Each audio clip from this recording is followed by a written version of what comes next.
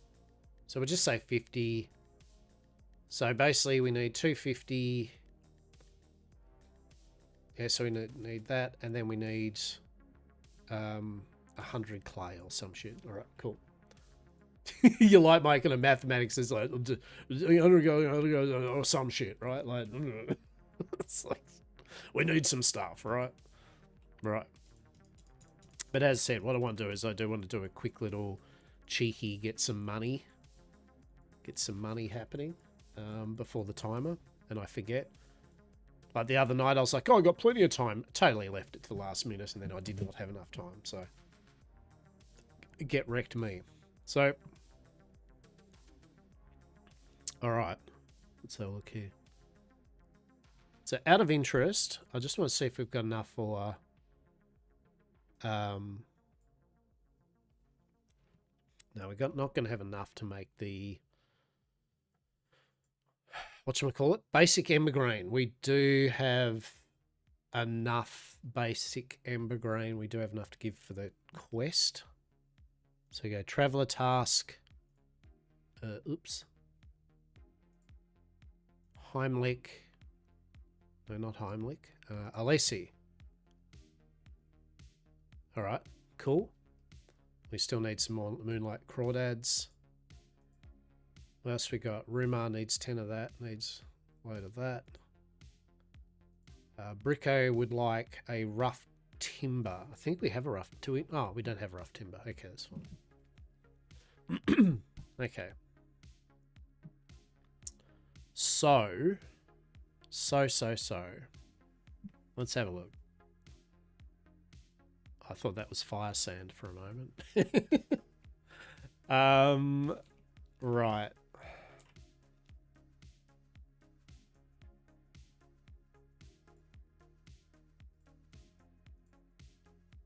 Actually, first we're going to need that out, and then put the concentrate away, put that away,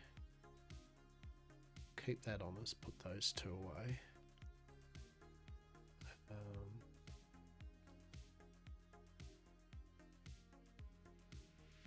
20 options, split stack, split 10, split stack,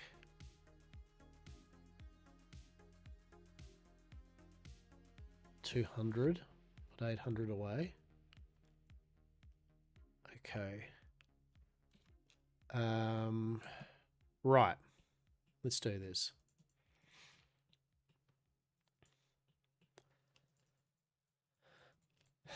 Now,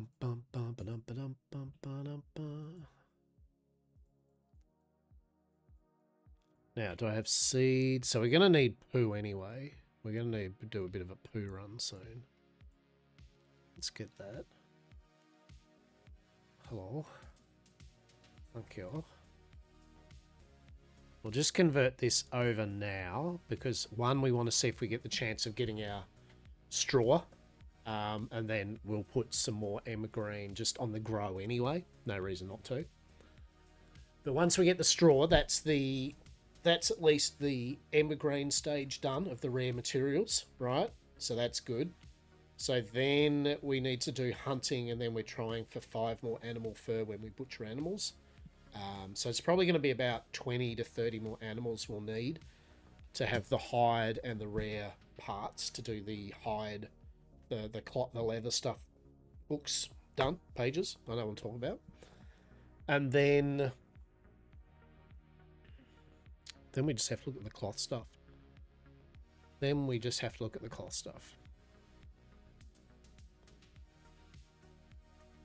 So yeah, we'll do this. We'll farm this up.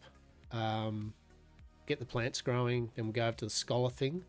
We'll make the 10 metal research pages that we need for the settlement claim done. Boom, boom. I've got that 200 there to hand into the Alessi or whatever for some Monair. And then we're probably going to go up and get the... Well, it's going to be animals or stone. We could probably do the stone...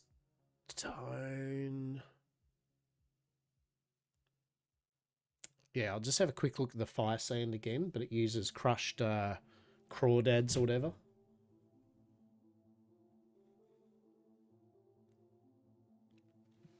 Well, sorry, it's a rare byproduct of it, I should say, when you're making bait, I think. Well, I think there's no, chum. I think it's chum you crush up.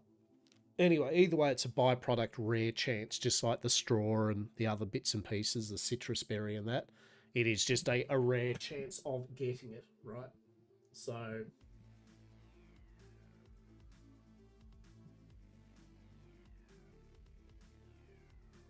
our mileage, one may vary.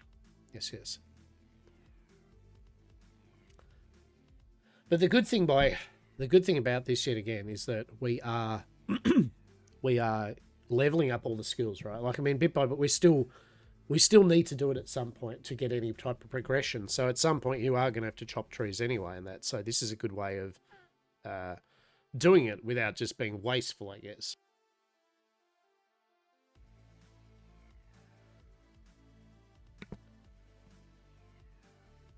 All right.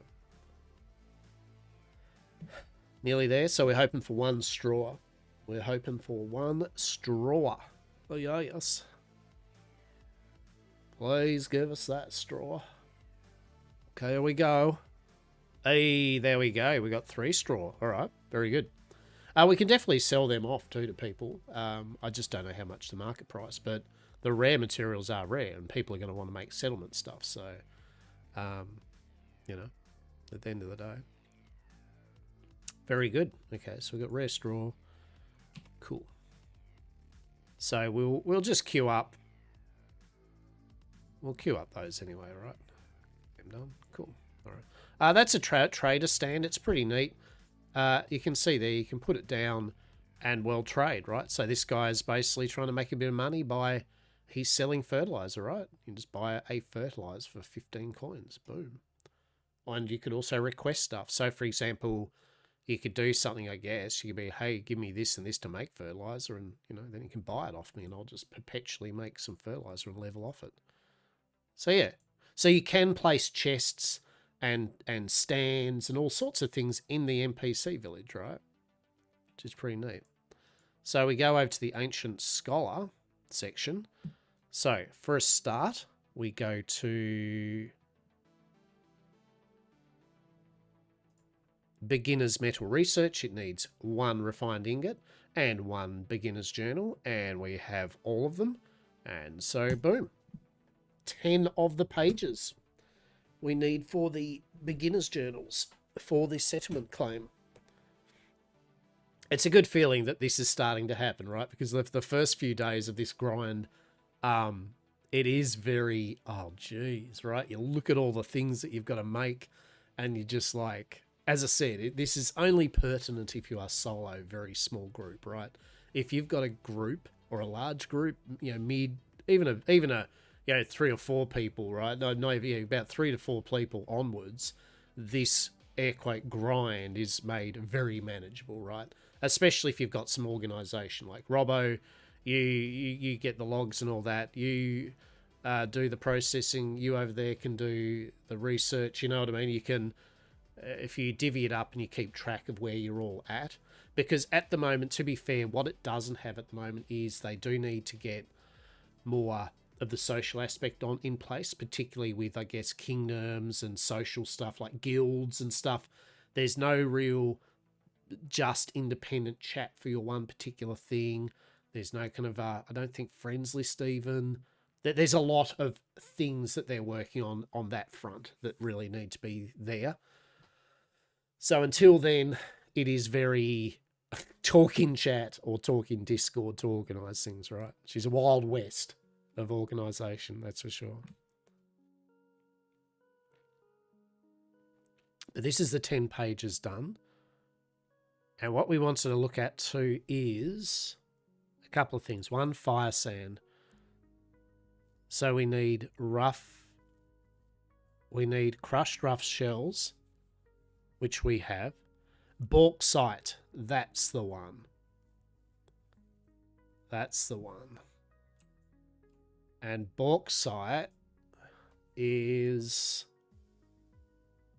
literally the rare material from getting mud, right?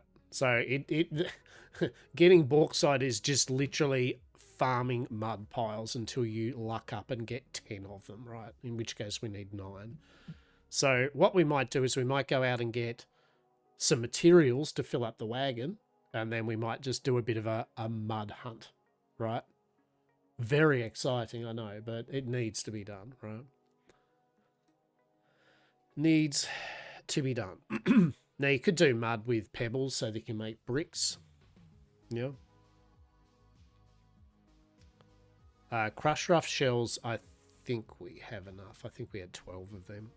Now, those potions that the other character wanted, sugar, vials, mushrooms, flowers, water. Okay, we can do that. That's not a biggie.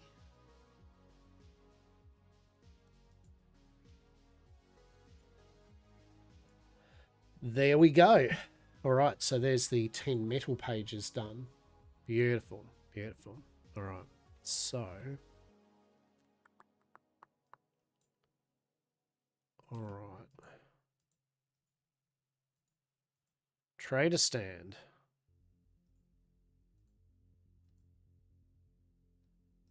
What are you trading? Oh, you're like being very entrepreneurial.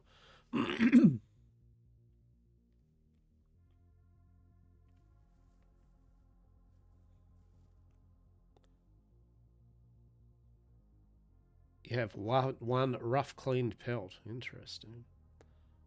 One coin per... Jesus. Is that what rare items cost? Is just one? Holy shit.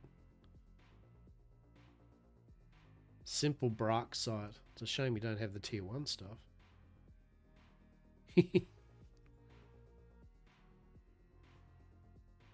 It's air quote rare. I mean, I know it's not, you know what I mean? It's just rare. It's just a time. Yet again, all these items are easily gained. Don't get me wrong. Nothing's hard. It's just time. Right? If I dig through enough mud, I will eventually get my 10 bauxite, right? Well, let's get some birds. Okay, let's get some birds. Let's get the leather happening. Yeah, this game is just time. Your currency, the most amount of... Oh, don't do that. No, come on. Ugh.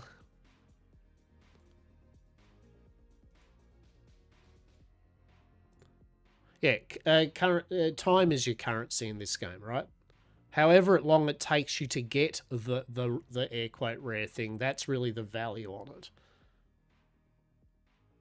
You didn't have to do anything particularly weird to get it. You just needed to have got to the region. And I mean, some of the items you could add danger pay on. The higher tiers, the more things you've got to avoid, right? But after that, it's just purely time.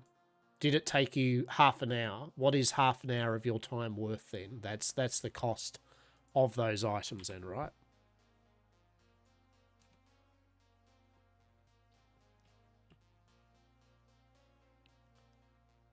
Pretty happy about the fact we got these songy birds so quick though. That's good.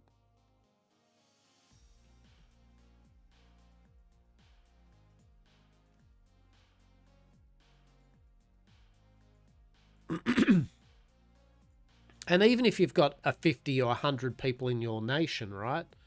They all still have to give up their time to do it. Right?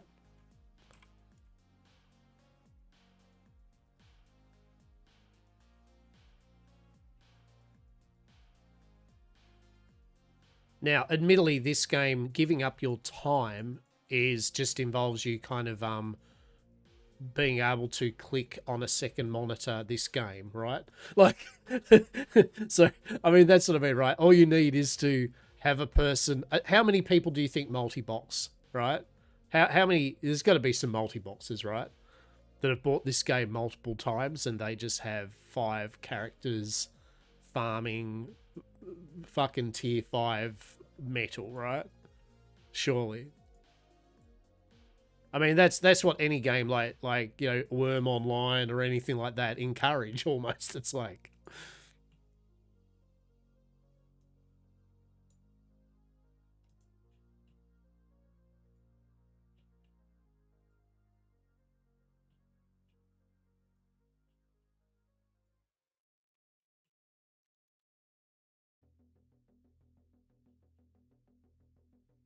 But yeah, that's all it is. It's a time management game, plain and simple.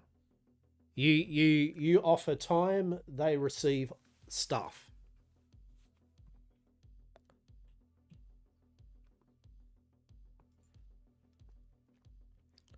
I mean, in a way, it does have a bit of idle game DNA in it, right? The only thing that makes it completely not idle is you can't just auto farm, right? You know what I mean? You can't just go click here now, just mine everything and once. You know, you can't bot it, right? Not that you should fucking need to bot a game like this, but you know.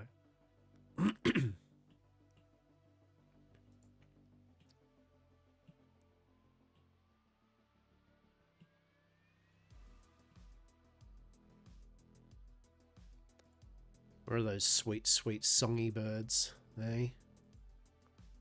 Where are they?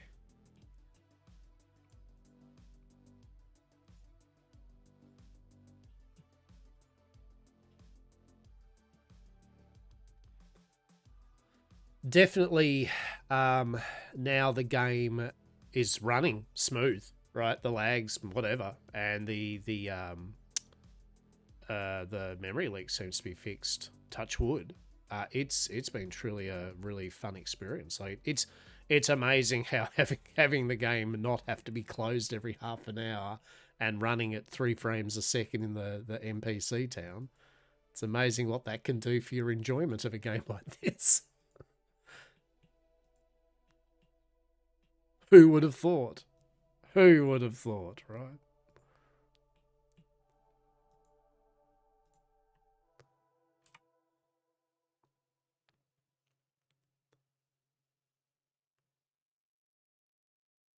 And the old ocean's actually a fair way away too, by the way. The ocean's actually pretty solid. We definitely can go on. And this is what I mean. There's so many adventures we can have, right? Like there's so many goals we can do, right? Gerudian Empire. Oh, dun dun dun dun dun dun dun.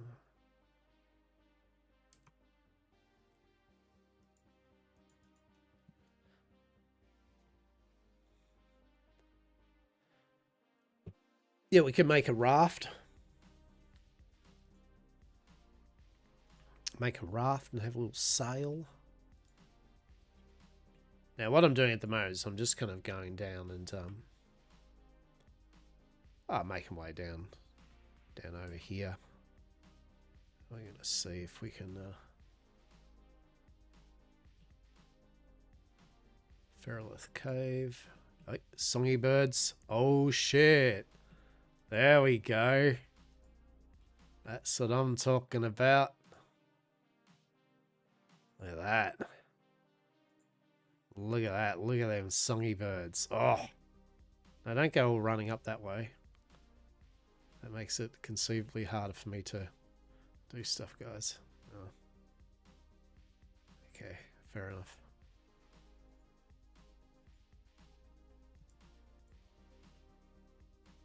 I'll get you songy bird. Don't you worry about that. Oh. Cheeky songy bird over here, eh? Let's see. So we'll probably have to do this at the very least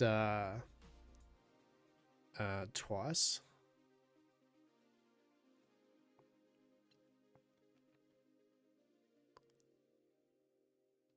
Now don't go running towards all the birds. Don't go scary them. No.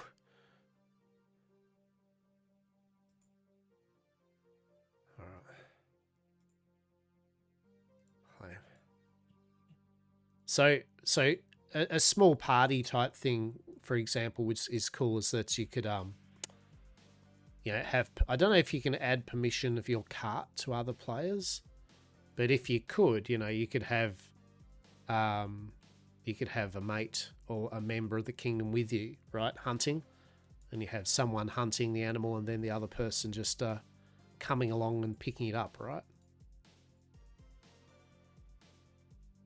At the moment, unfortunately not. There we go. Okay, so what you could do, though, is... There is still another way you can do it.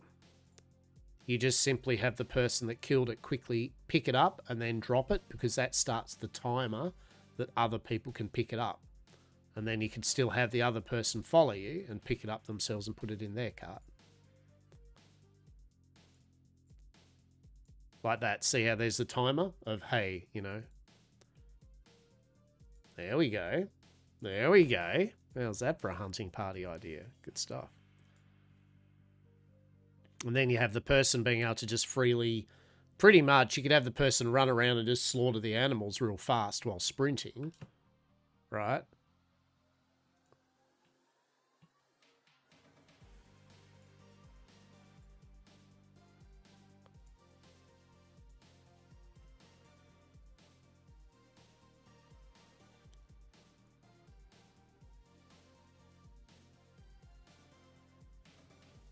I like the fact that you can take a bit of, what's the word for it? You can be like, look, I'm gonna hunt this bird in this direction, so not to frighten that one. So on the way back, I can do that again, right? Like you can actually, for a tiny bit, have some level of tactic. Actually, we needed some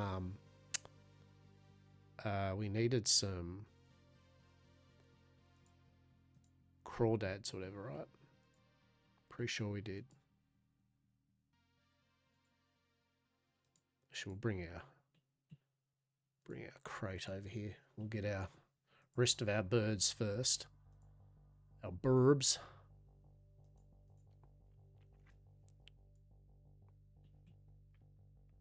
Get our cart. What we're going to do is hopefully, I don't know how cunning a plan this is going to be, but we'll do this. Then we're going to go around this side of the bird, right? Right.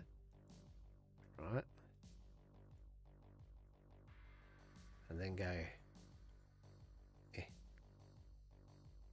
And hopefully it's going to run into the water and then not be able to cross the water.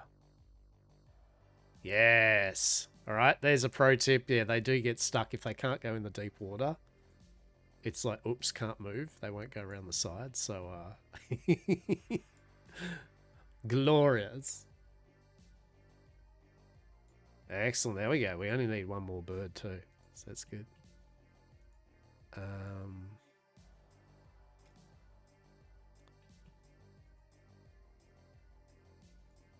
So I think we needed some... I think we needed moonlit crawdads. Right, be back in 1 sec.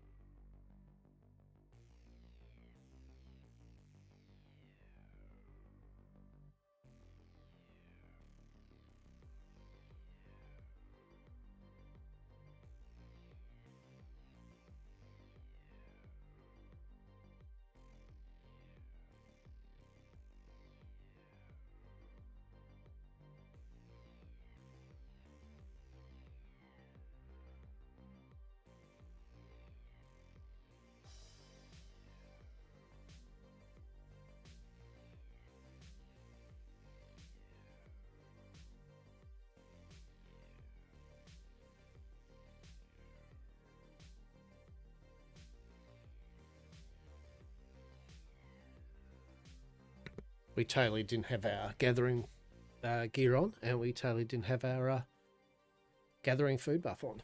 Good stuff. Excellent. So I think Traveller Tasks, Alessi. Yeah, they wanted 10 Moonlit Crawdads. And we need some mushrooms too, and I think they need 10, so they want 50 mushrooms, right? I figured just while I see them, right, I'm just reminding myself to... It's all money that we need for the 5,000 money to get the book anyway, right? It's all well and good that we're making the pages for the book, but if we don't have money to buy the actual thing, that's a moot point, right?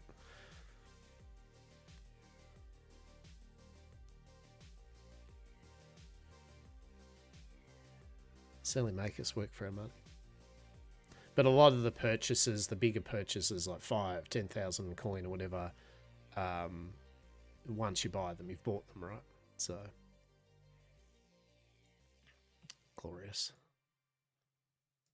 We might just get 2 stacks of crawdads though. So that way, if they have another quest in when the timer comes up, it's done.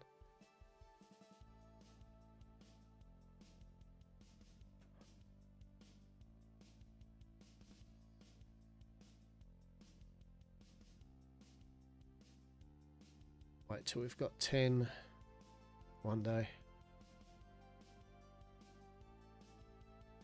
There we go. Cool. Okay, so...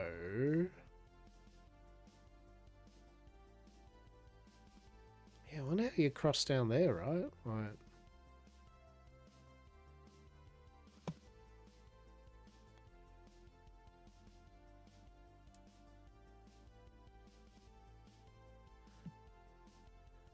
Oh, we got some songy birds anyway. Very cool. Well, guess what we needed anyway.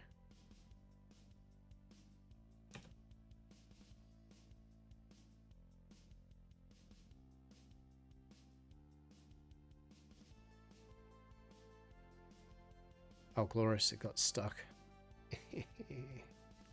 Level 10, very cool. Okay. Actually, we won't... no, we won't... Oh, I'm just tempting them.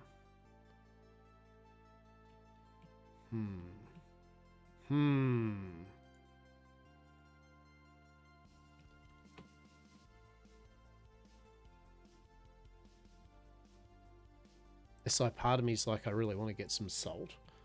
But the other part of me's like, yeah, but... Yeah, no, we don't need it yet.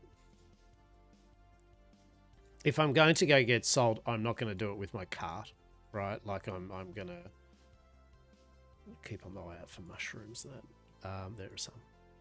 Yeah, I probably will run down to the ocean to get some, and we'll also make some chum. There's some more mushrooms up there too.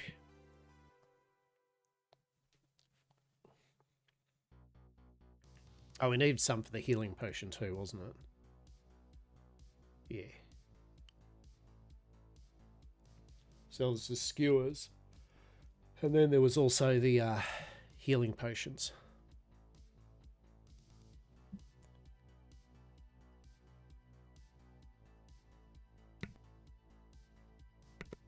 Oh, which we can do.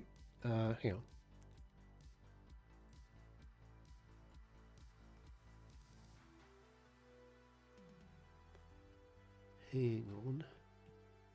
Hang on. Yeah, we can do this. We can go Traveller Tasks. Oh, keep pressing that button all the time. Alessi. Basic Healing Potion. Alt that. Compendium. Obtain. And there we go. Right, yeah, so it's just... so we needed 10 basic mushrooms for the potion. And 10 basic flowers. And then just some sugar, which we've got. So that's actually totally all good. So we might get it on our way back. We might just collect a bit of mushrooms anyway, and we'll get some flowers too, right?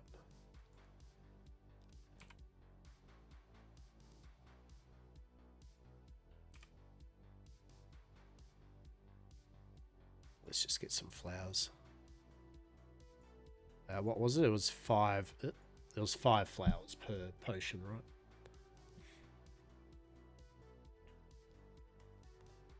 I'll get over the trauma of the other night where I had to farm up 1,000 flowers and process them into ink. that was riveting. That was some solid emergent gameplay, that's for sure. Oh lord. Do I have a cookie left? Do I have a cookie? I do.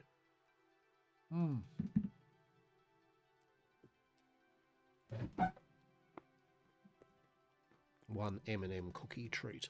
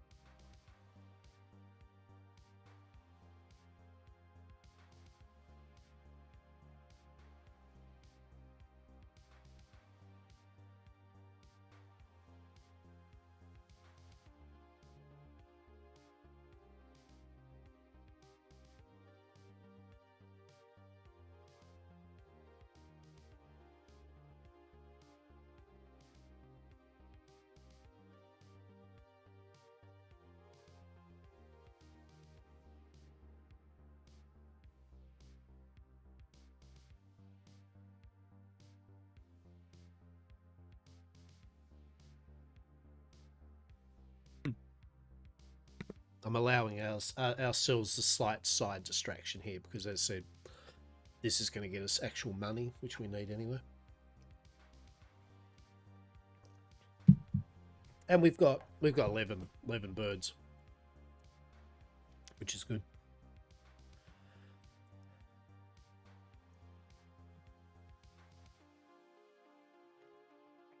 There's a few mushrooms there.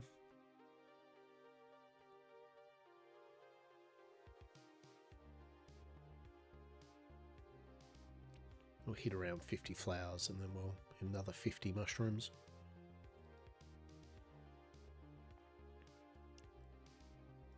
There we go.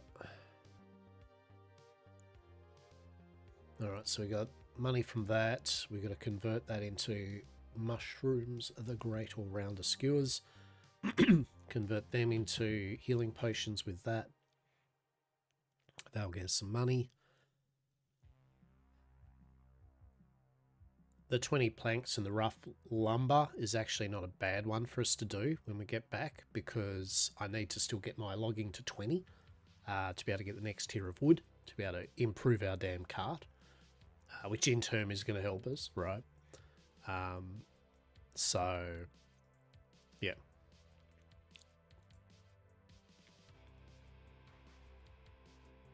Oh shit. Mushroom Palooza. Oh my. Ugh, the Fairy Dell. Tinkerbell, no, please.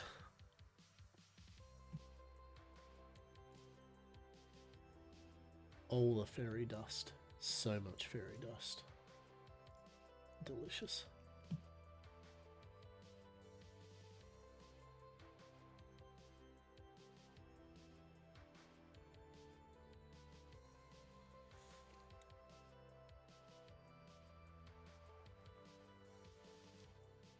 We've got our old mate Steiger. If you have not seen Steiger, Steiger. Steiger is something to do with streaming of June Awakening at the moment. Yeah, checked out Steiger to see what his adventures are in the world of Arrakis.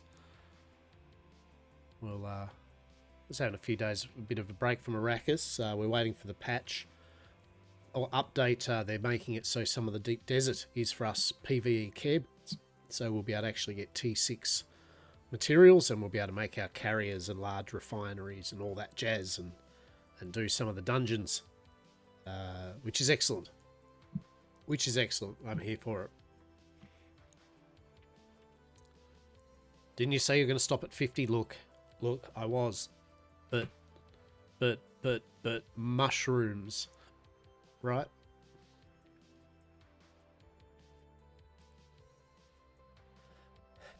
We've been grinding hard, okay? We can allow ourselves the luxury of just having a slight little pottering, a smattering of mushroom collecting. Okay. We've been good. We've been getting progress done. All right.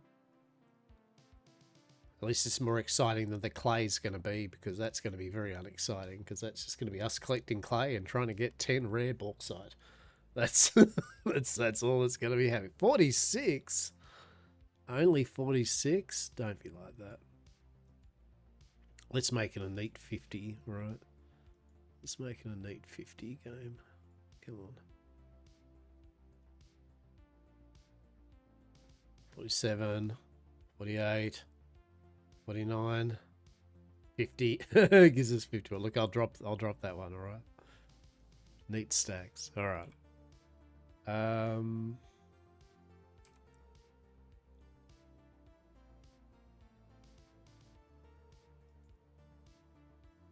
Oh, mud mound. Let's do it, right? Let's do the mud mound. I mean, to be fair, it's something I need to do anyway, right? So while we're out, we got a rough gyp site. So that's only 8 to go. That's what we want to see. Very cool. Very good. Very good. Yeah.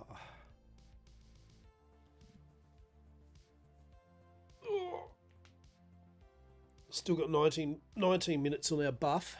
So that's cool.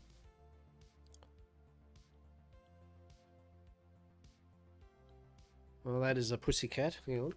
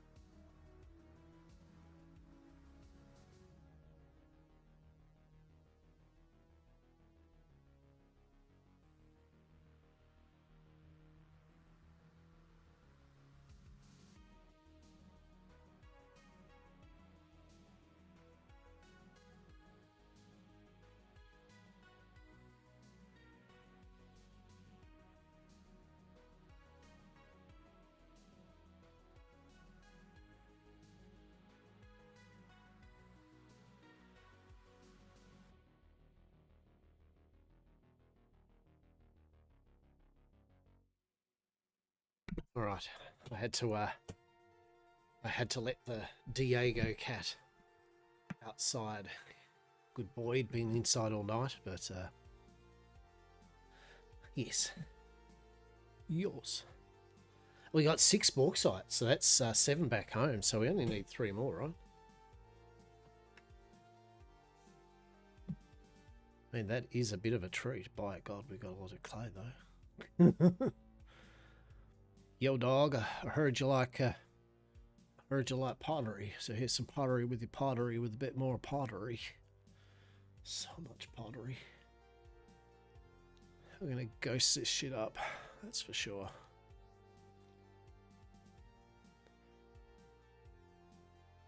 We got 15 minutes on our buff.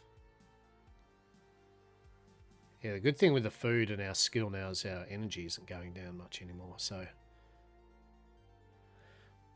is good. Is good. We definitely do need to do a bit of a sell on the auction house or something, right? Like I've got some ingredients and literally I just don't. Or use them, right? Like, you know what I mean? Or make use of it, right? But definitely keeping like 1 or 2 items in my bank that literally don't need to be taking up a full slot. No. So we got 7. We need 2 more. We need 2 more bauxite.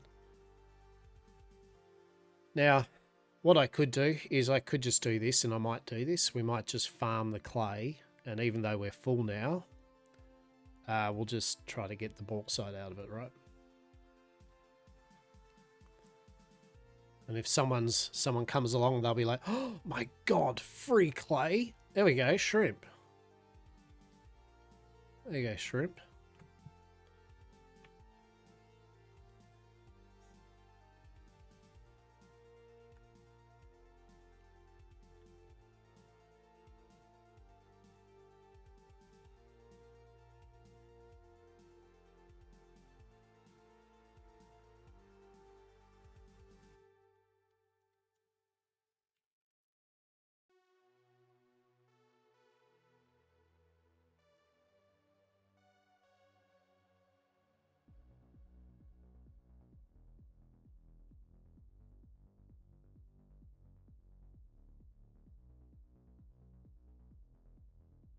Okay, which way are we going?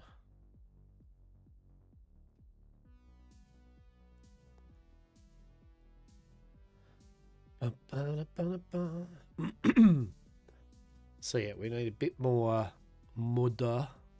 Mudda. And then we need a couple more bauxite. We do. We need a bit more bauxite.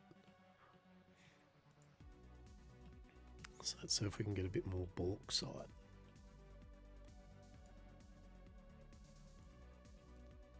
Because I would like to get the bauxite kind of now, seeing as we're so close. Yeah, there we go.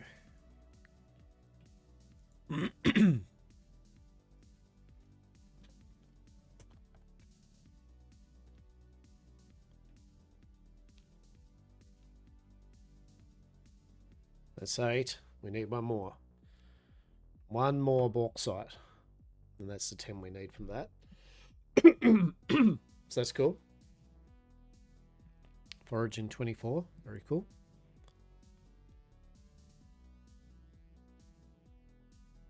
Actually, for the planks, to be honest, I'm tempted to just go and pick up some of these logs. Come on. 1 more bauxite. 1 more bauxite. Commune. It's actually gypsite, so I've been wrong all this time. It's not even bauxite. That's the other shit. It's gypsite. Hon.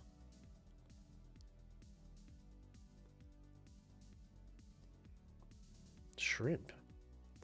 What's shrimp up to? Shrimp's doing shrimp stuff. Shrimp go. Come on. 1 gypsite. Oh, denied.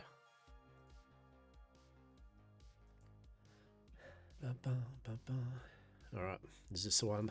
Let's have a look.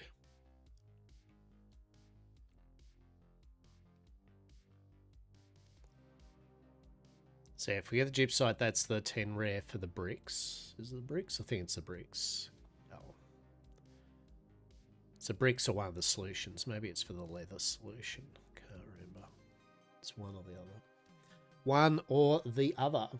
Lockabar, how are you doing today? I am doing very well, Zubik. How are you doing?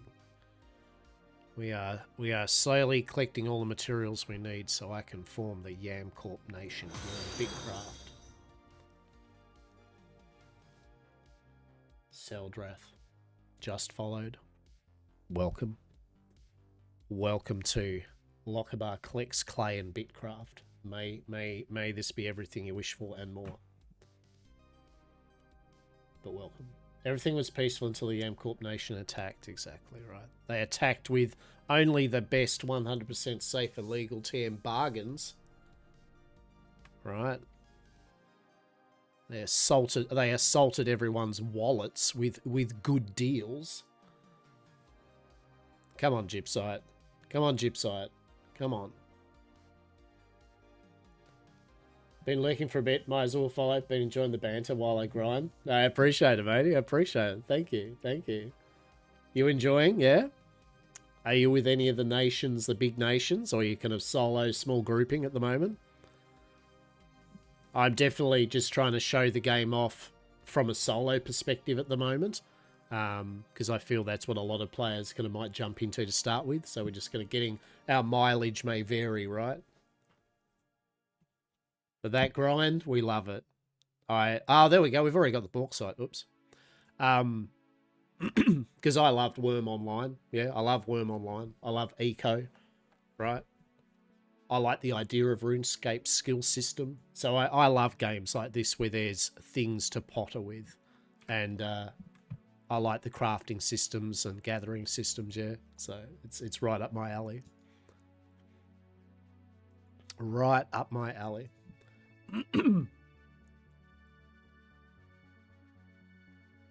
We do have a lot of clay though. We have so much clay. so much clay.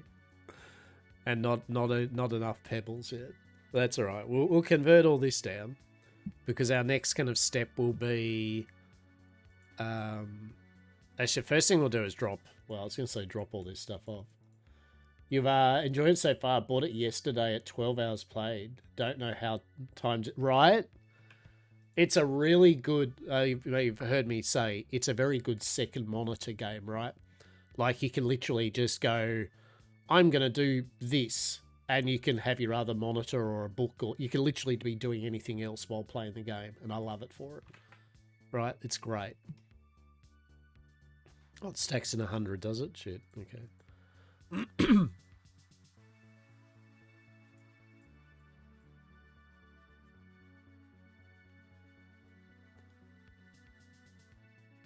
Yeah, it's a good time waster. And look, I think it's good how you get a sense of accomplishment once you do something. You're kind of like, oh, I've upgraded my tools, or oh, I've upgraded my cart, or whatever it is. There's just a nice feeling when you hit that goal. So yeah, I'm definitely vibing it. I'm loving it. Oh shit, we've actually filled up inventory though. Oh shit, hang on. Let's hang on. Ooh. All right, we need to do some triage here. So for a start, the shrimp's going to go to the money person. That's going to go to the money person. I don't want napped flint. Get out of here, napped flint. Nobody likes you, napped flint. What do we have? We have a lot of just stuff. We don't need one basic berry taking up a slot. Rip napped flint, right? That'll give us the ability to at least put 100 more clay in. By God, we have to use this clay up, right? The birds we can put in there, so that's fine. We'll put that bird in there. Beautiful.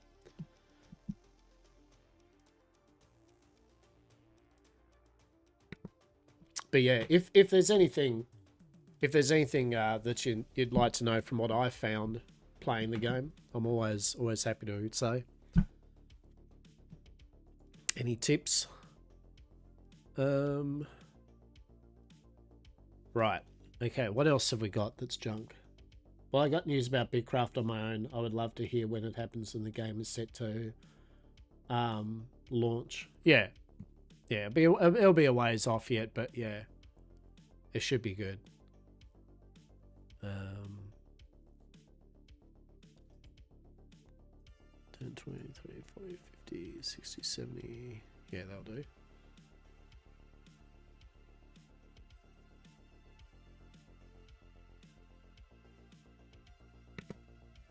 Yeah. And I mean, if it's like eco, right? Like, you know, like same thing. Well, not like quite like eco, but with its development, where there's just new updates, add a bunch more stuff and bits and pieces. Although this is the type of game where the gameplay is very much the grind, right? Definitely, just the clicking and the watching numbers go up and getting a sense of accomplishment from it for sure.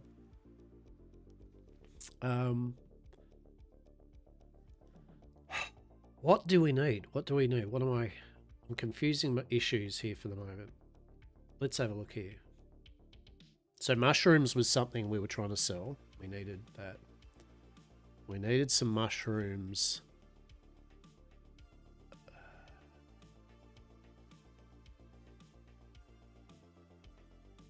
So what's that? 6, 30, leaving 20. Okay, that's fine. And then we needed flowers for the potions. Yes. And then we needed some 2 glass vials for the 2 potions. Correct.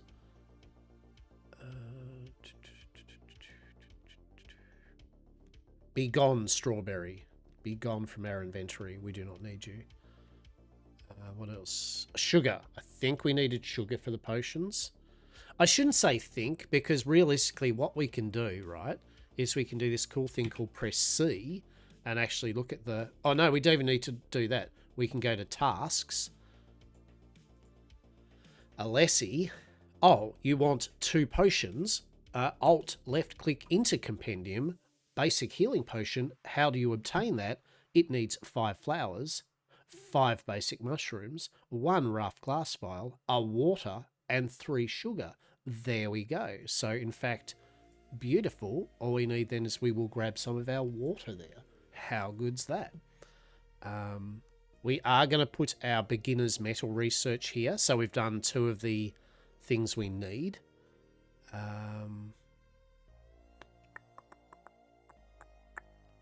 What else have we got that we don't need yet? I think we're going to take some of this cloth type stuff up to the tailor. Now that's going to be used for cloth.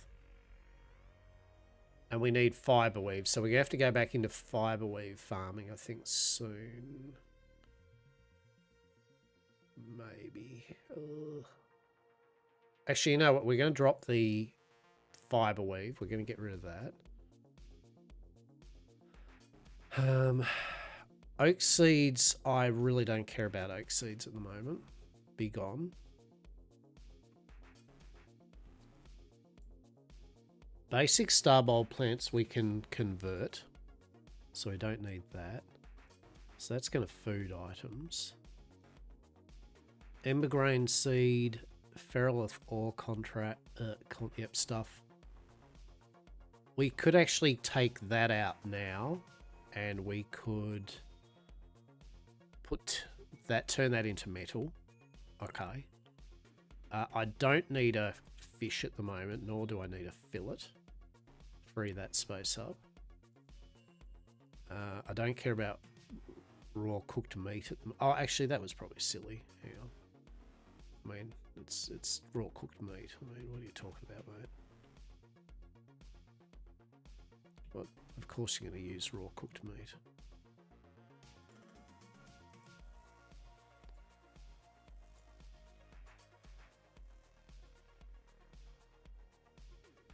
Yoink.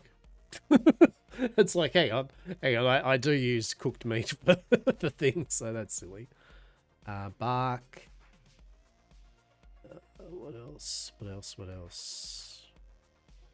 Yeah, so we need fiber weave. And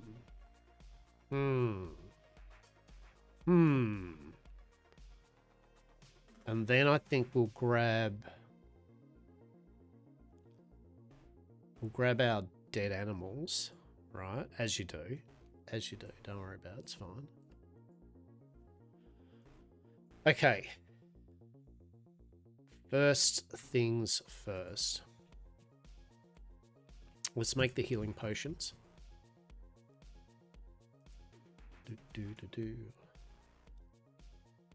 Alrighty. Now we've got stuff ready at the farm, but one thing at a time. Eyes on the prize, right? Eyes on the prize. Okay, so healing potions, check. 2. That's what we needed. Huzzah! Oh, we haven't got our cloth armor equipped for our crafting, so we'll do that quickly. And then we will also eat one of our plain fish and bulb. So we've got our crafting speed bonus.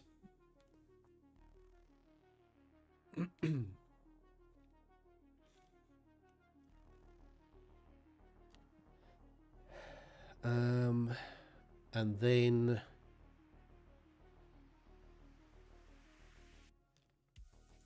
right, so we got 2 potions there. Very cool. Oh, is there anything else we can make here yet? Oh, we can do the fire sand. Hang on. Yeah, we just get that gypsite and the craft rush. Ugh. Yeah, I know what I'm saying.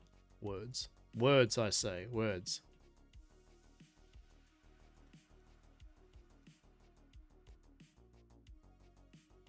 We'll claim that.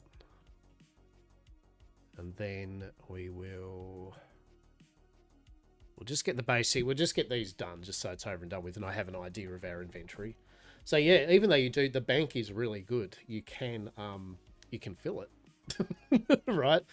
Hence why personal storage starts to become an actual thing, right? Like we've hit that kind of point of yeah, we need to do definitely a bit of management on our behalf. And realistically what I can do is sell some of this stuff until we get to our, because we're nearly, once we get our settlement up, I hope we can start doing things like put some storage down. I think getting a bank in your settlement is pretty ideal, right? Like I feel having a bank is definitely a up there thing to get ASAP for sure. Oh shit, 2,000. It's going to take 2,000 to do this? Interesting. All right. All right.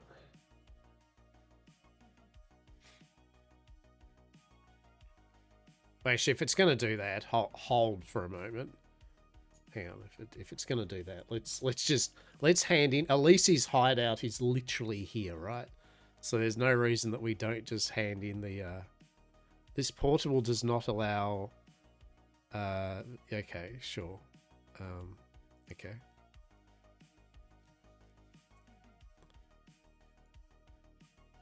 Hello, cool fox dragon thing. Alicia is pretty cool. I like the design of Alicia.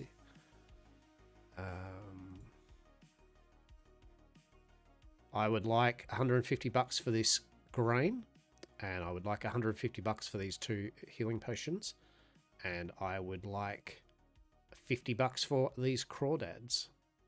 Beautiful. 1 hour, 1.5 hours before another bunch of requests. We are a 1/5 of the way towards our 5,000 we need. And we got some taming up. So that's cool. Very cool.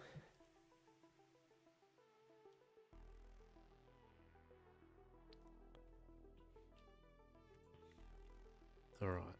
So now...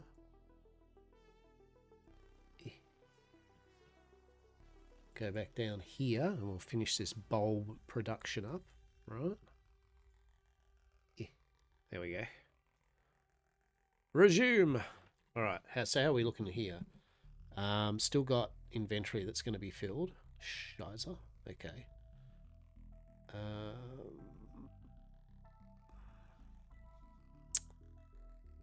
Oh. That's what I was saying about how you can get very inundated. I mean, can you imagine? I mean, this is like we were targeting some things and it's still filling up our inventory and bank. Can you imagine if we were just sporadically collecting everything without a goal to use it? Yeah, you fill up your inventory and bank so quick. So I'm trying to break this stuff down, right? Try. That's why we'll turn that and that into at least 10 ingots, because we need to use them for I think we need to upgrade our chisel anyway. We can put this rough spool of thread on the loom and at least turn that into cloth or whatever. We can break down the ember grain plant into seeds, that and some other stuff, so they'll get rid of that. We need some more mushrooms, because we want to make 6, 5, 10, 15, 20, 20. Oh no, it's only 5 mushrooms, so we've actually got enough to make the 6 skewers to be able to sell to the to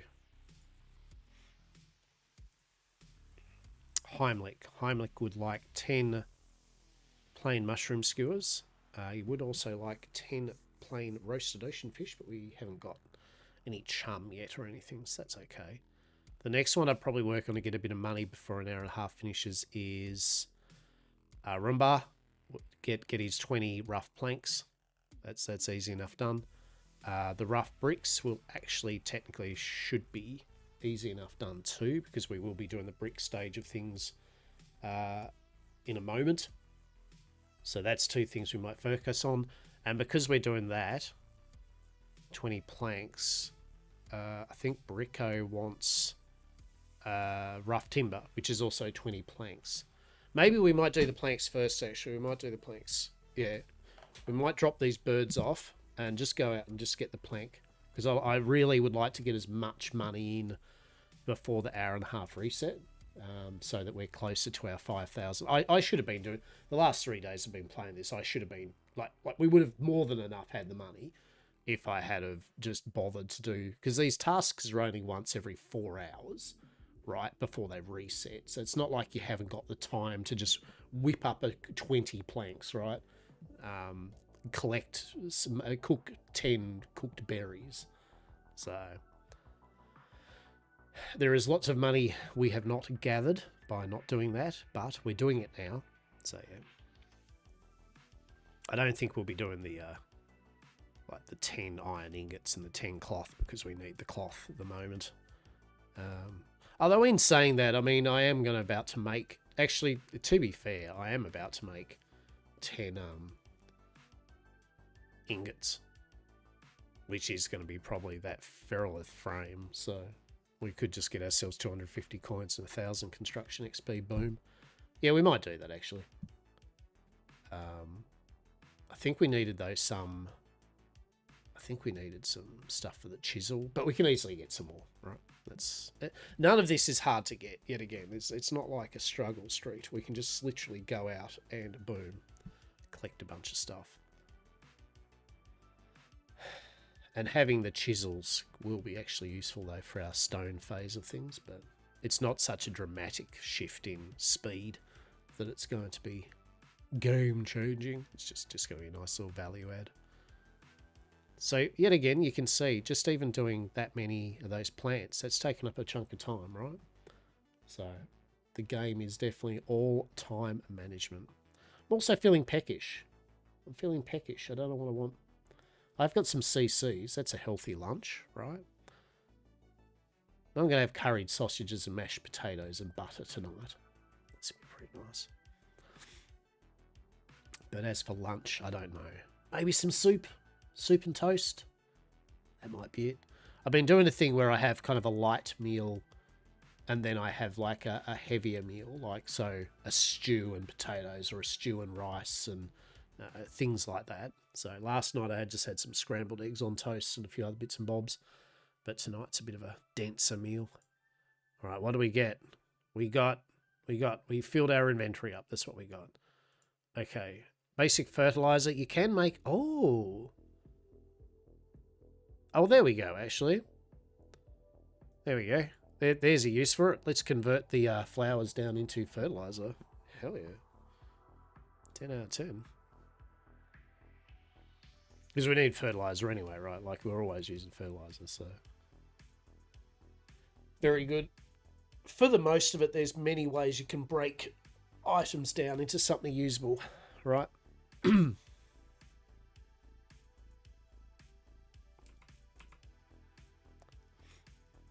cart with our dead birds in it. Don't worry about it.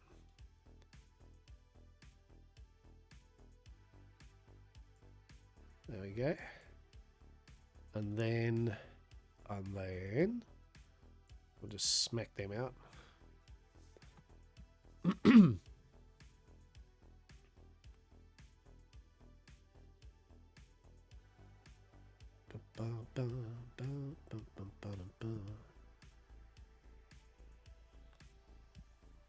Actually, the rock one might be the better one to kind of knock out first, maybe. I mean, we still need to get stones and pebbles, but that's not a big issue. I say. We may as well butcher these birds up, though. The sooner we can do that, the sooner. Welcome back from one's lurkiness. I hope the lurkiness was everything you wished for and more. Yes.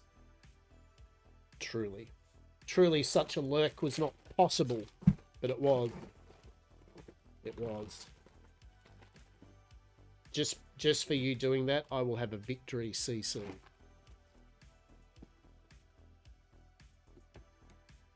How about that?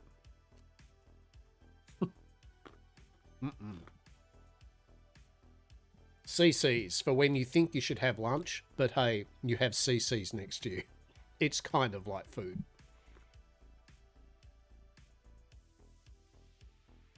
I mean, it's corn, TM, right? It's got to be good for you. It's got spices, TM, on it.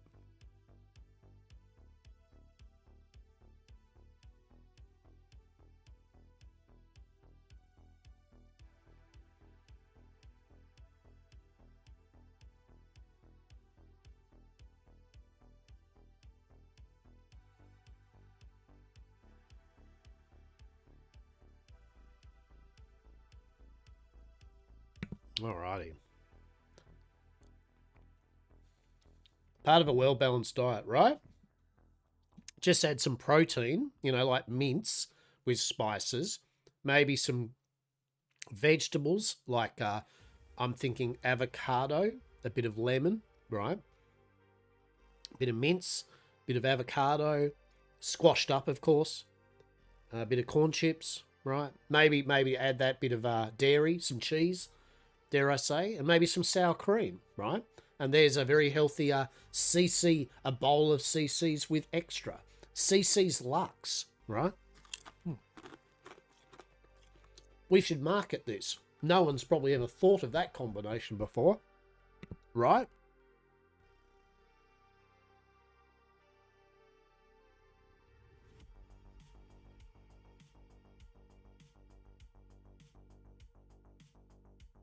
Well, now I'm hungry.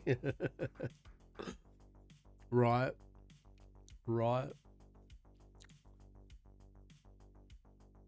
I will need basic wisp. We'll need some basic wisp weaves. Yes. It's in consolation. I made myself even more hungry too by saying that. Right. I'm like eating these CCs, thinking. You do realize you have got mince in the fridge. You have got cheese. You have... Oh, you don't have avocado, but you have got sour cream. You have spices. Mate, could you have maybe spent 10 minutes preparing literally nachos? Like... or are you just going to eat your CCs off your office table like a barbarian? Well, here we are. When in Rome, be a barbarian, right?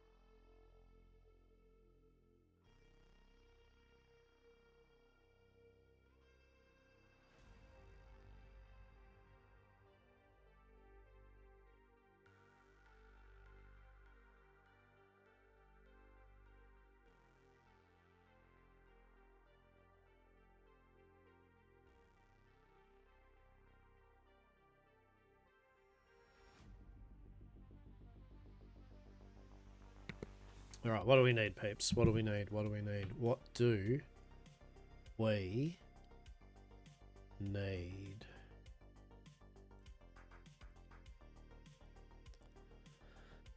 We need wisp weave seeds. I wish there was a search bar for this. Is another quality of life I'd like to see, a search bar, right? I should have more than that. Hang on. Oh yeah, no, there we go. Basic. Do we not have enough to do a full thing of it? Okay, hang on.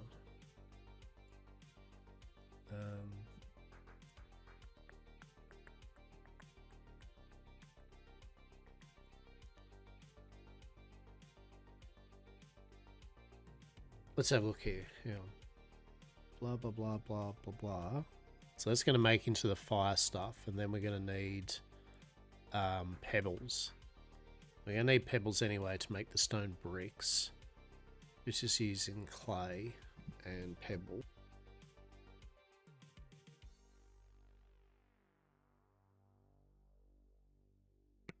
So be better off. How much? Oh, hang on. Yet again, use the compendium, right? Like how much clay do we need to make a? Well, just look in the compendium now, mate. I love it. That's right. So it needs basic potter's mix, which needs, so it's 5 to 2. Oh, god damn. Okay, so we need 50, so that's going to be 100. So basically 100 of basic clay lumps is going to be enough to do our bricks. But then we're going to need more. Yeah. But you can only do 10 at a time. So it's going to be only 20 at a time, right? So 20 and 100. 20 and 100 pebbles. Okay. Oh, jeez. Hang on. Yeah, we'll go out. Why am I so indecisive at this section? Hang on.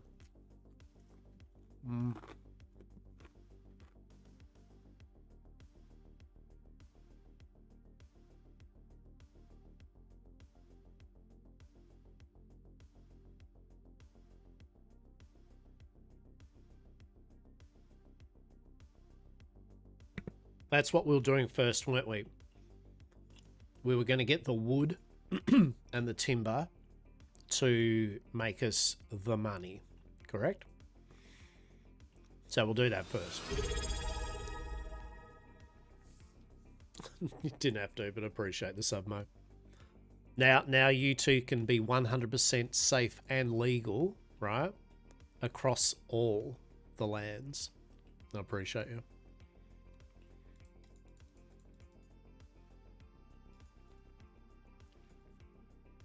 Use those fancy emotes with style. Yes, yes.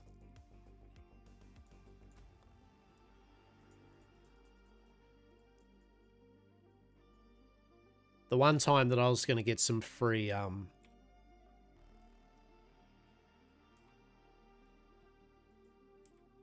was hoping to get some free resources. No, someone's picked them up. That's stupid ads, Beacon, right? Normally I'm pretty good with knowing when the ads are on, by the way, but so I've got my OBS on my main screen, right?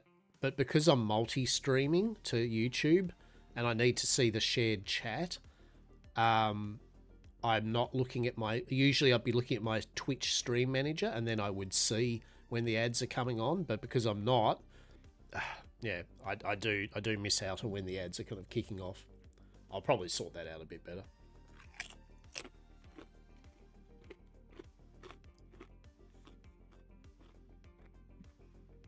The safe and legal way? Exactly. Truly.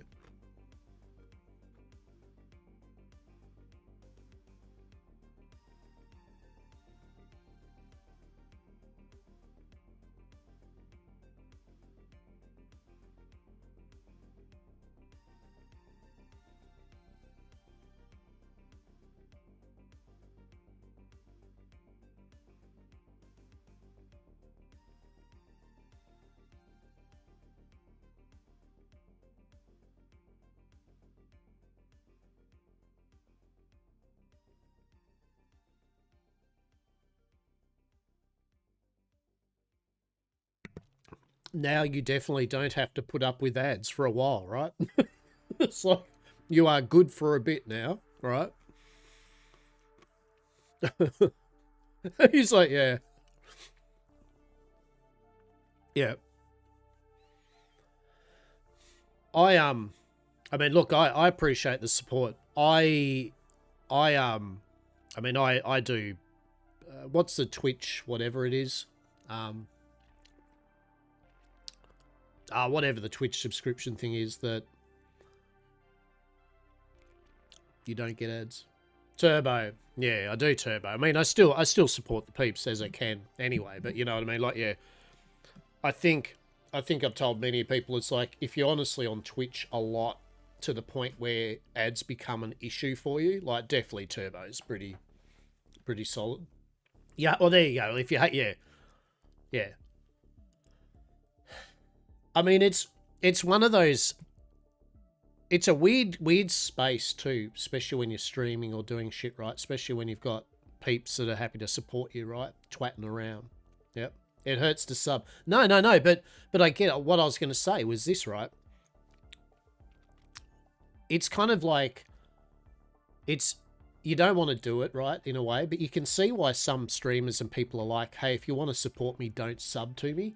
Like just you know, they have usually a just a simple donation thing, or you know what I mean, and it doesn't have the allure of the sub because obviously you get your sub badges and that, but the realistic thing is, yeah, like the best way to support someone if they have it set up, I don't, because I don't give a shit about all that, but realistically, yeah, if you're going to do that, you may as well just make it to go, hey guys, just donate to my PayPal if you want, you know, like at least I'll get the money. Right, I'll get 100% of the money. It's just that it's not as intriguing, right? It's not as uh rah, yeah, support, you know, your streamer, when it's just like, yeah, just chuck $5 to me in my PayPal, right? like I'll get 100% of that, and you can have the feeling of knowledge that I will. Yeah.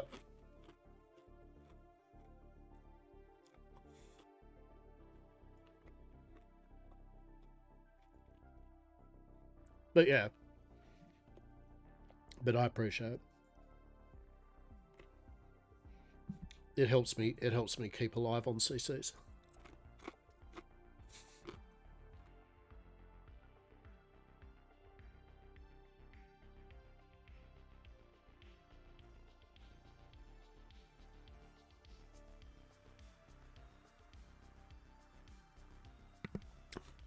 Realistically, what I need to do is get my shit together and do something proper with my YouTube. Like, I wish I was a very productive, smart individual, right? Because I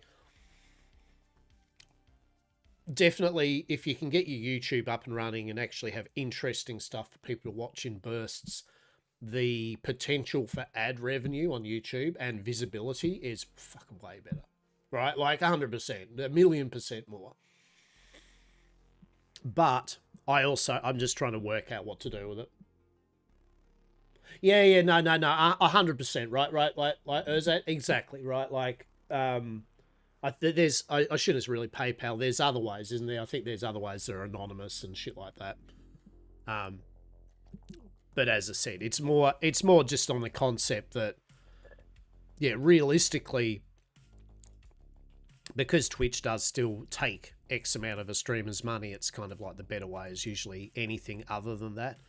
But as I said, it doesn't feed into the kind of, I guess, you know, and you get your badges. You know, it's visible support. I don't know what you call it, but from my end, I just appreciate if anyone even sits back and watches me and chats and vibes.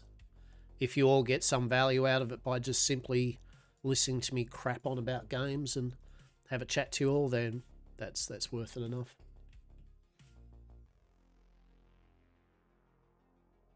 Yeah.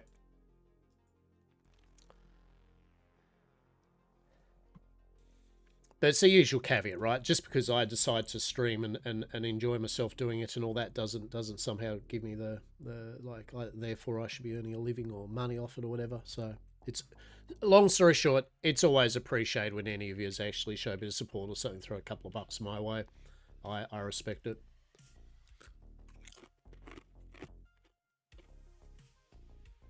Out of all the places you could be technically right at this moment, you've decided to just hang out with this old Australian dude playing a fucking point-and-click adventure game. Right. While he's eating CCs in a dark office. Beautiful. Much respect, everyone.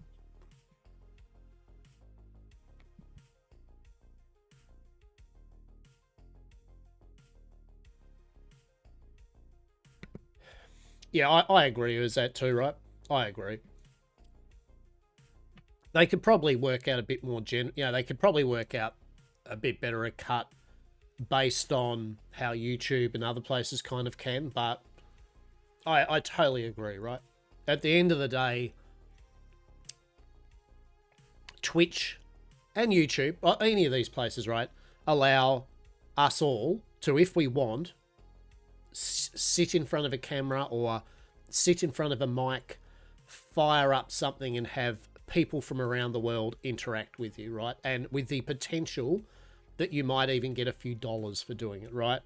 So definitely the place gets a cut. Yeah, 100%. I hard agree. Yeah, they should, right? Because otherwise, where would you be, right? Like, yeah. But that's why I think I've got to really work on my YouTube stuff as well, though, because as I said, YouTube is realistically where it's at in terms of visibility and getting more people to then watch, say, my stream. Just streaming on Twitch, the visibility, as we can see, is not much, right? Like, it's people just randomly finding you, although they do, is obviously so infinitesimally small compared to, you get a couple of good YouTube videos out that the algorithm goes, oh yeah, this is good, I'm showing hundreds of thousands of people, then you're good, right? Bro Gamers, how are you? How are you, mate? We are good. Just chilling, we're chatting. Playing some Bitcraft.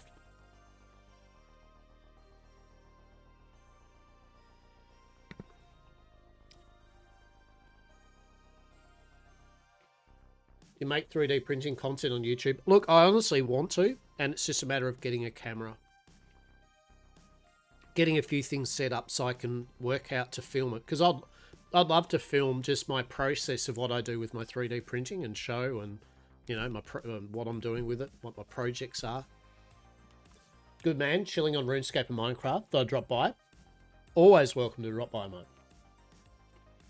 Chilling on RuneScape and Minecraft, glorious. Technically, Bitcraft here, it's kind of pretty much like RuneScape, Eco, and Worm Online, right? And a bit of Minecraft. So, yeah, you're in the right place. For sure, matey.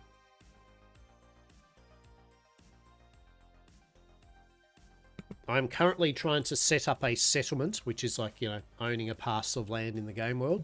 And it's been a grind. There's been a lot of stuff I've needed to do. Think of getting it to AFK while I play. Yeah. No, I mean, look, jokes about it aside, it is a perfect second monitor game, right?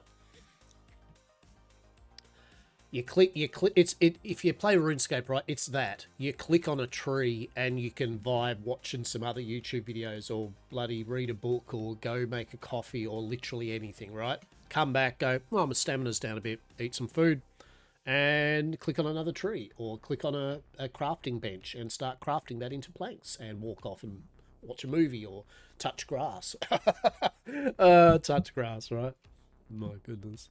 I'm a bit of a joker today, aren't I? We're all touching grass. All right. Touch grass, lol. Right.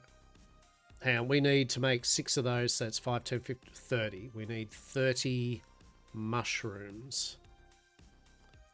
So yeah, we're just I'm in the end game of getting my settlement claim marker. I've got a few bits and bobs I need to do it, but we are getting there. We are getting there. What were the logs for again? The logs were for. Yeah, we put them there. Oh, hang on, do that. Yeah, okay. How long's it taken that far? I mean, it was 3. I mean, so when did it officially launch? Was it 3 days ago? Oh, hang on. Yeah, so I streamed it on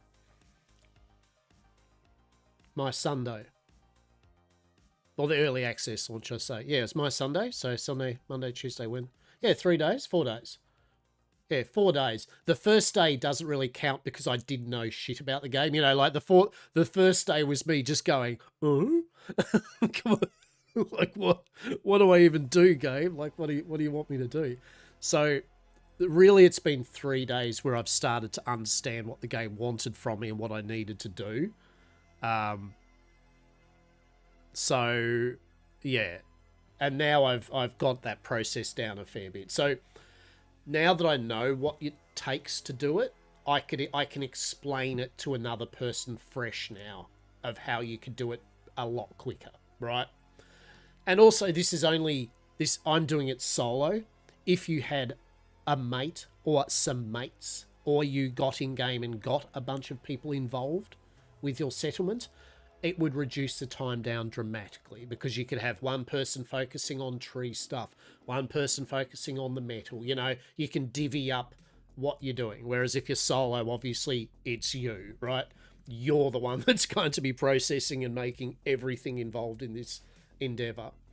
But I wanted to see if it's doable and fun doing it as a solo player for a new player, and it is. It truly is. I would say if you have the time, but also caveat, this is the type of game I cannot see someone that didn't have the time even thinking about playing, right? Like, this type of game doesn't get people that are on the edge of this type of genre, right?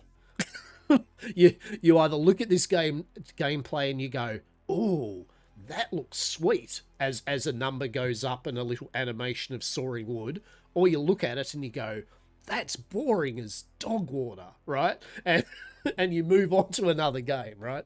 This definitely elicits one of those two responses, I feel. You'd solo, yeah. But even if you're solo, the game's set up as a very social game for even solo players because there are all these kingdoms that are player made that have their own workbenches and things for other people to use free of charge, right? They get a kickback themselves for other people using it, but you don't pay for the luxury. And it encourages people to help other kingdoms out. So as a solo player, you could trade, right? Sell goods, transport stuff, do certain professions that maybe that town doesn't do, work the auction house, go out, kill monsters, whatever, right? Like, so there are a lot of places for even a solo player to still be, air quote, sociable with a group or groups without being attached to that group or in a Discord with them or whatever, right? Why did I look at this? This was not a thing that we needed to look at. I needed to look at up here. All right. How long are you going for, sir? Like, as in how much? How long am I going to be streaming for the rest of the day? If so, probably what's 1 o'clock now? 2, 3, 4. Probably another 3 hours. Usually, I stream till about my 4 p.m. AEST. Yeah, depending on how I'm enjoying it and if I've got stuff to do. Dinner's all set for tonight, so I don't have to be rushing about for dinner. I just have to feed my cats in the afternoon, and that's me good. I keep saying this every time I've streamed recently. I may stream in the evening after I have a break, but I might not. I might just offline grind the shit out of this. I don't know. But yeah, so I've got about 3 hours minimum that we're gonna play for. That'd be the standard amount of time. Yep. Oh, ancient loom. Hang on. Ancient loom, rough cloth. Yeah, there we go. We can get rid of that 5 rough spools of thread. That is a crafting bench where you can walk down. You have your own town now. So I'm actually working on it. I'm about 2 to 3/3 of the way, fifths done. I'll have it today. Now, I don't know whether I'll place it down today because I want to see where I want to place it. But I think I'll have the ingredients to make the claim. It has been a grind. It has been a grind. And it's been a fun grind. Yeah. So we will have Yam Corp up and running. Probably tonight.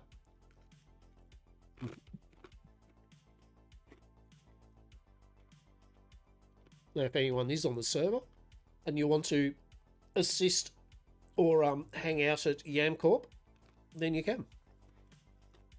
Don't have to join the Yam Corp Kingdom or anything, but you can hang out at. I'm going to try to make sure that we get, bit by bit, some good crafting. I want to focus more on farming and cooking stuff. I like the idea that different settlements you visit will have a purpose. Yeah. Like, I'm not a big group, so I'm not going to be trying to make everything settlement. Like, oh, we have everything to use. No. Even if I could make it so it's like farmland, right? And some cooking stuff. Like, you teleport there, there's like 5 or 10 big plots of land for people to do lots of growing, a bunch of ovens to fire up. That would be great. You know what I mean?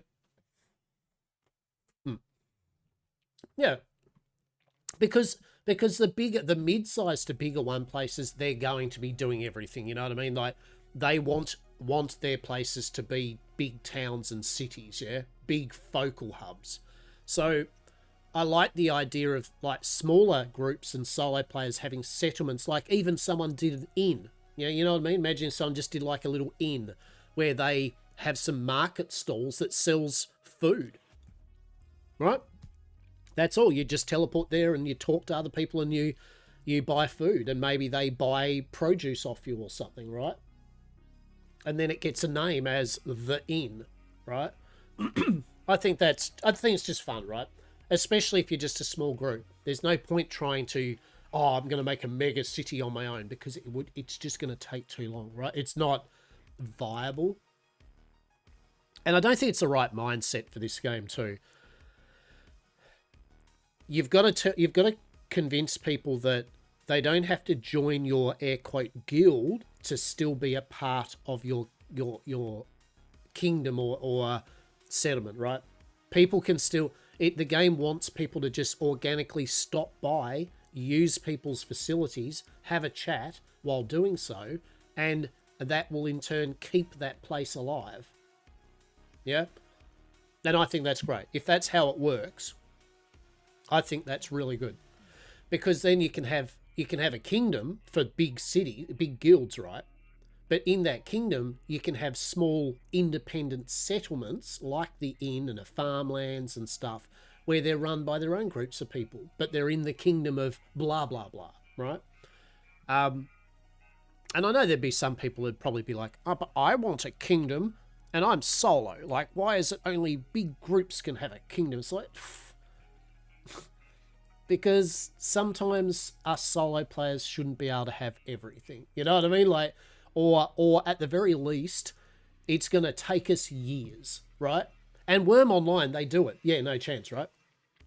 Worm Online is a good example that if you've got time, I mean years of gameplay, you can, on your own, build a giant fuck-off settlement. But we're talking years of gameplay, right? Just doing that. Or, hear me out, meet some people and, just make some online acquaintances and get them involved and have some fun with it, right? Why struggle street it just because you want your own fucking kingdom or land or whatever? I mean, I get land ownership. I love it myself, but it's within reason, right? Yeah. As I said, the game doesn't need people to help you in this, to join up with you, air quote. They don't need to be attached to you like a binding, sealed contract. They just have to come to your establishment and use your facilities, and that is support. That is assistance. Now, people can go further and join up with you proper and help make things for the group and, like a normal guild. But yeah, you don't have to make a guild per se. You can literally just... Wait, hang on. Hang on. What are you doing there, you cheeky little bird? I'll have you. Oh, you come here. No, no, no, no, no, no. You did not tempt me with your little bird flesh, like right outside the bay. Come here. I'll have you. I might only be able to carry one of you, but you know what? I needed a whole bunch of you anyways. Oh, what are you doing over there? Oh, no.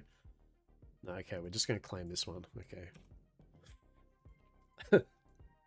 I like the backpack system. I like how you carry a big object and it slows you down. You can't sprint, which means that wagons and carts are very important. And it also means that people can get a job transporting stuff for guilds and companies, right? Because it, yet again, takes time. So you can be like, yeah, reliable. You can imagine reliable transport. What do? Oh, we will, for a fee, or goods or whatever, we will transport shit from the Gerudian Kingdom, right? We'll ship it all the way down to Greenspire. Because the marketplaces are independent of each other. So some of these places won't have some of the things that they need or want or are in abundance in a biome. So can you imagine that? Yeah, like for, 10,000 bits, we'll travel your whole bunch of stuff in wagons down to Niverus, Fortune, right? So yet again, like what cool opportunities to make for yourself as a solo or small group. Now, actually, we'll go over here quickly. We're going to make this basic fire sand, 10 of it, which is needed for the to make the special bricks, which we then use for the 10 research pages that we need for this claim settlement marker. Yeah. This is what I'm saying.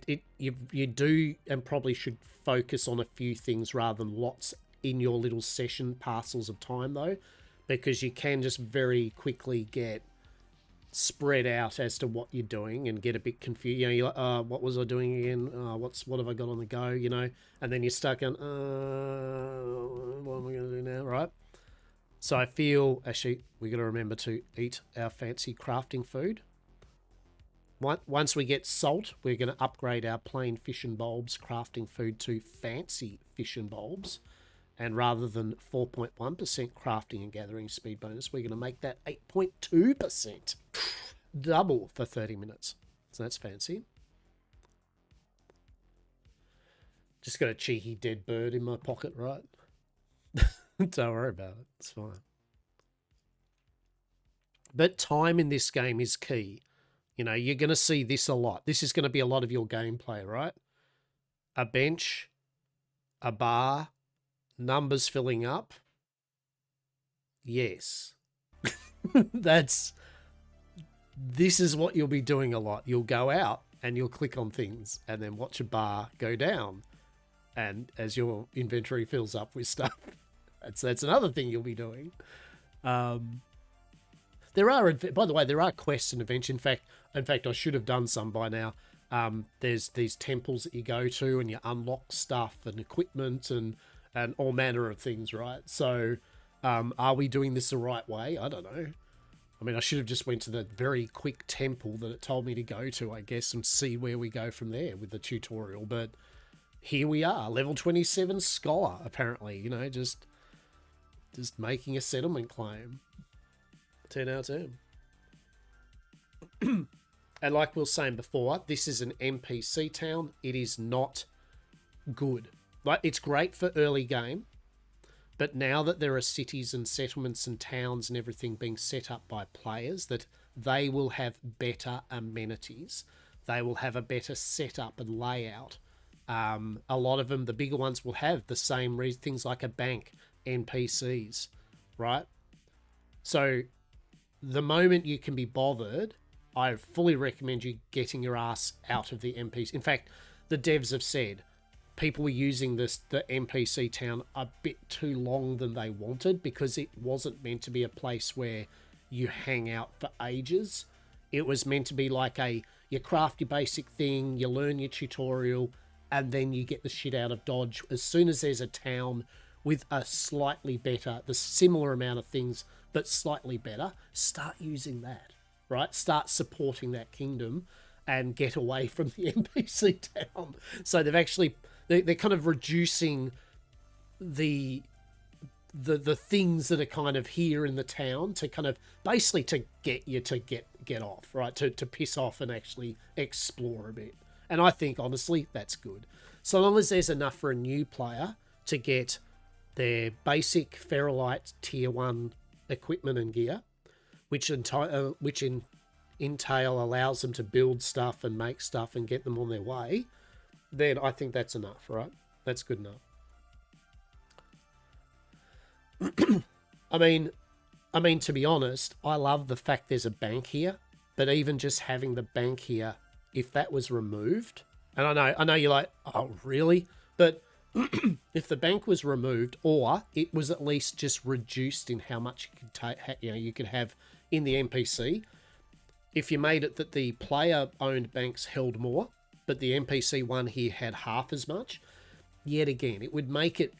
It'd still let you build the things you need to start off with, but at some point you'd be like, oh, I really need to get out of here, right? And I think that's what they're trying to do. They're trying to encourage players to move on at some point. So we got the basic fire sand done. So that's the stone rare stuff made. Cool. This is the next bit for the hide cloth, I think.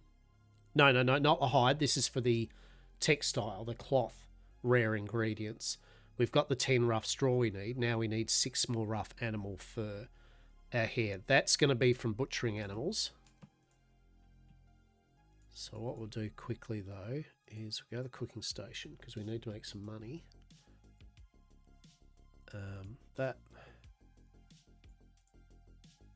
So cooking 6 of these mushrooms, and we'll sell them. It's only 50 coins, but it's 50 coins, right? And then what we'll do is we've got 2 lots of money that we're going to make from making 20 planks, which we can do from the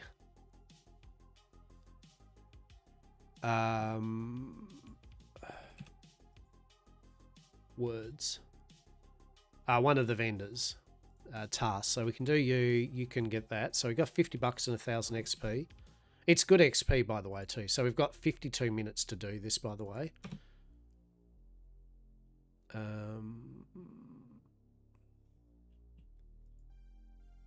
So go up to here. Go to the carpentry station. And we want to make planks. So this is, he wants rough timber, right? So that's 20 planks. And he also wants 20 planks. So a full load is going to use its 1 rough stripped wood. We get stripped wood from 3 logs. We get 3 logs from 1 trunk. So the 10, 30, 36. In essence, you get 30 or 30, is it? 30 planks per load of 11 wood or something like that. 33. Maths is hard, right? Maths is hard. But yeah, we want to do those 2 tasks because within the hour, because we can get rumbar that, we're going to get 100 coins. And yet again, at the moment, we need 5,000 coins to be able to buy, even though we have the books, we need then 5,000 coins to buy the claim, right? And these tasks, every 4 hours, they reset. And each NPC has 3 tasks for you to do to make yourself some money. So we are trying for this, so that'll be 100. And then 10 bricks, that'll be 250. We're probably not going to get the clever done because we need that for our quest, but we'll see. We'll see. And then we've got Bricko, the construction guy. He wants a rough timber, so that's going to be another 20 planks turned into timber.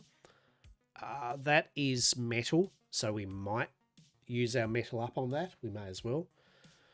So we might get like another close to 1,000 from this run. So that'll put us at the nearly the halfway mark, around about. I think some of the other tasks we've done, Alessi, Svim. Oh yeah. I suppose actually Svim we could quickly do. 20 rough parchment. Salt and fish. No, but we can get 100 out of him from that.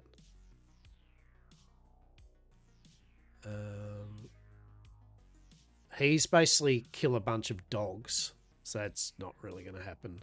And apparently the rare items are very rare with the drops. So yeah. So we're going to do the wood thing first, I think. We'll quickly try to smash out this rough timber and 20 planks. And then we might... what's the next easier one to do?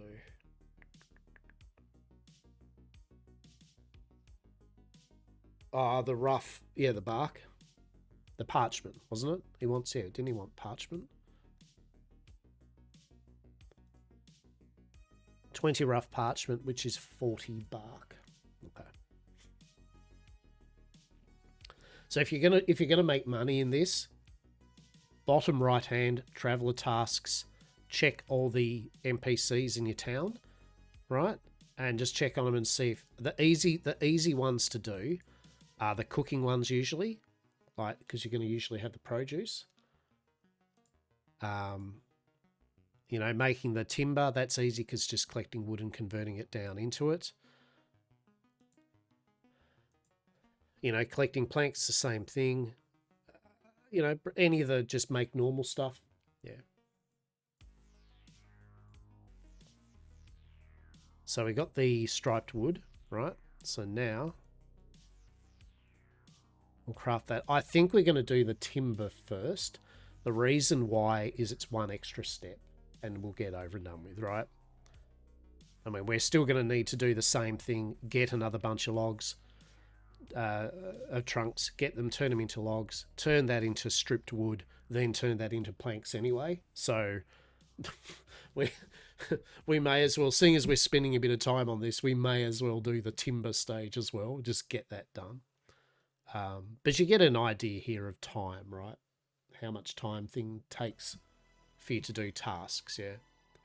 And that's just the limiter. And that's also why, even with small, mid, and large groups, there's always going to be room for air quote outsiders to assist and make money, because even the bigger guilds are not going to, on some days, have everyone doing the things they need. You know what I mean? Like they always need suppliers to keep their settlements, which means there's always going to be a need for items, and you might be able to fill that gap up. So be the gap filler that you want to be. All right. Ooze forth into the crevices. Fill those guilds up with plenty of resources. Do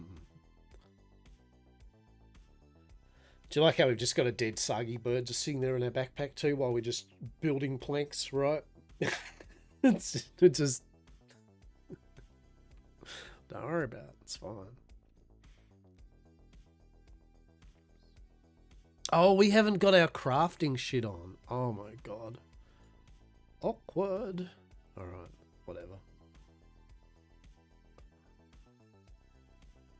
Oh my. How could I?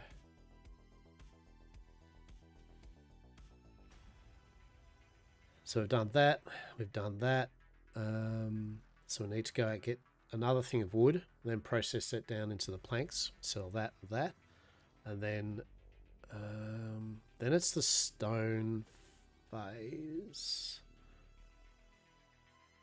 where we want to grind sandstone down into pebbles and then convert pebbles and clay into pottery mix into bricks, and bricks into the refired bricks, and then use the basic fire sand on them, 50 of them, to turn them into 10 fancy bricks. The fanciest brick. So claim that. And now here's the rub, actually. Here's the rub. Hang on. We're going to have to move the bird into our cart. I know, right? Sure, we'll do that. Put that into there.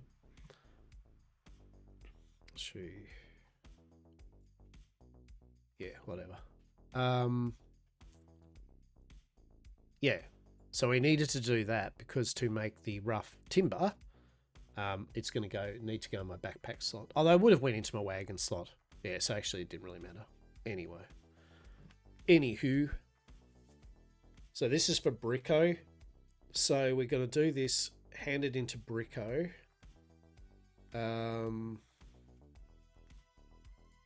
Yes. Okay, very good. So Bricko is... I think he's all the way over. Yeah, there he is. Bricko. Bricko. Would Bricko like a rough limber? Rough limber? All the rough limber. So much rough limber. Now we've got 10 somethings over there made. I don't know what it was. Was it metal? It might have been metal, actually. I think that was the metal. Bricko. Now, you can't talk to the NPCs if you're holding a wagon, but what you can do is go traveler's tasks down the bottom and go to the NPC, in this case Bricko, and if you're close enough, you can just hand it in via here. So he wants the rough timber. Boom. Beautiful. Now, he does want a ferrolith frame, and if this is the 10 metal, I'm thinking we just make the ferrolith frame and get that money. We can always get more metal, but I want to get this money. Oh, it was unfortunately literally just molten ferrolith, but that's actually okay because we can go here. We can make those 10 ingots. So this needs, yeah, so this just needs 10 ingots. So we can go 10 ingots first. Same as the wood, right? It's just that we're using metal. We've gone out, we've got the ore. We break it down into ore chunks. We break those ore chunks into ore concentrate. We mix the ore concentrate with logs in the smelter to make molten ingots. And then we bash the molten ingots in the smithing station to make cooled down ingots that are usable. So you can see there's multiple step processes. Now you'll see personal chests put down. They are very useful. It is kind of worth doing it. What they do is they've got a big radius that they will look at crafting benches, and whatever's put in here, they will use. You can see where I'm going. So if you're going to do a lot of smithing, you could do that as your smithing personal chest, and you could just put all your smithing stuff in there, and then, you know, you don't have to run to the bank back and forth, and it frees up the bank, right? So in an ideal world, you know, like we'll have our personal chests and stuff around the farm plots and the cooking stoves, right? Nearly 20 smithing though, right? Hell yeah. Hell yeah. So look, where are we at? So 16 carpentry, 23 farming, 25 fishing, 24 foraging, 16 forestry. So I said we want that up to 20. For the improved cart. Masonry 9, leatherworking 10, 13 10, hunting 11 mining, 27 scholar, 19 smithing, 12. And this is just from basically me making this settlement claim, right? This is just me as a solo player. This is kind of the skills. This is me just doing all of it myself. That is what you're going to get, probably. Got a bit of construction. Yet again, you get this from handing in the tasks, and as I hadn't handed in many tasks, right? So yeah. So once we do that, we're now going to we'll get another 11 logs. We're going to convert them over into planks, and then we'll sell them over to Rutger, whatever his name is. Rumba. We're going to hand them into Rumba to get the money for the planks out of them. Then we'll go out and get stone anyway, because we need it for our stone pages. But as a side product of that, Rumba wants 10 stone bricks anyway. So we might do the first batch and give them to Rumba, okay, and make that extra bit of money. If needed, we could then make the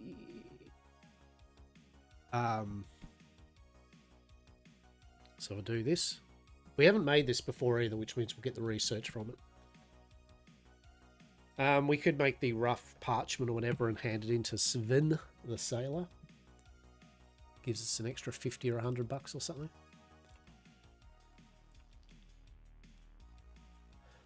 We can also sell some stuff on the auction house, right? All right, so we've done that.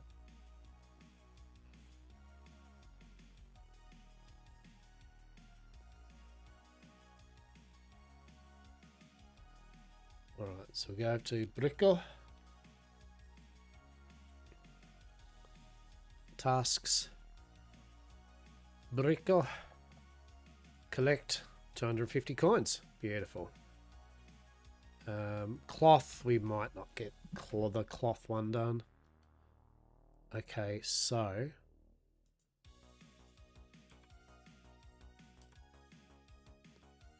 let's have a look here. What do we got? Rough roots. Someone's just been digging a whole bunch of shit up. Oh, we've still got a bird. Warning, we have a bird in our damn cart. Awkward. What's happening here? We just... Okay, that was weird. Sure.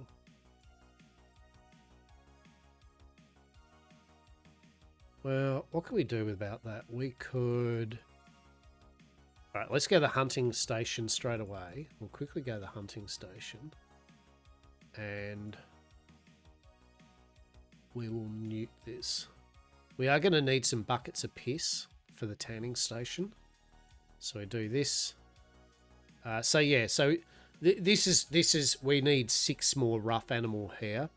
Every animal you butcher has a chance of 0 to 1. It's very rare. Well, I mean, air quote rare, but it's still the thing we're really trying to get from it. Normally I'll do it in batches of 10, but yeah, we basically want that number to be up to 10, because between that and that. Damn. All right. There we go. Well, we got one. I don't know why I went damn, because it was just one, but it's still good. We'll take it. All right. Oh, goddamn these juicy animals, though. The juicy animals. Eyes on the prize. Eyes on the prize. Eyes so much on the prize. I want the juicy animals, but we need the money. The juicy animals are not giving us the money, unfortunately.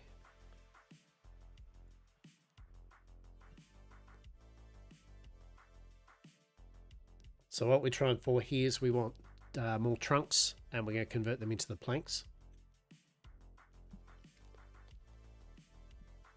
What was the other thing we needed wood for?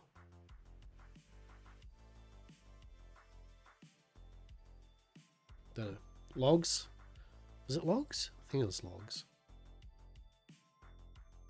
So we've got 10 minutes on our food buff. We've still got plenty of plain fish and bulbs. Glorious. And yet again, we want to level our logging up to 20 anyway, right? So none of this is a lost cause TM.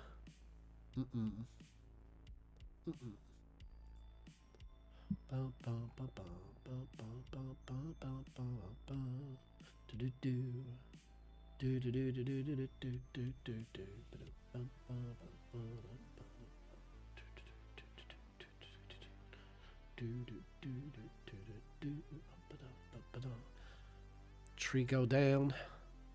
Well, we got 3 of the 10 we need. But yeah, as I said, getting the skill up anyway is the important thing. The only reason I'm rushing is I want that money yet again. Like, I don't want the timer to reset. We may as well get as much of these things made towards our 5,000 coin. The other thing we could be doing, we could look at one of the capitals, one of the nations, and see if they have a bank, a marketplace, and what they are selling, because the marketplaces are independent, I believe, of themselves. So what the NPC village marketplace here wants is going to be a shitload different than what people's trades are in one of the player-made big mega capitals, right? So it's 17, very good. Very nice.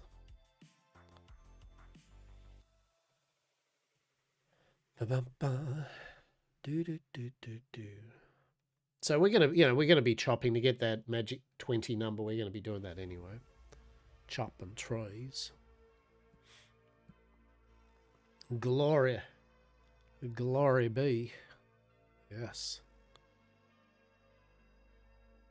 All right. So we've got our 20. Very cool.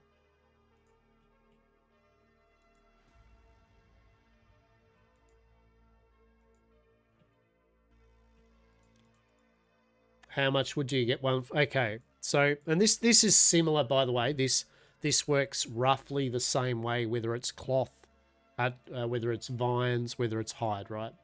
So your starting cart, you can have one backpack slot to carry a trunk, and then you can carry 10 more trunks in your wagon, so 11.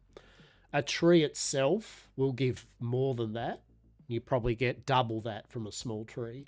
But what you can physically carry to start with is 11. 1 in your backpack, 10 in your wagon.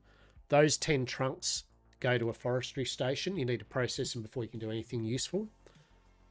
And you can either turn into rough tree bark or rough woods, wood logs.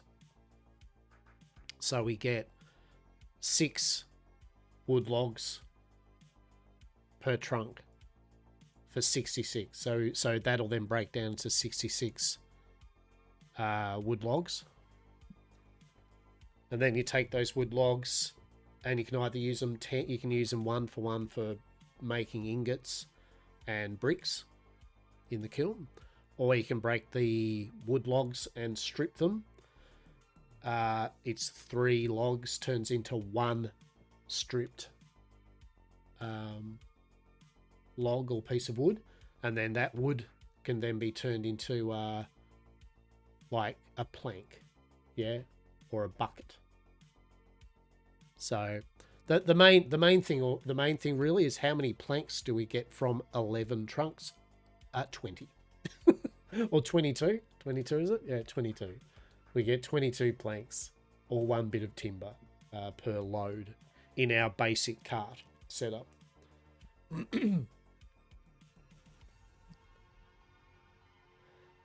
And to put it into perspective, as I said, 20, the hand-ins are 20 to get yourself 250 coins, or 20 to make a thing of timber, which gets you 250 coins. To make tools, you start using 2 planks per tool to start with. A bucket, you make 10 buckets from 1 plank. So there we go. So we've got all of those logs, right? If you've got your cart with you, any overflow in your inventory will go into your cart. So now, what we can do is we can go to the carpentry bench with all these logs, right? And we can go, all right, rough planks. What does it need? Rough stripped wood. Okay, well, rough stripped wood. Now you can go, there's the filter here. You can go filter craftable stuff. What can I craft with what inventory I've got? This. So 1 plank makes 10 buckets, or 3 logs makes 1 stripped wood. So we'll do that. Convert it back down. Boom. So yeah, and why I said that's similar to stone, cloth, hide is it's kind of the same. You go out and kill 11 birds or 11 animals. You bring them back. You break them down into roughly 22 of the item, like hide. Then you'll break that hide down into X amount of usable hide.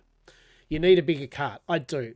To do so, we need to buy a deed, which allows us to get a bigger cart. And to do that, the gentleman wants the next level up timber, big chunk of timber, which needs tier 2 material, wood, and some tier 2 or some other materials. Yeah. To farm or harvest tier 2 stuff, you need to have 20 in that skill. That's why we're getting our forestry. We're at 6 to 17. We need to get our forestry to 20 before we can chop tier 2 trees in the tier 2 area, which actually starts to have wolves and stuff. Once we start doing that, then we will be able to work our way to making tier 2 planks, and in turn we'll be able to make that lumber, and in turn we'll be able to upgrade our cart. Do you see? It's a process, and that's why I was saying this game is good if you just set a goal, right, for the day, for your session. Like, I want to make some tools, right? I want to improve my cart. I want to get this skill to 20 so I can start leveling up, getting the tier 2 stuff.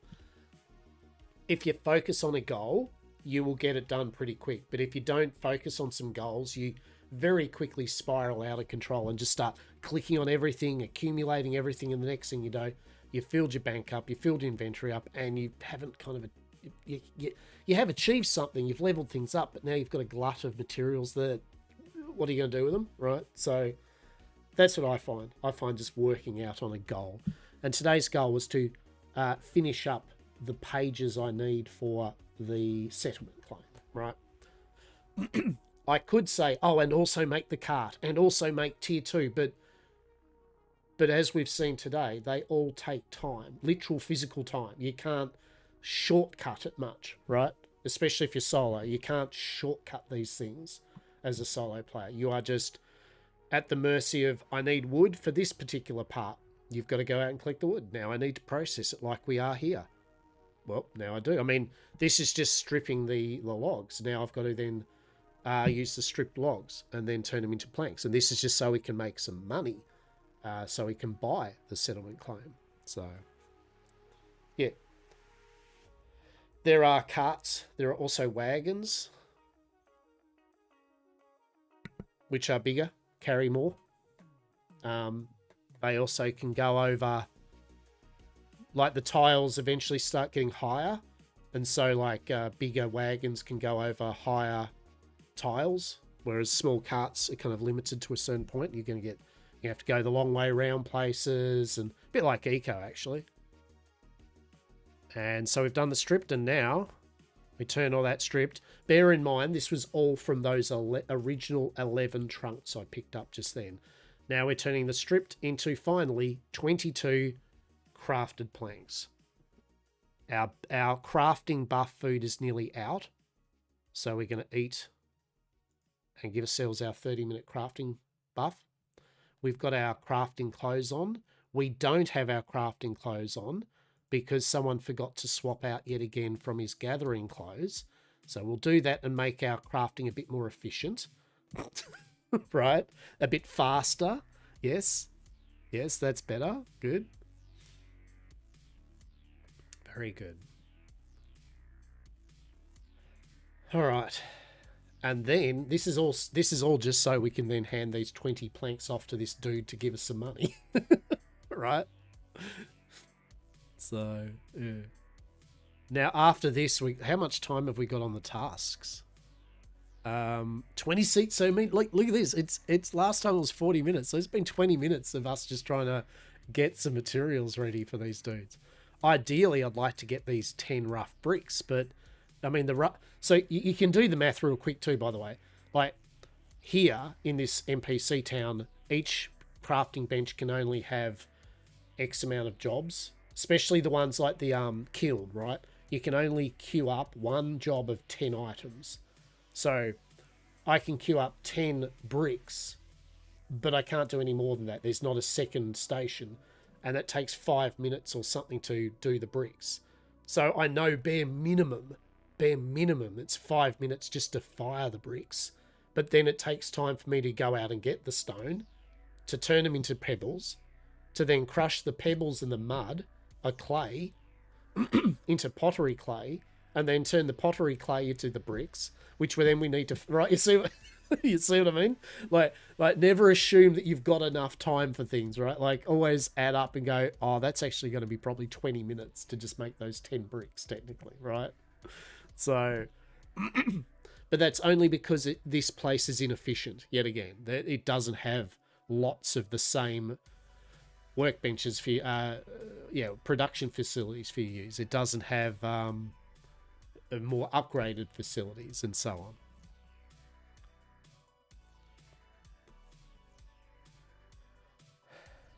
I mean, we'll see, right? Let's see. We'll do a quick sandstone run, and we'll just see what we can do if we can get it done. So, let's go. All right, let's go. So I'll hand this off to him, and hopefully there'll be a sandstone thing somewhere nearby. Yep, there will be. So we'll just hand this in to him anyway, just so it's done. Task. There we go. So 100 coin. Woo! But we are leveling our merchanting up. That would be magpies out on the balcony. My glorious little magpies. Okay, so here we go. We've got what, 20 minutes? We've got 24 minutes before reset of items. So we're going to see how long this takes, all right? The full process of breaking 11 items down into their hand-inable thing, right? Let's go. 5 minutes of that is going to be firing them, so we only have 15 minutes to do this. Oh, shit. And right off the bat, we need to equip our freaking gathering stuff, because that is going to speed us up and be more efficient. My goodness. All right. We got one sandstone already. We got one sandstone.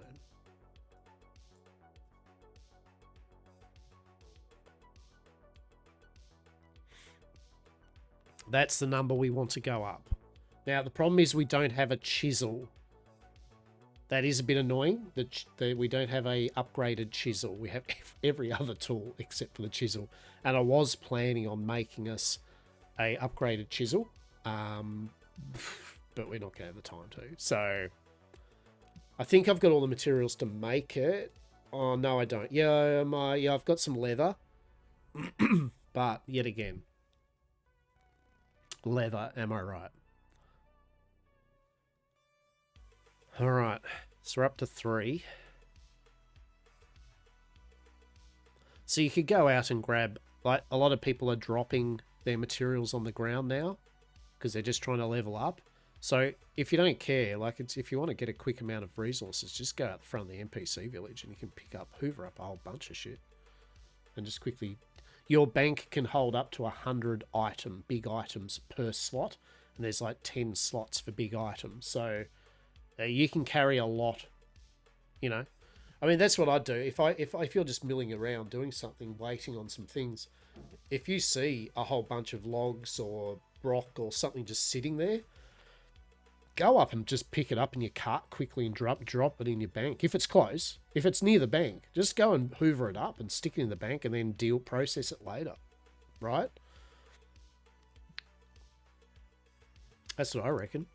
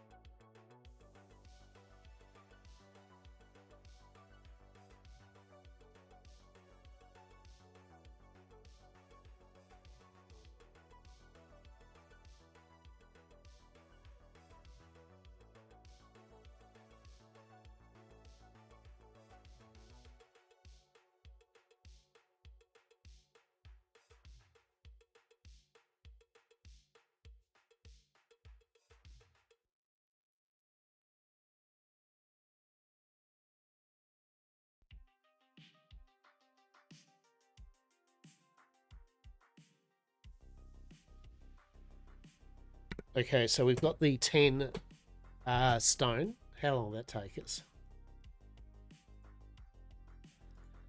How long did that take us? About 5 minutes, right? Was that about that? 4 minutes? Something like that. So run up the side here.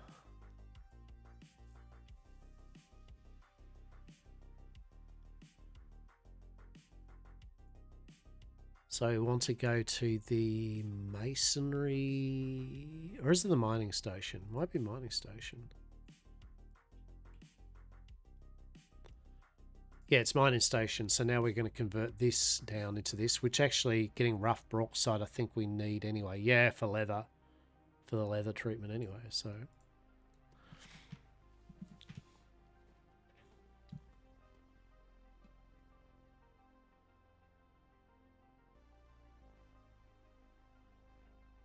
So we need, realistically we needed 250 pebbles.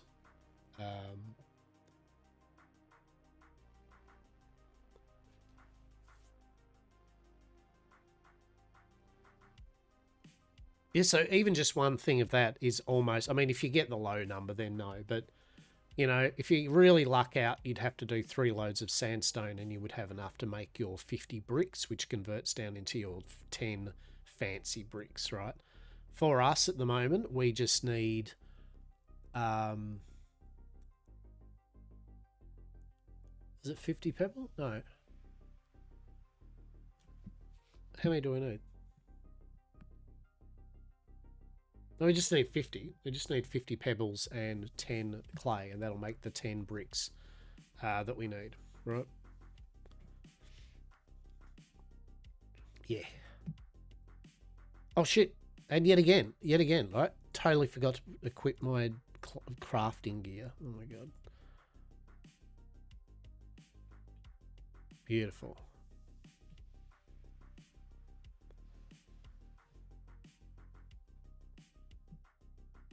So we're nearly here on this. Getting some bauxite would be good too, because we actually need that bauxite or whatever it is. Here we go. We did not. We did not get any bauxite. F us. We only need 10 of it. It's fine. And then I think we go up to the... No, do we go to the masonry station? Yeah, so we make basic pottery mix, right? 10 of it. Because it's 2 per... So it's 20. 20 clay and 50 makes 10. So it's 100 clay and 250 pebbles makes the 50 bricks or potter's clay to be able to then turn into the 50 bricks to break down into the 10 fancy bricks. There we go.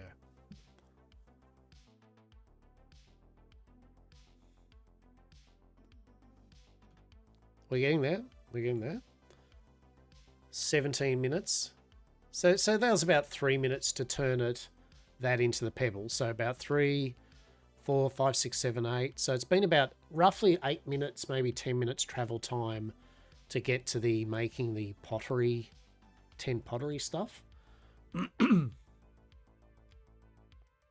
Now, what I recommend though is a lot of these tasks are very similar. That when they rotate, they have got a pool they'll draw from, but you'll see familiar ones, right?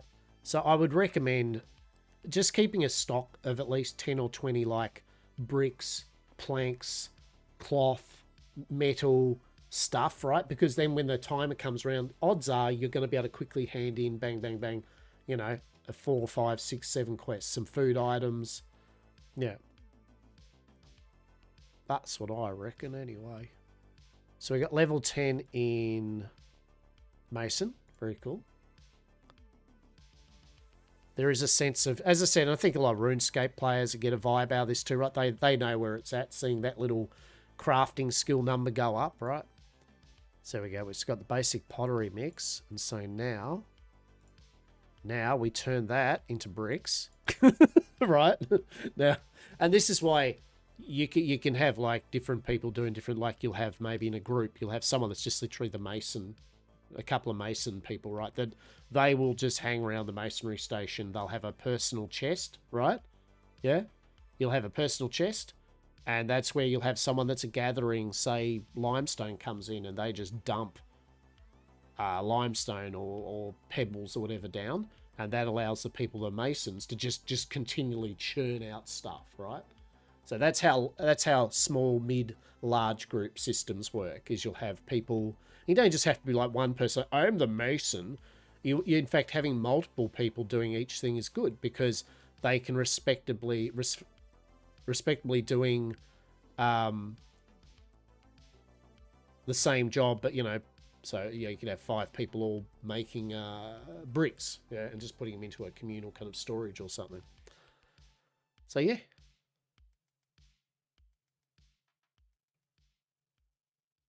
Now, this is taking longer because I'm only got 8 progress rather than 10. And that's because I don't have the upgraded chisel I was mentioning. And realistically, you know, I could have got that chisel made.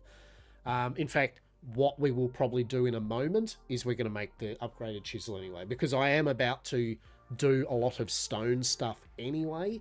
So there is no reason why it's the one thing I don't have, right? So to do that, we'll just need to do a quick little cheeky metal run. Yeah.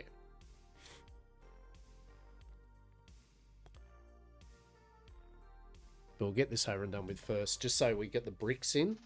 Yeah. Yeah.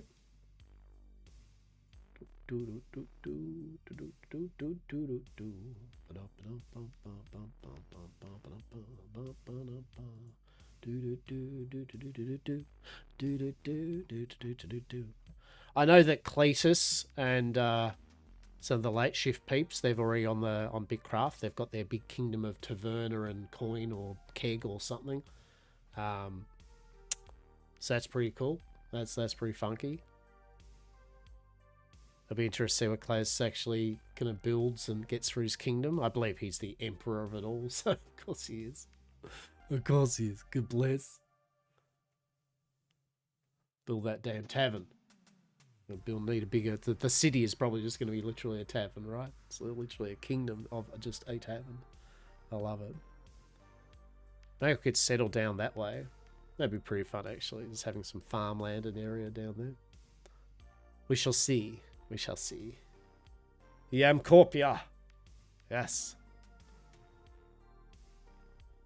So how are we going for time? See, 12 minutes, right? Like, I mean, so it's what, 8, no, it's nearly 8, 9, 10, 12, 13. It's nearly been 15 minutes, right, for this.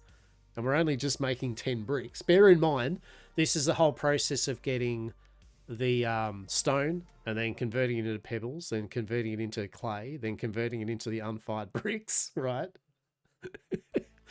So, yes. Yes. This is where if you have multiple stations, you start to be able to do things quicker, right? So now if we go over to here, we can go rough brick. Oh, wait, was that just quickly, what was the task he wanted? Yes, it was rough bricks. And now we can go rough brick. No, we can't because we need rough logs. Shit. No. Oh, no. Oh, no. Oh, no. Of course we needed rough logs. Of course we needed rough logs, right?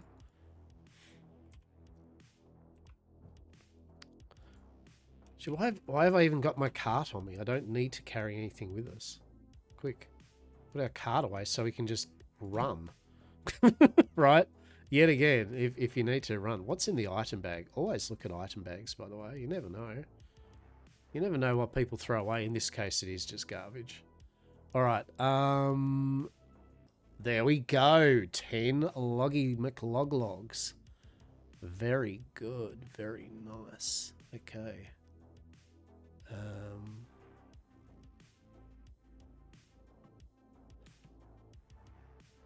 Yes. All right. Go, go, go. Because it was like 12, 11 minutes or something, and this is going to take 5 minutes to fire them, and then we need to hand them back to Rumbar, so...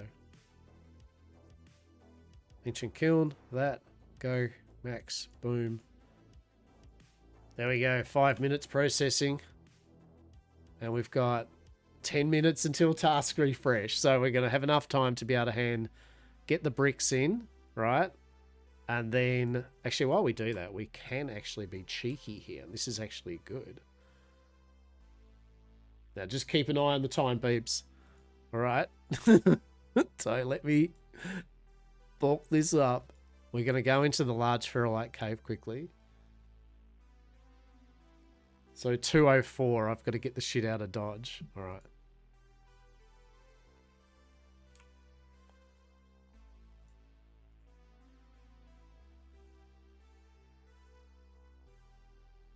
All right. We want to get us some ore. I figure we may as well get some ore just quickly anyway. There's no reason not to. And then we should have enough time to... The bricks will be smelted. And then once they're smelted, we can hand them in for the money. And then we've got the ore. The reason I need the ore anyway is because we want to upgrade. We want to make the upgraded chisel, right? So, yeah. So we need pebbles. We're not going to be able to do the rough parchment to hand in, but that's all right. Whatever. Whatever, mate. She's right. She'll be right. So yeah, it starts to feel like you're coming online with things, right? Like as you progress and your level's getting up, you're doing things fast. You got better gear, better tools. You get more knowledge about what you're doing.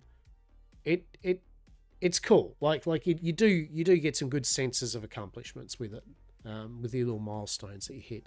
And we haven't even, bear in mind, we haven't even got out yet. You know what I mean? We haven't started following the storyline. We haven't started hunting animals and stuff. There are some quests. Said upgrading our cart, visiting other actual kingdoms. You know, sailing. There is a slew of things, right, to do. Now, at its heart, are you still going to be doing very similar things, though, throughout the different tiers? Of course you are.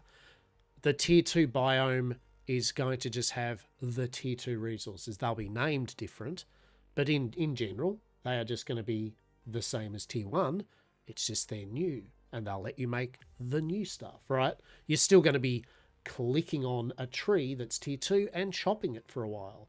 You're still going to go back to a Tier 2 workbench and process that Tier 2 tree, right? So we don't have the illusion that suddenly everything magically changes upon a new biome, but that's why we play these games for that very reason, because it is nice to, you feel that progress, right? Where you're like, yes, I am in the Tier 2 biome and I can now harvest the Tier 2 resources. I can now upgrade my tools and armor and a wagon and bits and pieces. I can now build better things in my settlement. I can extend my settlement's reach. I can make more money. You know, I can quest more. Whatever it is, the whole point is it's a good feeling. Oh shit! It's a good vibe. It's a good vibe in my opinion. We just need one more ore. All right, there we go. So hopefully now this will be enough time to go back. The bricks will be almost ready. Now we can check, because we can press U to bring up the little HUD over everything, and it will tell you if you've got something crafting. So here we go. We've got 10 things crafting. We got 50 seconds left to go on it. Beautiful. So let's pick them up and drop them off.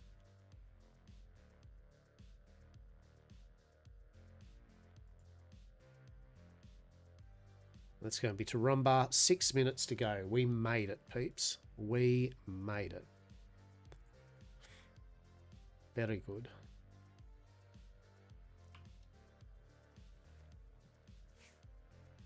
And when we're over there, we'll check to see if we've got the materials needed to actually do the upgrade of the chisel. It might need hide, and that's fine because, well, we've got hide anyway. There we go. Rough bricks processing. And claim. Beautiful. And now we just go over to Toowoomba and hand it in, and that's our last bit of money. So that's all right. We nearly got 1678, or 1789, 1950, 1949. You know, we're nearly 2k of a 5k that we need.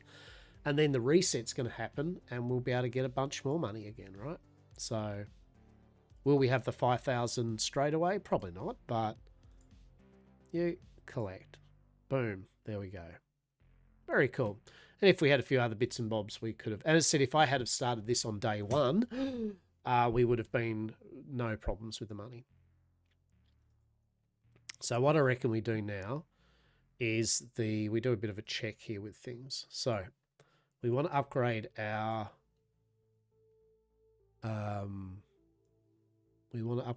chisel. So we're going to need wood. We're going to need that. It's going to need metal. And I think it's not going to need rough leather. Oh, 5 parchments. Yeah, we're not going to have enough time to hand that in. So we're going to need our bucket of piss water. And we're going to grab some burbs. Yeah.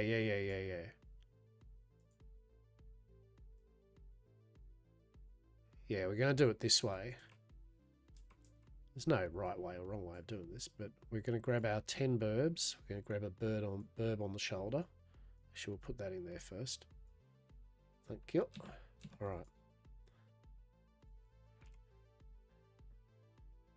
And we're going to equip our processing stuff, because what we're going to do is we're going to process because we need leather anyway, right? At the end of the day, I mean, you need everything, right? But in this particular thing, we want to upgrade our chisel, because we're going to be doing a lot of chisel stuff, right? Stonework. So I know that it's going to use, I think it's going to use 2 rough leather. So we need the rough leather anyway. We also need it for the books, the research books anyway, right? Ancient tanning bed. So how leather works. Most of the stuff, it works exactly the same as anything else, right? First, you take the raw product to the raw product breaker down station of whatever it is. In this case, the hunting station breaks down animals. It's going to break down the animals. Each animal is going to give us 2 raw pelts, 4 basic meat, and a chance to get 0 to 1 rough animal hair.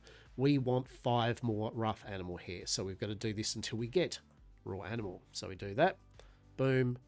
550 effort. Lovely. Cool. Let it go. Then we're going to take those pelts and we're going to go over here and strip the pelts. We're going to clean them up, right? Then we're going to, I believe, put them in the tannin tub and piss water and turn them into nice leather. And then we're going to take that nice piss leather and turn it into fancy, hopefully piss smelling leather. All right? There you go. Das Pissen leather.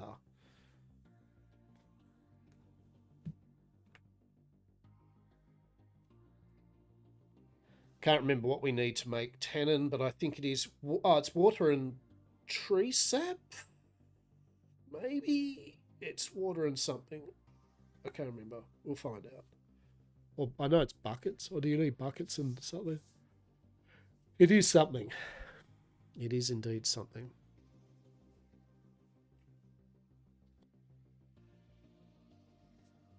Yeah, if this session we can at least get the pages made, we're good.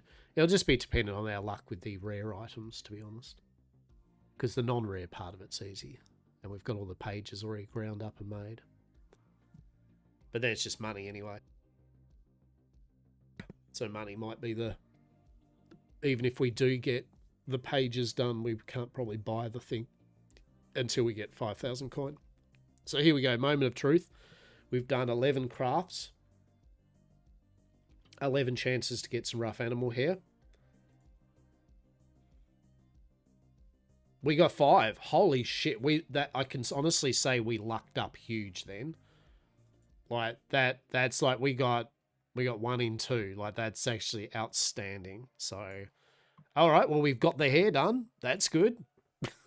Now, in saying that, we still need 50 hide to make the 50 leather to break down into the 10 fancy leather, right? So we're still going to be doing this anyway. We're going to need another 10 or something. We're going to use a cheeky bit of leather, 1 piece of leather to make the chisel. So we go over here.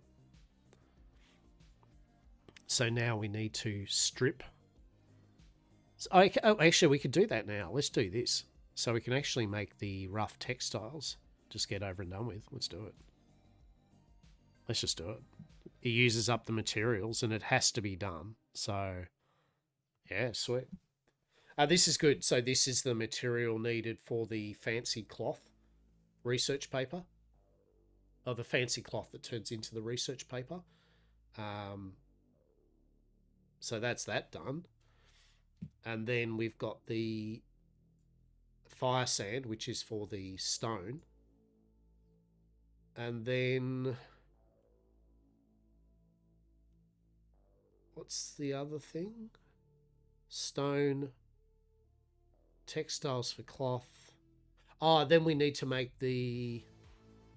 that's where we need bauxite from the pebbles to make the leather working special solution. So that's the only thing that we haven't got. Now, as we're going to be harvesting a bunch of stone for pebbles anyway, there's a high chance we'll get that bauxite anyway.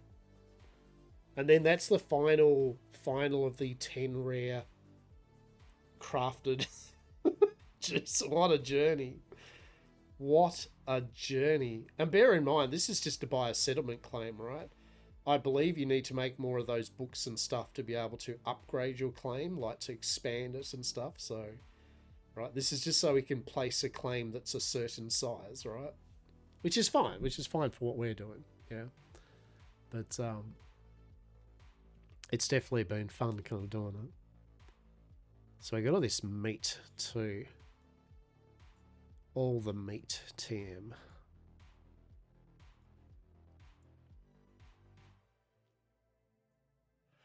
We'll probably put that away to see what we do with it. It's rare material. Tannin there. That's going to run out, so our crafting buff and all that's going to run out in a moment, so we'll eat another one of our food to keep that buff going. Very nice. And yes, we're right, I would like the improved cart. Trust me. I would love it.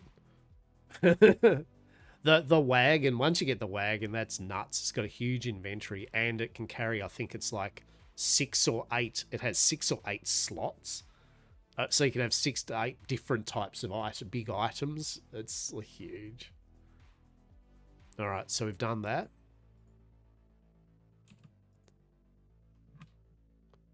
No, we haven't. I don't know why. Oh, that was the... No, I don't know what was happening there. I just me. Just me thinking something had finished and I don't know what.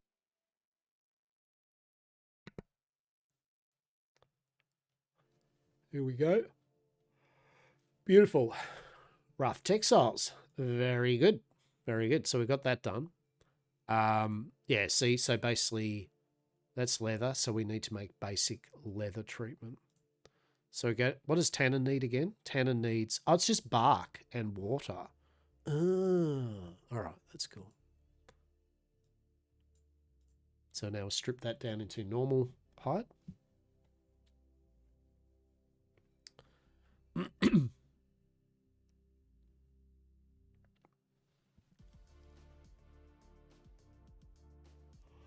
Oh, look at those suggy birds just sitting there, right? That's a bit of a tease here. Look at them. Look at them just sitting there going, you need a bit more hide, don't you, champ? Wow. Oh, fuck it. Fuck it. We're going for it. We're going to get a cart. Hang on. Oh, lordy. We're going for it. Quick, go, go, go. Go, go, go. Go, go, go. Drop the cart, drop the cart, drop the cart. Yep, go. Kill the suggy bird. Sprint. Sprint while killing the suggy bird. The soggiest of bird. What do you mean, miss? It's a soggy bird. Come on, soggy bird. Give me your sweet, sweet soggy flesh.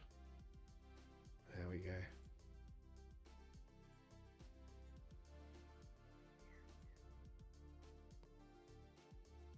Wait, is that seriously? Oh my god.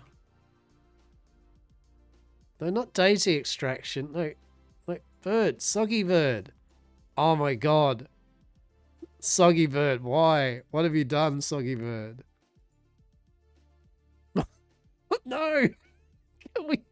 It's this stupid bird stuck on a daisy. Oh my god. Come on, game. And it's a big patch of daisy too. This is some bullshit right here. Oh, Lazarus, how do you get the most hex coins? Just sell items? Yeah, matey. So, sorry, I'm in awe of the fact the soggy bird has landed in a patch of daisy and I can't actually get the soggy bird, so I've had to harvest this whole thing of daisy. This is bullshit. Yeah, so look, selling items, if you go to a kingdom that has a good marketplace where there's people buying, obviously excellent, right? If someone's giving one per log or whatever, you know what I mean, you can just funnel it. The other better way is just to simply keep on track of your tasks and do them, the ones that are reasonable to do. You know, go, if you didn't know already, go down to your bottom right of your screen, traveler tasks every 4 hours. They refresh, and each of these NPCs have three tasks for you to hand in, and you get money and experience in their respective profession. So that's probably the better. That's certainly the most consistent, is to just simply make sure you're doing in your play session as many of these tasks as possible, just to get. It doesn't seem like much, but you know what I mean. It all adds up. And it's relatively easy to do, you know, like get 20 planks to him, you know, get 10 ingots. Bricko wants, you know, a ferrolith frame, rough leather sheeting. Yeah.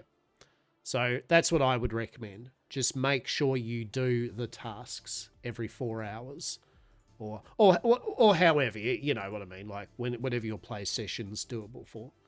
But tasks are the most consistent way of making money because they're always there. It's just that there's 3 every 4 hours per NPC. So yeah. Yep. I wish I had have realised that when I first started, because I really could have made a lot more money. I've just been great to get to in all professions. Oh, mate. Yeah, right. So,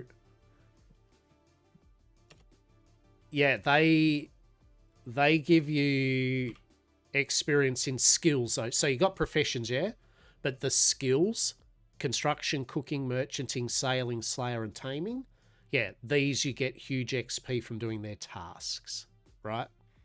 And as I said, you get consistent money from doing it too. So that's what I'd recommend. Just make, and as I said, you can always check. You don't have to go to the NPC just to check what they've got and when the timer is. Just down the bottom here, click Traveler Tasks, and the drop-down box shows you all of them and how long until the tasks refresh and what they've got. You do need to be near them to hand it in, though, right? So if you've got one rough timber for Svim, yeah, then you would still need to go over near Svim, and you can still just open up, if you've got your chest, your wagon out, you can still open up the traveler task and it will show collect, click. But you do need to be near them to hand it in. So now I've got, yeah, so it's just reset. Thanks for letting me know. Tomorrow it's going to be awesome to get these done. Yeah, look, no worries. I've said if there's any kind of like advice I can offer from just a standard ass player learning these things myself, feel free. The big one I loved was this. You probably know this, but if you hit U, it brings up all of the name tags of everything, including all the workbenches. So you can see that my ancient loom has 5 complete crafts. So if you didn't know that, yeah, U brings up the nameplates and it's really useful. it's mint.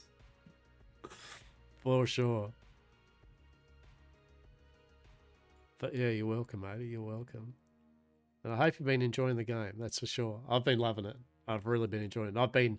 I've been grinding it from a solo viewpoint just to show people what it's like, the solo experience.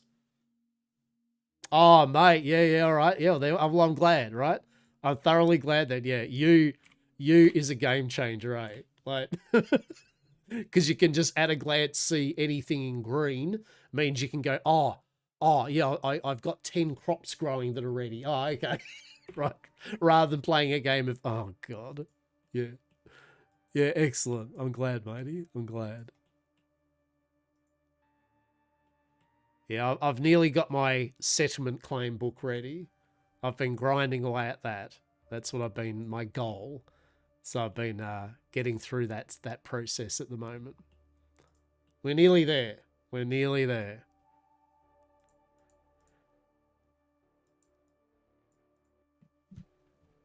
Oh, the one good thing about grinding it on your own is the amount of skills that you level. By goodness, most of my skills are up in their 20s now. That's for sure.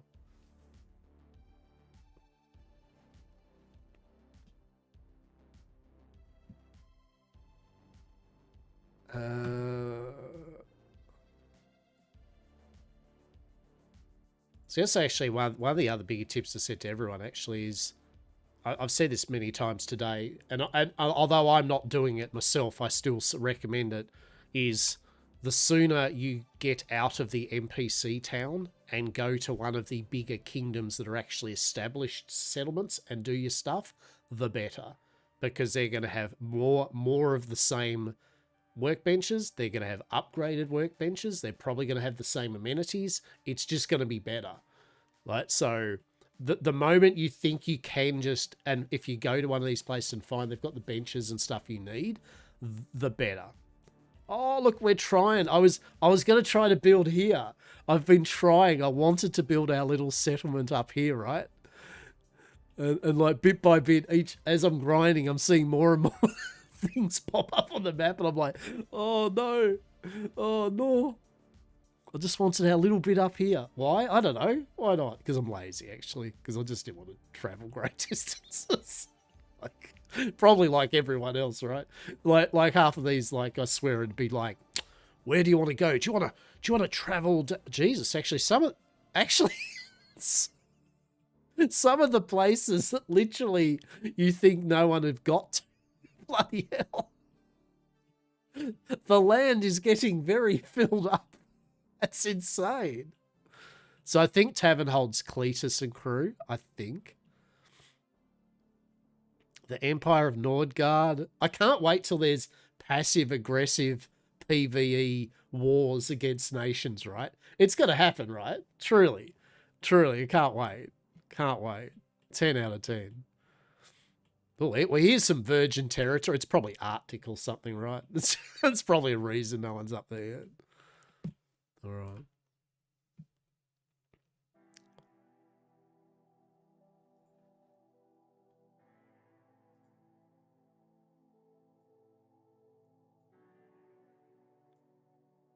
Wait, what did I do?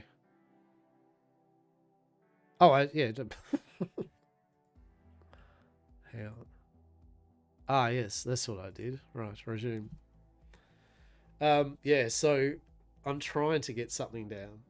But I'm interested to see what happens with this whole kingdom thing. Like, what happens if is all the land get taken up? Like, does a kingdom count as owning the land, or is it just like an area of influence for them to get taxes or money from people being in there? You know, like I think those things, as I said, I would like to be a bit more clearly explained as to what the difference with a settlement and a kingdom and how that works with all of us making our own settlements.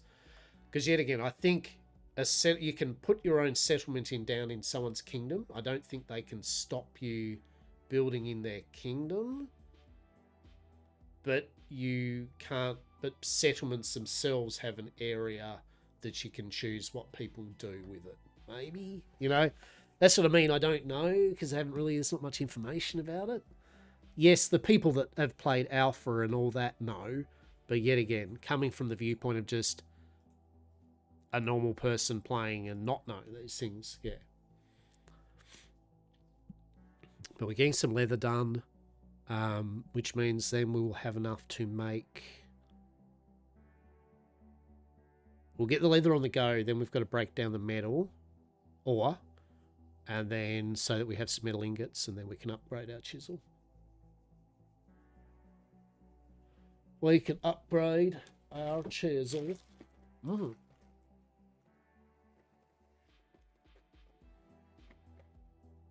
Gonna grab a bunch of CCs. Here's a cat.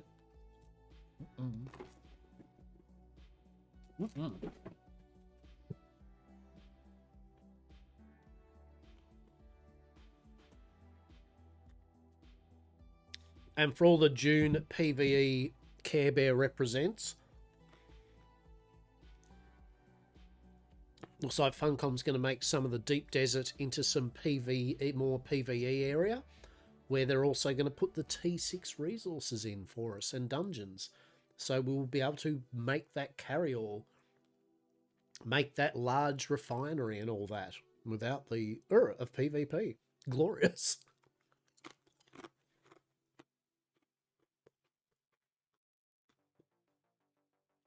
I still like the idea of the PvP, but it just needs work. That's all. But it's a good day. It's good for the PvEs anyway. They can now actually get and play with most of the toys now, which is as it should be.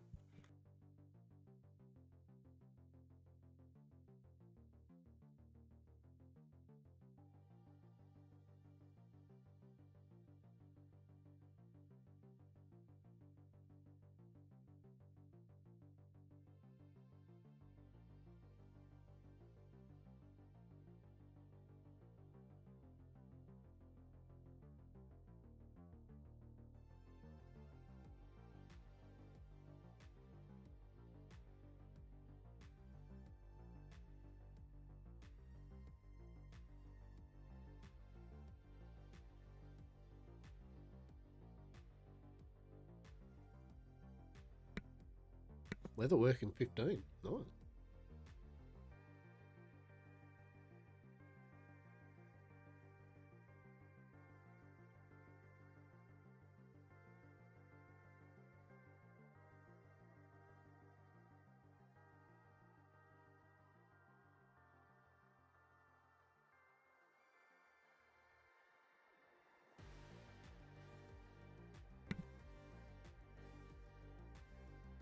Now we can turn this into the leather and walk away. So we can only do 10 at a time though. So we will need... How much piss water do we have?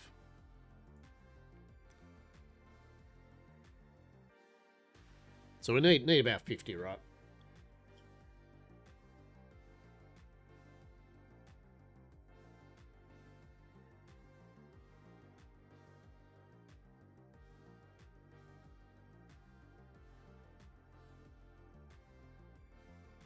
So maybe 40 buckets?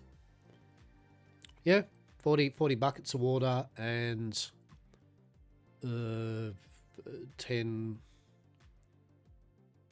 20 crafts, 20 rough tree. Oh, just another 10 rough tree bark. Okay. Okay. Seems legit. Seems legit. We'll drop this meat off to TM. It's not really meat TM, like we know where we've got it. This is soggy meat from only the finest Yam Corp approved soggy birds. TM.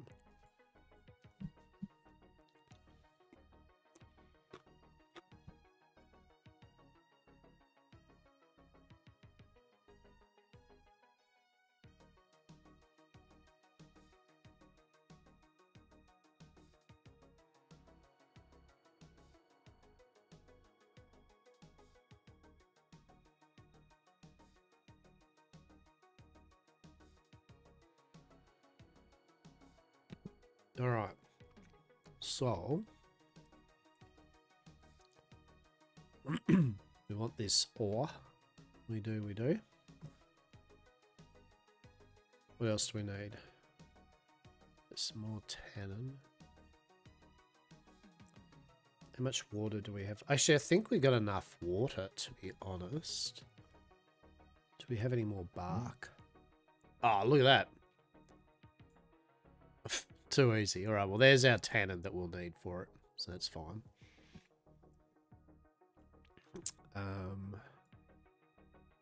10, 18, 19, 20. Wait, rough roll. Oh, okay, yeah, that's rough. That's rough cleaned. But still, that's 10. So it's 10, 20, plus the other one done, 30. So 50, 20, 21. Yeah, okay, so probably one more load of dead birds and we should be right. Probably.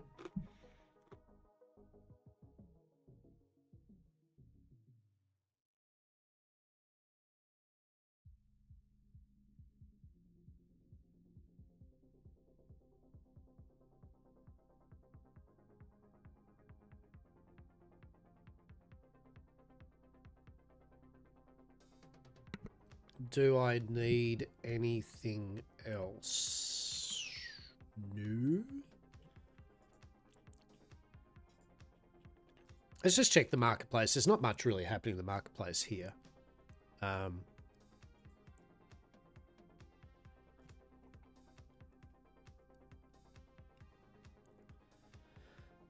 Rough leather.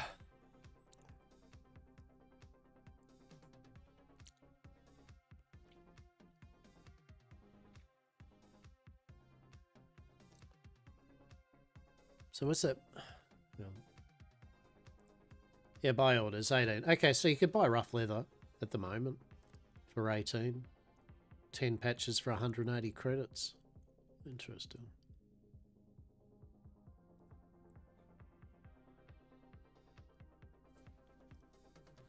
Too cheap?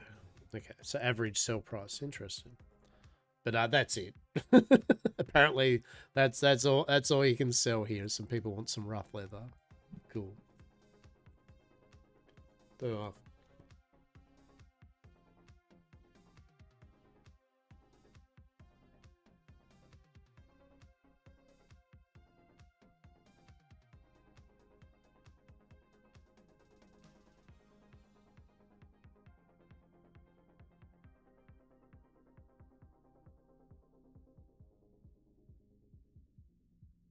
no, we'll need some more logs. So this will be the metal, so we'll be able to make the chisel, which will help speed up the stone masonry. So we've got the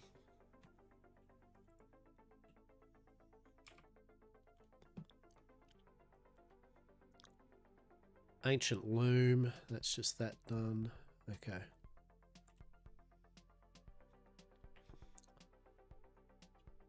So yeah, well, the main thing here is that we're going to get the chisel. That's the big one. Once we got the chisel, we still need some of that leather to make the chisel. Then we will process, well, we need to get out and get some more pebbles anyway, right? Because we need more of that bauxite or whatever it is. Well, we need 10 of it. that's the blunt truth. We need 10 of it. So we've got plenty of clay. Clay is not going to be the issue to make the bricks. It is purely going to be just getting the rare bauxite.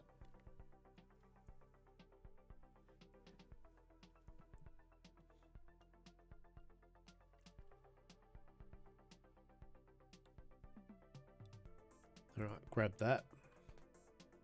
Actually, and we'll grab those because what I want to do is go Shift B. We want to put our cart away.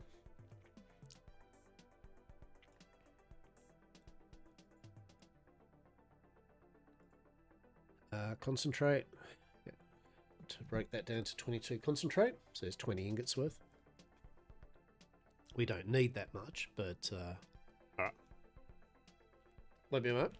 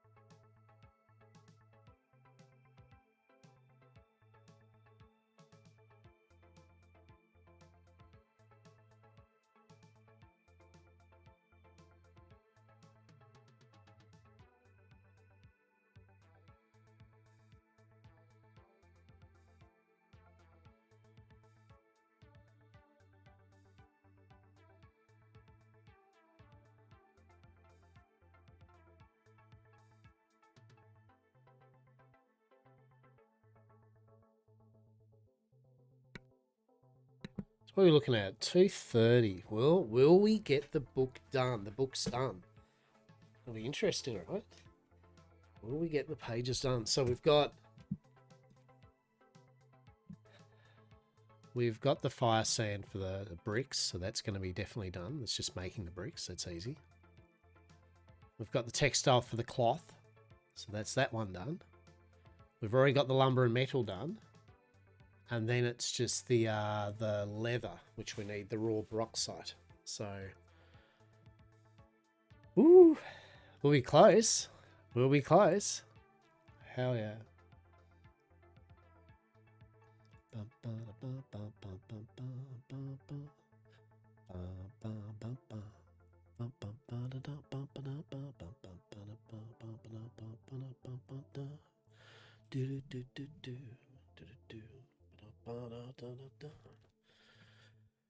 All right. So we got this concentrate going, and then we'll get this metal, and then we're going to flip over. That'll be ready for our leather, or we'll have to convert it over to rough leather, I should say.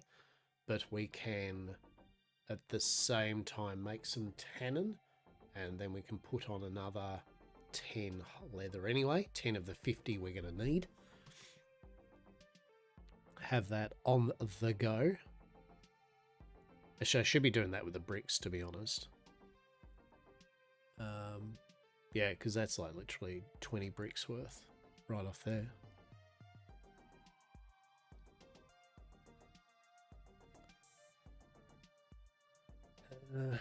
Right.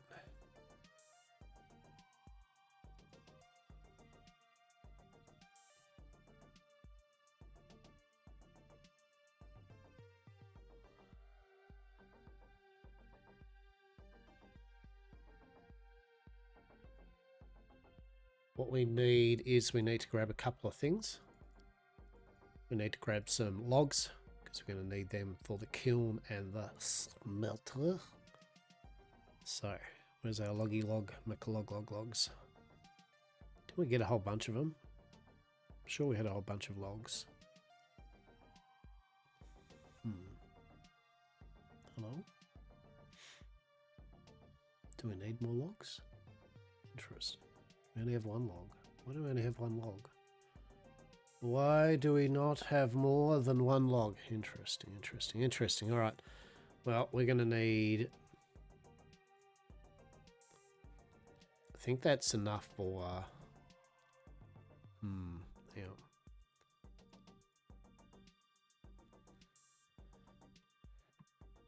Right. So...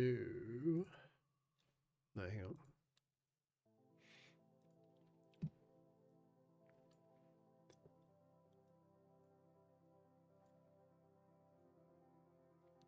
No, it's only 20 per thing, isn't it? Right. So we need 20 logs.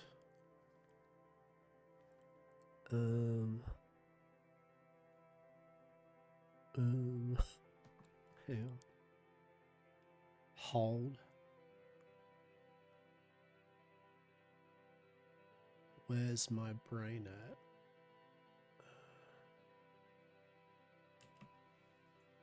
So I've come to the conclusion we need logs. that's what that spinning around Windows spinning symbol thing in my head was just then. I was like, I think we need more logs. Yes, because we need more logs. Yes.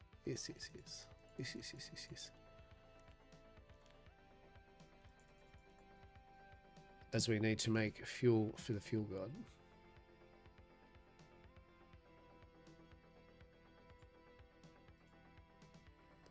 We must stop the Gerudian kingdom from truly harvesting the wares of the NPC village.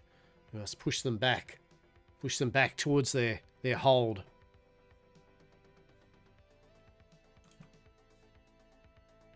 God damn, the Gerudian village is nearly all the way into the NPC. How big can you have your kingdom? Sweet Jiminy. I'm guessing as I said, I'm guessing the main thing is how much supplies you need to keep it. and the imminent fear that if you don't keep up with the Joneses with it, it's gone, right? It's like, I hope you as a main leader and group of people don't go on holiday because it'd be a shame if you lost your entire kingdom, right? I feel that's how it is a bit. Possibly. I don't know. Oh no, have we got our gathering equipment on? No, we don't. There's a key. Yeah, as I said, I hope they do put a quick change button or something. It's a hot swap gear kind of thing. Let's eat our food, get our buff still going. Nom nom nom. All right. Yet again, we need to get our logging up to 20 anyway before we can start logging tier 2 trees, which we're going to need to upgrade our wagon. So doesn't, no matter what way we look at it, we be needing to harvest that. What you doing there, Gliss? What you doing there, champ? You know, pick up those logs on the ground, mate. Did you just leave a log on the ground, Gliss? It smells like weakness. Oh yes. Be a shame, Gliss, if I. Oh no.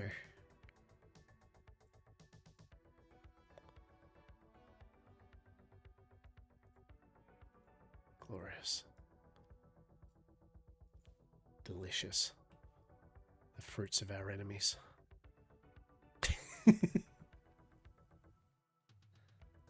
So he can carry 3 more. Delicious. Ba, ba, ba, ba. See, good thing is once we've made the pages, we can kind of sort our shit out. Right? Like we can go, right, we don't need 20,000 items at the moment. So what do we need, right? Like what are we going for here, right? Are we upgrading our this? Are we doing that, right? So, yeah. And honestly, the next stage will be upgrading our cart, right? Like that'll be the one. So we want to get our woodcutting to 2. I don't know if woodcutting suddenly miraculously something happens. Like, oh my God, you can now make a cart instantly. Of course not. But it will give us, when we chop down a level 2 tree, it will then pop up the research of, hey, you've discovered tier 2 tree stuff. Get excited at how long it's going to take you to do it. And you're like, oh. But at least, so long as we find the timber recipe for making the improved one, then that's what we're looking for, right? That's what we're looking for. So we're going through here. Now we're just going to get this into the logs. I mean, realistically, we need a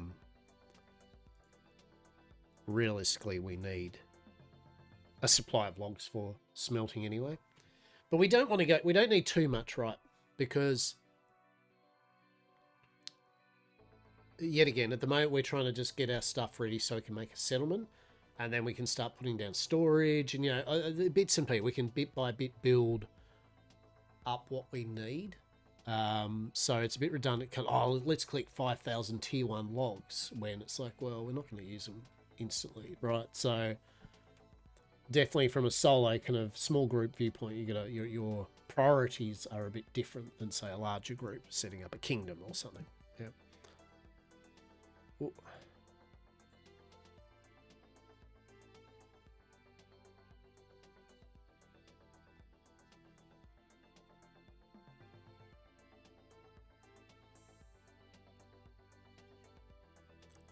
So we get this, we get the logs. That logs are just purely that we're going to use for firewood, right? Basically, it gives us, think of it as 10 logs allows us to make 10 ingots, right? Or 10 bricks.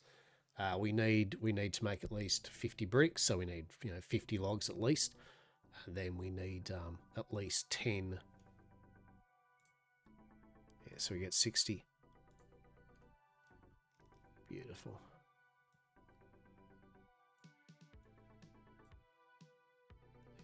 That'll be more than enough. I got 6 there, actually. We could... Hang on, we could bust 6 of them down.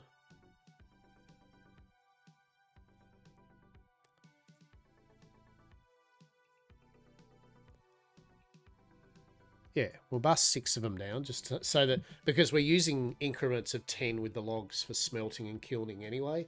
So the extra 6 we may as well turn into planks because they can go towards the hand in for money type of thing. I mean, that's probably what I'll do off stream when I finish up today, is I'll just do some more money stuff and all that.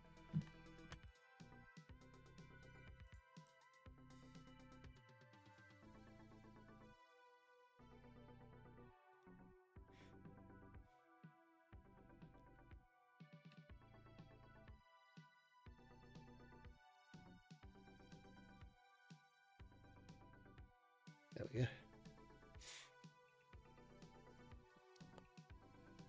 Yeah, definitely use your stuff, right? Like if you've got materials being just hoarded, especially when you start, you probably shouldn't be. You should be using them, right? They should be used for something. Find a use for them, for sure. Okay, so now we will. Should we gotta go over to the leather? Yeah, I want to go over to leather first.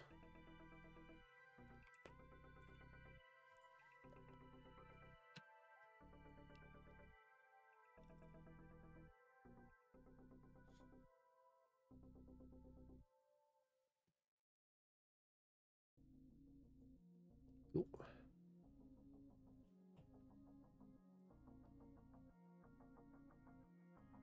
Excellent, rough. And then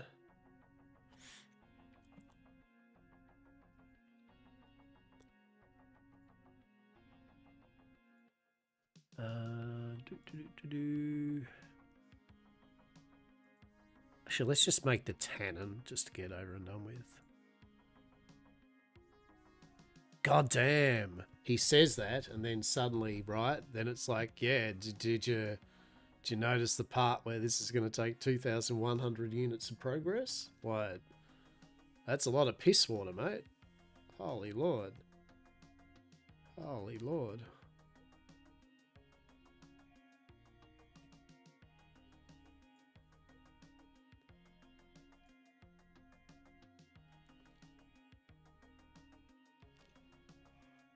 Well, I guess we're in for a penny, in for a pound, right?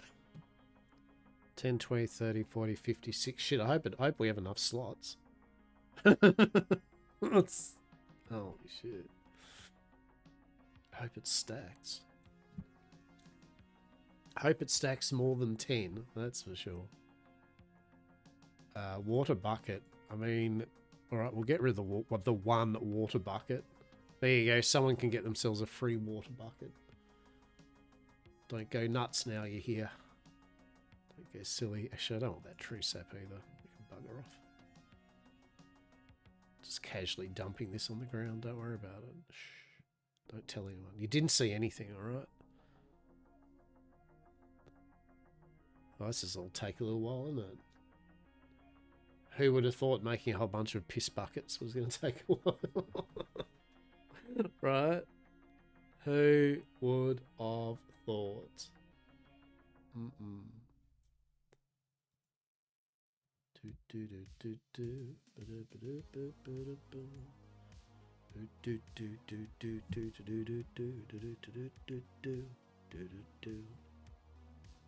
Well, we're kind of nearly a quarter of the way to making our piss buckets, so that's good.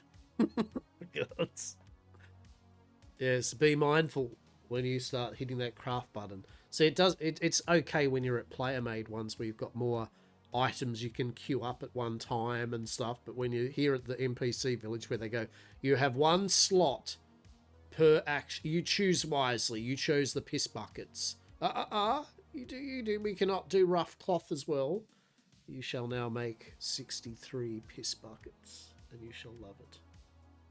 So even the magpies out on the veranda, they're loving it too. Gave them a whole bunch of steak. Steak trimmings, I might say. It's not like I kind of gave them a whole bunch of rump steaks or anything. I mean, I would love to have the funds to be able to give magpies all the rump steak, but it was steak trimmings, yes, of the fattier meat and all that. But they ripped the meat off with gutso. They did.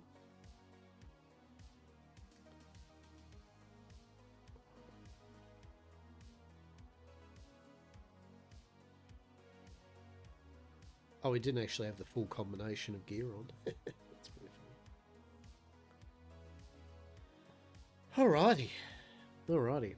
So yeah, we're coming along with this, right? Like we're doing really good. We've certainly learnt so much every day that we've played this. Yeah, I like it. I say good pottering game, yeah, really good pottering game. I'm going a bit hard at it, I guess, just because as usual, like June or anything, I want to showcase off, a bit of the game during the week. But after that, it'll be definitely just a, cash ass game where I just log in and go, I'm gonna today get a bit more tiered something, or I'm gonna do a thing, and just potter around. As said, very good second monitor game. You can definitely multitask. You could play RuneScape and this. Oh, what the hell, right? While watching a movie or playing another game or literally anything, right? As long as you have the ability to once every while click on a button, you're golden, right? You're utterly golden. We're at 1.5 of 2,100. We're getting there.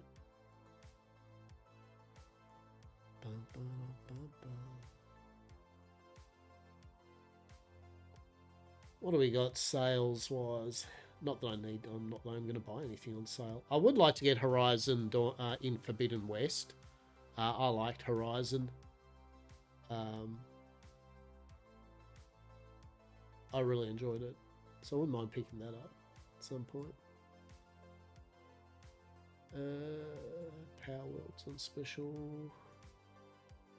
Sea of Thieves. Blah blah blah. Rogue Trader got their new update, Lex Imperialis, so a new NPC and a new storyline. That's pretty cool. You want to play Judge Dredd in the 40k universe? There you go. Rogue Trader's an excellent CRPG by Owlcat Games. They make the Pathfinder role-playing games. Bloody excellent. Darktide also, to coincide, Darktide, the first-person group-based shooter 40k universe, they also released the Adeptus Arbites character class. So now in Darktide, you can run around with your mates being Judge Dredd, right? Glorious. So if we have res at that. What else we got? Numerous bits and bobs, right? Bits and bobs. Another 5-6 days before 7 Days to Die 2.0 comes out of its experimental, give or take. 84. Oh shit.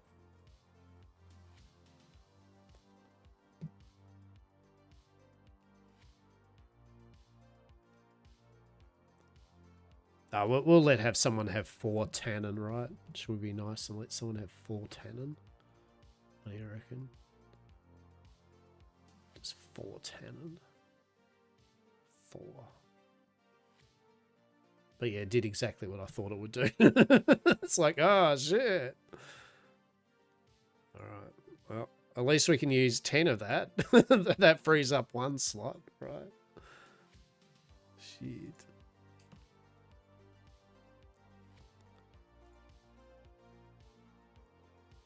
Right, we'll clean that up. And someone's like excited about the fact I just dropped a bucket of piss down for him at the leatherworking station. Like, it's like, shit. So much piss water. This would be a very stinky area, that's for sure. That there. Okay, so now we'll go craft you up. Beautiful. All right. What have we achieved out of this whole thing I just did then? Yes. If the answer was yes, then yes. That's what happened. Actually, hang on. We gotta do this. I've been a bulk raw mat loot goblin around the settlement I'm in. Love it. Like you're just waiting for that person to accidentally make too many items, and you're just like the loot hooverer. It's like, is that a couple of flint you just dropped on the ground? Gobble gobble gobble gobble. Love it. Oh yeah, 100%. I mean, truly, yeah, like 100%. You see it all the time now.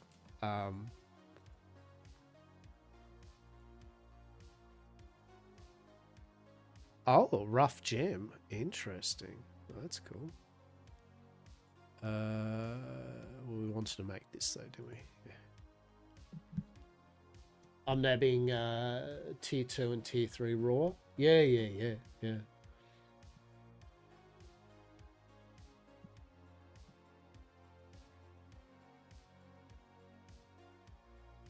It's funny. It's funny too, the mentality with the leveling. We clear out a lot to do road infrastructure. Yeah, there we go. Yeah.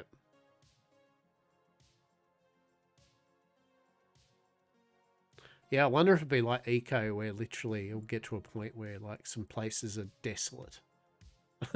They've just completely cut down everything.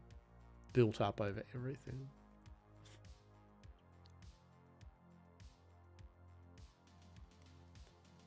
Yeah, it's pretty mad, isn't it? It's good though. It's good. I'm just upgrading the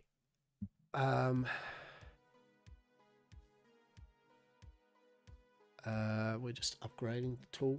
We've already talked about tool. That's an issue looking at the replanting side. So that's why you can make, right? That's why you can make the pot and the oak trees, and that you can actually make a physical item. So that, yes, you will have to replant at some point if people build over things. Yeah. It's pretty cool, actually. I'm fine with that. I like the idea that players may end up screwing their own kingdom up, right? Like, I think that's cool. But yet again, I'm a big lover of eco when it's Lord of the Flies, right? Like I love eco when it's someone complaining about someone's pollution and someone complaining that someone's taken all the strawberry seeds and they're nearly at extinction.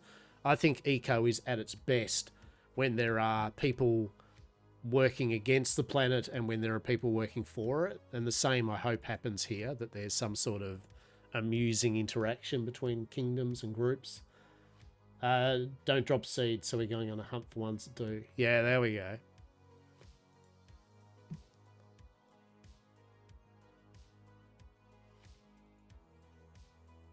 And I think it's one of those things too. That's where trade comes in. So even with bigger towns and settlements, they're still going to want people to sell them shit, right? You know what I mean? Like, because even if you've got a lot of players, some of those players are not going to be on. Some of them are just not going to want to grind. You know what I mean? There's just going to be so many different facets. So that there's always going to be a market for even the big cities for traders to come and sell shit at their marketplace. So they don't have to go out and do this, and this all the time, right? They can focus on something else they want to do. I mean, you'll definitely get the guilds or companies that want to be the only company that only does everything, right? But they're not going to, because they're just going to find out very quick that if you don't constantly supply this epic big war machine, industrial revolution, you're just going to lose your kingdom anyway. So yeah, it'll be interesting. I'm fascinated by it. I'm truly fascinated by it.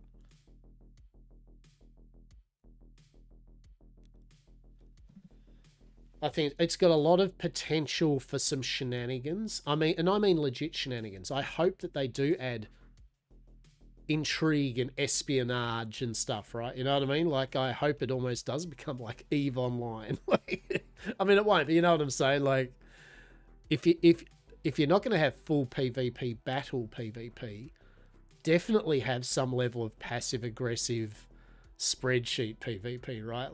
Like people love that. That's the good shit. You know, Kingdom Pride and all that. Like, oh, down with the Tower of Jezebel, you know, and everyone should join the Taverna, you know, faction. Like, that's what you want. You want people like full on. Amazing. Going into people's settlements and being a bit subterfuge. You're like, hey, nice town you got there. Yeah, it's not bad, is it? Yeah, but do you know what else is? Do you know there's a better town maybe up the road? You should totally check that place out. Maybe you could hire yourself out literally as a rabble rouser, right? Just hire people out to go into other settlements. Here's one for free, everyone. Hire people to just go into other settlements and just like spruik your town. And just like and side slag off that particular town. I see. I've turned it off at the moment. I've turned it off because it was too much. Right, like I was just the first day. All it was one particular kingdom talking to themselves, and I know that they can't not do that. Right, it's not their fault that there isn't a independent chat for just them, but it was just literally nothing but pats on the back chat, like, oh guys, so what else are we doing? Yeah, let's do this. Oh, we've got this already done. Yeah, and it was just a stream of text that I couldn't give a shit about, right? Like, you know what I mean? Like, I was like, this is not relevant to me. Like, yeah. One guy most people have been ripping on, including the devs, came into our town trying to recruit for his. I love it. I love it. That's what we want. That's what we want. Passive aggressive warfare. Glorious. Glorious revolution. Yes. Yes.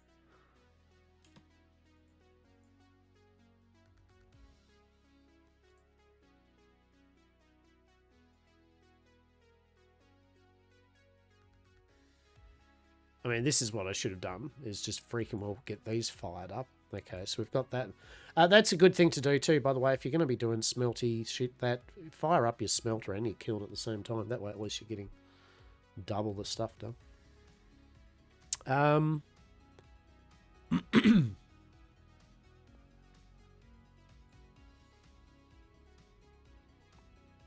So what do we need? We need 10, 20, 30, 40.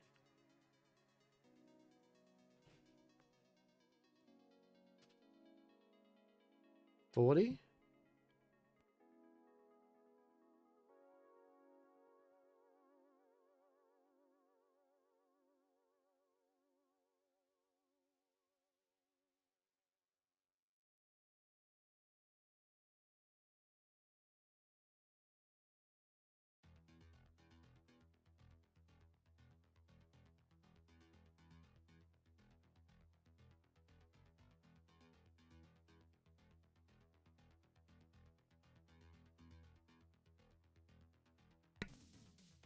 I mean, that's a good market, for example, is just literally selling logs, right, for the furnaces to people.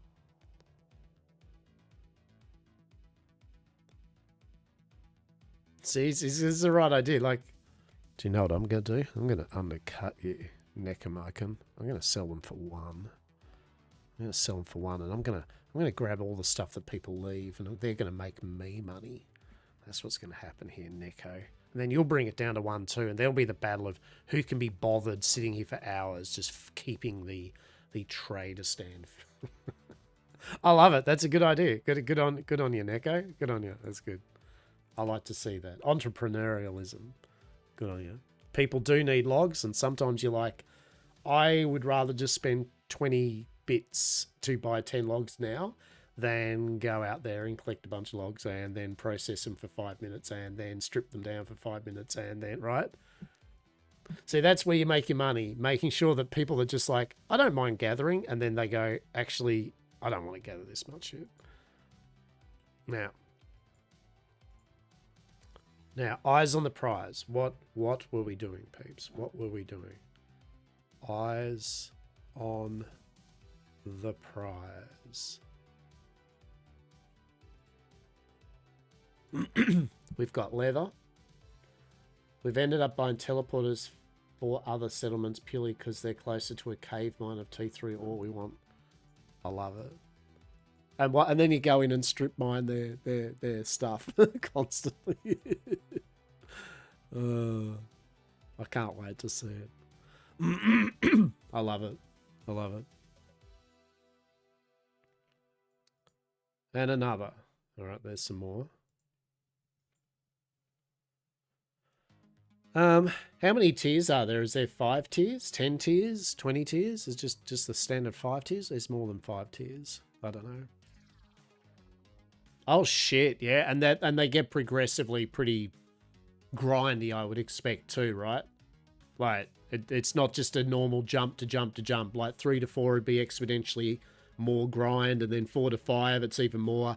I know that after a certain point you need people to specialize, like the amount of experience to like get levels in certain professions starts to get very like you have to start going, I am now going to be a master forester and something else, so that's about it, because that's all the time I'm going to have to do these 2 particular professions. From what I understand, anyway. Wait, did that not... Wait, what? I'm confused. Oh, because I finished a project, have I? No? What? Oh.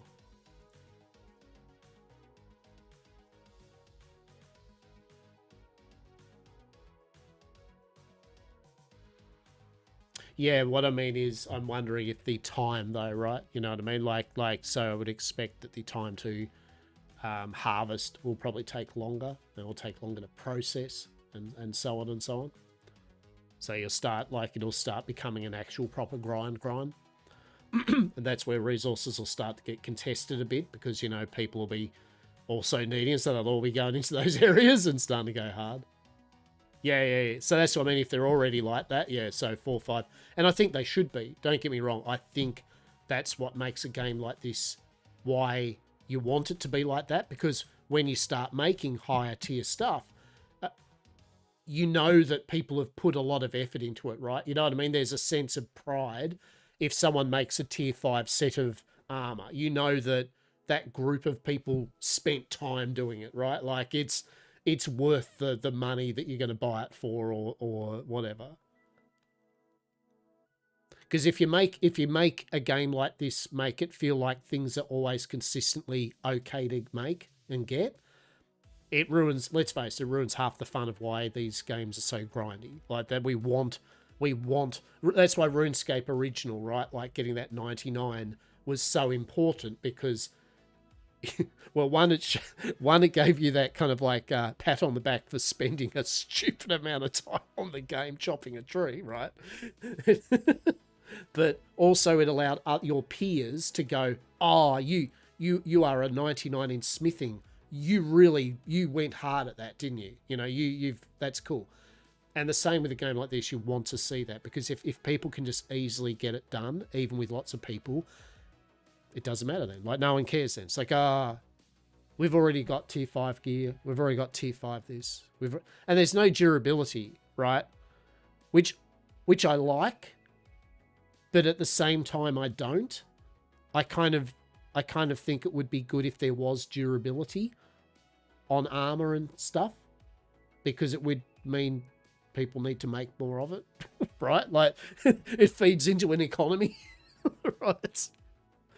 Like once you've made your tool, it's like, well, I never need to get a tool. Like, why would you buy a higher tier tool other than to get it a bit quicker than you could get it, right? Like, you know what I mean? It's not, because once you've got it, you can't sell that person another tool.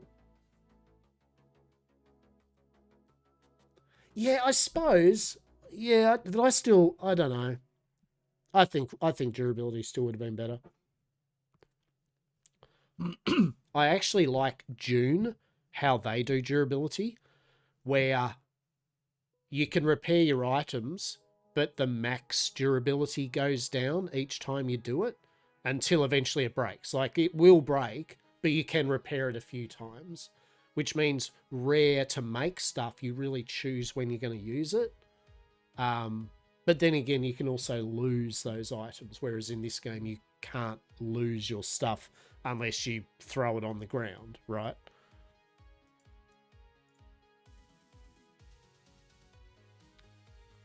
Yeah, I mean, so I know it could be a hard ask, but yet again, it doesn't change the fact that it still creates a vibrant economy. You know what I mean? Like it, yeah. I still think it's better to have durability loss than to not. I mean, I know, it's like, well, I'd rather not lose my shit, thanks, once I've made it. But yet again, for long-term health of a game that relies around economies and kingdoms and trade, I personally think having a source of replenishment for tools and armor and all that is a good thing, in my humble opinion. Any day. Now, in saying that, I'm not professing that I would like to see a system where you hit a rock with your pickaxe 2 times and it breaks. You know what I mean? Like you want to make sure that you get value. It's all about getting value out of the use of your tool before you have to get it again, right? So so long as you get good use out of that tool and you've made good progress with that tool once it breaks, I think it's fine then to go, all right, well, I got to get another one, but it was a good investment, right? The word investment. And even though the time sinks higher, bear in mind, at higher levels, the game isn't meant to be about one person making their own tools. You know what I mean? Like that's why there is kingdoms. That's why there are master smiths. That's what you would start to rely on is, yeah, I will now buy them from people. Yeah. I will now offer and get resources to get one made for me again, right? It means those professions are constantly being used.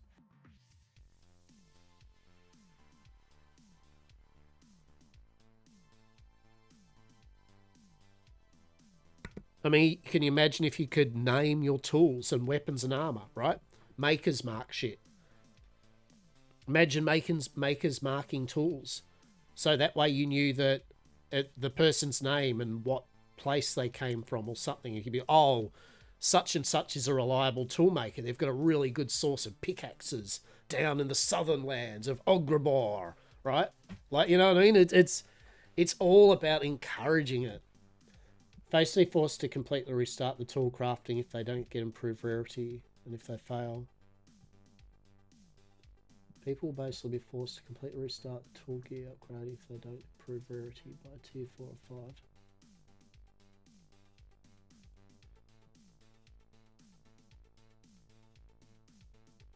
But I mean, then what you could do is you could get apprentices, right? You could get apprentices that are making the tier 1 stuff that then the other one's making the tier 2 stuff and the other one's making the tier 3 stuff. And then you could import in the rare stuff, right? But yeah, and as I said, don't get me wrong, I don't know the balancing of tier 4, 5, right? This is just a general blanket statement of some things I would like to, I think would be cool, but it's not based on what the current balancing is or rarity. You know what I mean? Like I don't know what the numbers are and how often and what goes into it, yada yada. Obviously, that would all need to be course corrected. Tier 3 is being measured in hours, yeah. But yet again, if you, and what, but if it takes hours to just make a new pickaxe, right?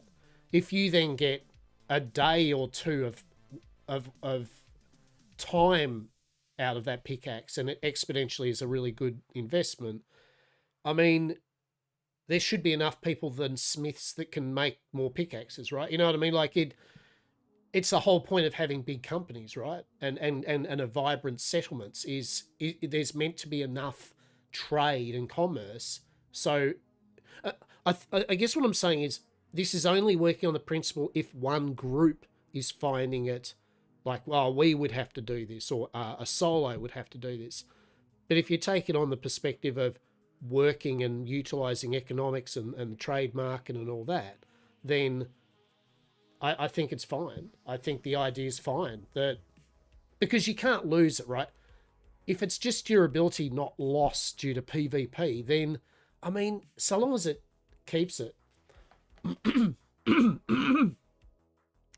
Yeah, I mean, as I said, I would just go with the durability. Your tool lasts quite a while, not short, but you know, it gets busted after a while. I still think the June system's good. You can get, and you can even put it into a skill, right? Hear me out. What if there was, like Blacksmith Smith sells a separate thing called repair, right? Where you can take it to people with repair skills and they can repair the tool up better durability than just say someone on their own. That would give another job. It would give another stream of resources to go into. It would create an economy of people basically repairing gear. I mean, can you imagine if, hear me out, what if that's the thing? What if the durability loss, it becomes broken, but you don't lose it, right? Hear me out. You don't lose the tool. So you keep using the pickaxe. It doesn't break. You don't lose it, but it can be repaired. But the repair needs materials and a skill or one of the professions to do it. But those repairs in general are still lower on the scheme of things than making outright the full tool or something, yeah? Like maybe it ends up being the same materials but without the rare item or something. But there's a maximum durability that drops down. Frigging water bottles with durability that are functionally worse at the higher tiers. Yeah. Yeah.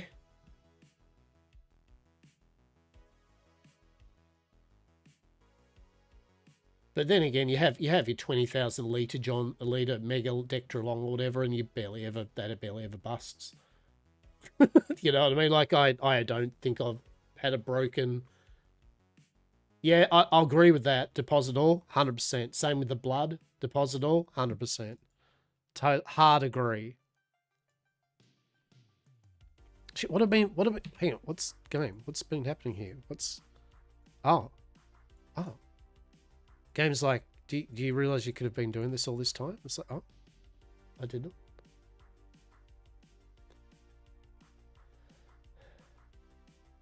Yeah, it was in the beta, yeah.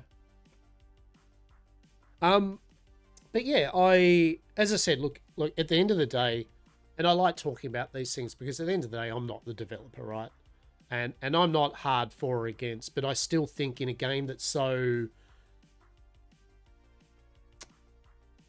seems to be all about kingdoms, trade, economics, gathering, crafting, I just feel it's a bit weird that you have permanent items once you make them. Like once you've kitted out yourself, you will never want another thing other than the higher tier, right? Like, and I mean, that gives progression, but there is a certain point to where you're not going to buy tools. You're not going to buy shit often, right?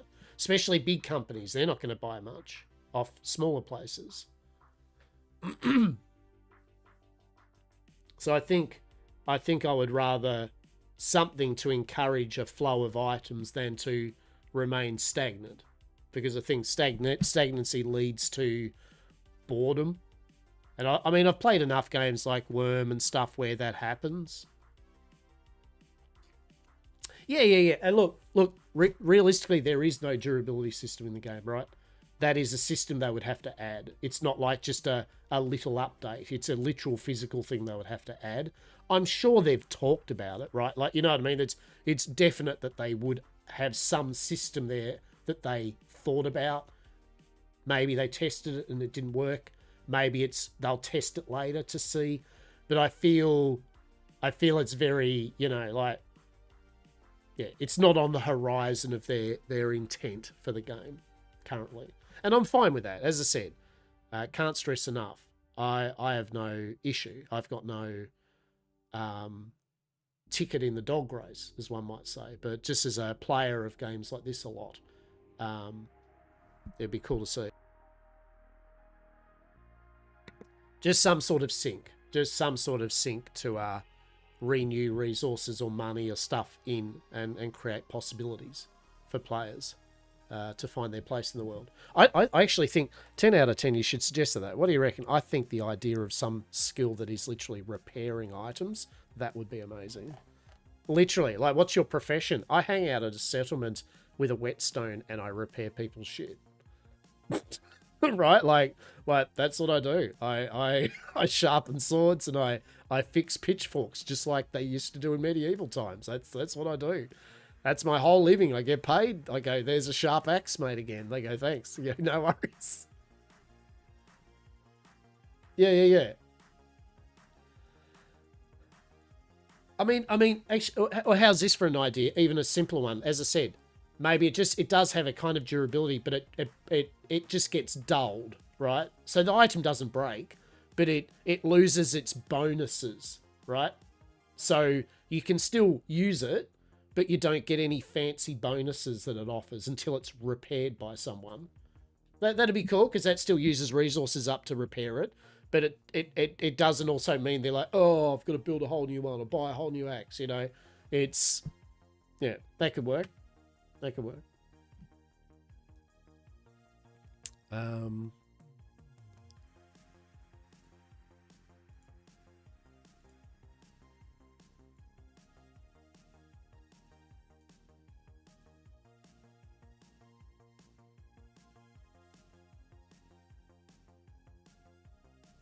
Now if we clean, oh, have we actually cleaned everything up? Amazing. Okay. Okay. Oh, yeah, cool. But yeah, look, I'm happy to see the journey of the game. You know what I mean? Like so far, that is a long-term thing off, right? So far, it's still early access. So far, they've got lots of stuff to do with the game, and 100% safe and legal. How are you, Zetran? The server's really good now, mate. They really have. They said they'd fix a lot of those issues over the last few days, and honestly, I've had no lag spikes. It's been running smooth. I've no memory leak. It is played smooth as shit. Yeah, 100%. Yeah. Yeah. I've not once today went, oh, it's been good times. Good times. I'm going to be streaming this for another 45 minutes or so. So I'll be streaming for another, but I'll be on the game, you know, probably offline or something, non-stream, you know, tonight. So, and tomorrow, here and there. So if you are there, then go for it. The Lazarus, just chucked a follow. I appreciate you. Thank you. Thank you very much and welcome. I hope you had a good morning, afternoon, or evening.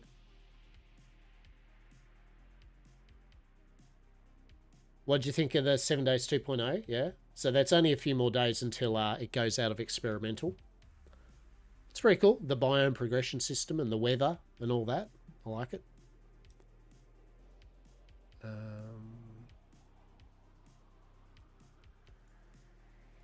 Let's have a look here. So we got our leather. We needed, that's right, we needed leather for our, we're going to make a chisel. That's what you're doing, making a chisel. And then that's the tier 1 upgrade tools all upgraded. The good thing with the chisel is because we need to make a bunch of bricks anyway. Yeah, just trying to think of the order of things. So we need 10, 20, 30, 40. We've got 40 of that for the bricks, which will be the 50 bricks we need. Well, we need the tannin, but we don't, if you know what I mean. I mean, we do, but we don't. We do, but we don't. Yeah. Yeah. You haven't played long enough to experience that? Yeah. Okay. So if it's one of those things that you'll notice things as you play. Obviously, they've added some different things with the skills, like they've made so cooking is now its own separate thing. You don't have to be just into was it strength or intellect or whatever it was for cooking. You can just have it as a separate thing, which I think's good. 1023. So we're not gonna have all of that to use for our book, unfortunately.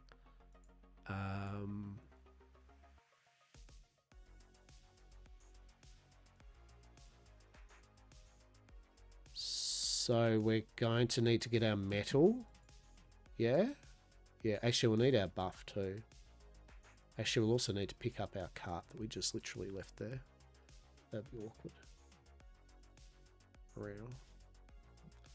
I should probably set down a personal bench, to be dead honest. It's silly that I haven't.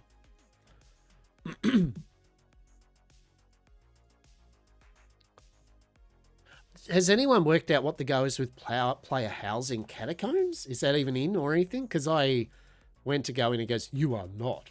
Like, is that like an alpha adopters thing, or is it just... So you establish home. You do not own a personal house. Fine. I thought that would be like... I thought that was a little bit of instance housing that you'd... That's the idea of it, I thought. Was a little instance housing that you could put some chests in or something before you... Basically a way for people that don't want to make a settlement to start with or when you're starting out. But, yeah, I don't have a clue. This is excellent, by the way. Look at this. If someone has a waystone and you've got to visit it and touch it, I believe, first. But once you have, any touch waystone will let you teleport. So you can't carry items though, yeah? Heavy items. I think it's items. It might be just items.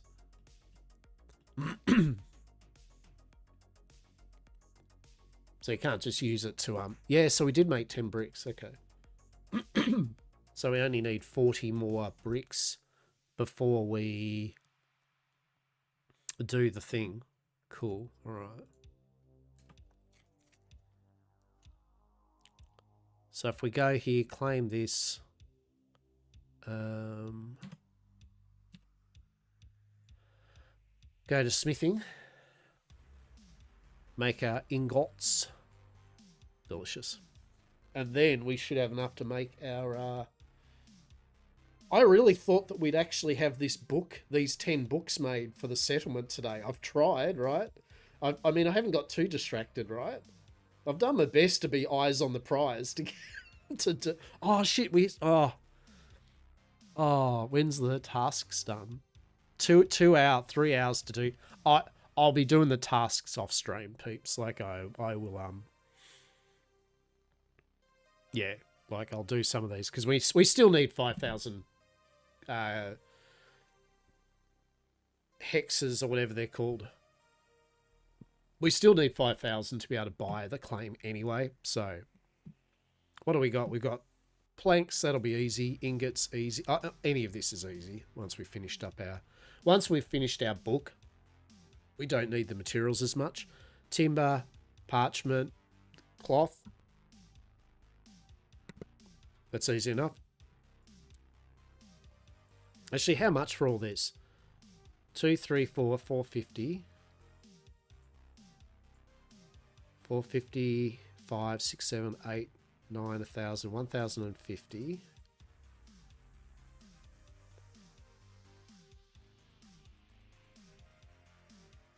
1,100, 1,300, 1,450. We can't do that actually, so 1,300.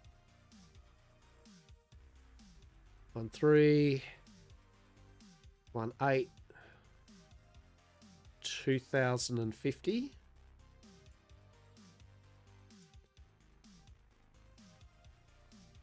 2,001, 2, 2, 2, 2, 4. 2,004. Okay, so we could get 2,400 doing all of these tasks that we can do. Oh, that'll be so close, won't it? No, so then we'll still need to get another 600, 700 coins. So I won't be able to literally get the deed until I do all these in these 3 hours and then the reset and do some more. But by next time that we do play, or stream, I should say, we will have the settlement. I may have placed it by then. I might have got a bit greedy. I might have been like, I want to place it down. You can't wait till next stream. Just place it down. Make Corpia. We may not. I don't know. But we've still got a tiny bit of time. We've still got 40 minutes or something of streaming. So we'll see what we can do between now. But as I said, we cannot physically buy the thing, even if we do make the book. Hopefully I can make the book. That'll come down to the Brock site. So we can go filter craftable. What is it? The chisel, right? Is it chisel? Ah, that's pressing too many accidental keys. Hang on. Chisel? Chisel. Yeah, there we go. Ferrolith chisel. Boom. So that's nice. So that's going to speed up our stonework stuff. So that leaves us an odd number of leather. How disappointing. That's... Okay, so this is our soon to be. So 10, 20, 30, 40. We need 50 leather and we need 50 bricks. We have the material for the basic fire sand already. So that's cool. We can put the metal away. We don't need the metal at the moment. We don't need the bark. All that. Well, we might, but anyway. All right, boom. Equip the chisel. Glorious. Drop the flint chisel. Even better. Okay. All right. What should we do first?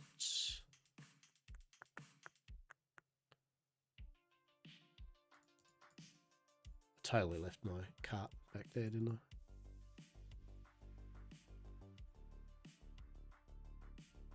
Let's do the bricks first, I think. I think we'll do the bricks first, just because the leather we need to...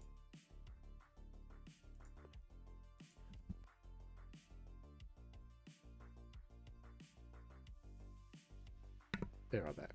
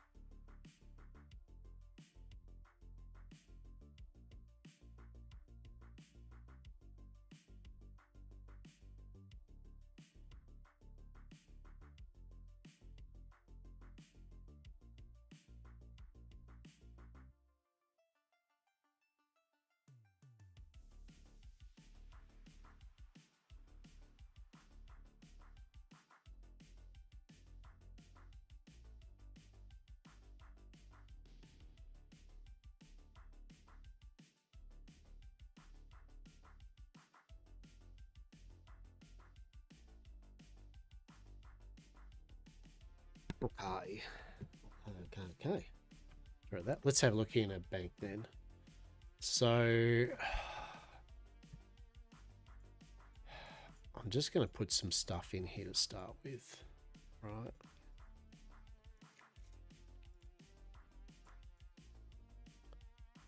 Right.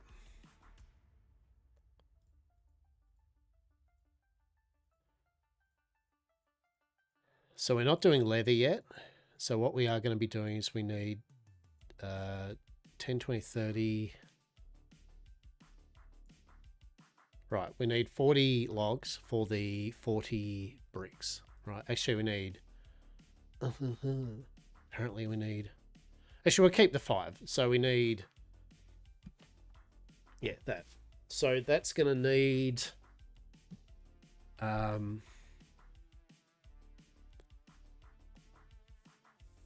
what was it? It was 5, 10. So it's 20... It's 20 mud per thing, right?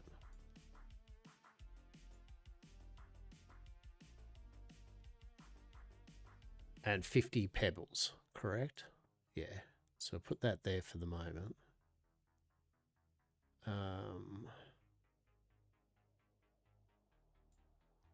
Yeah. Right.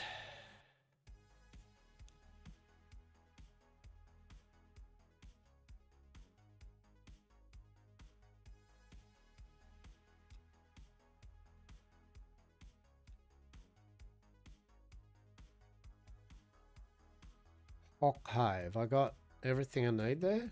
I think. Right, so let's go. Let's do this. So first of all, we're going to want to get some sandstone, which is nowhere near us. That's pretty cool. God damn, this place is a desolate death. Oh, there we go. There's our sandstone of happiness. All right, whatever. Yeah, beautiful. Cool. So we'll equip our gathering stuff. All right. So we've got a couple of things. So pretty much where we're at, as I said, we've got to get the deed. We need 5. We need 10 beginners codexes. A beginners codex is one page is 10 pages. Hang on, how's it?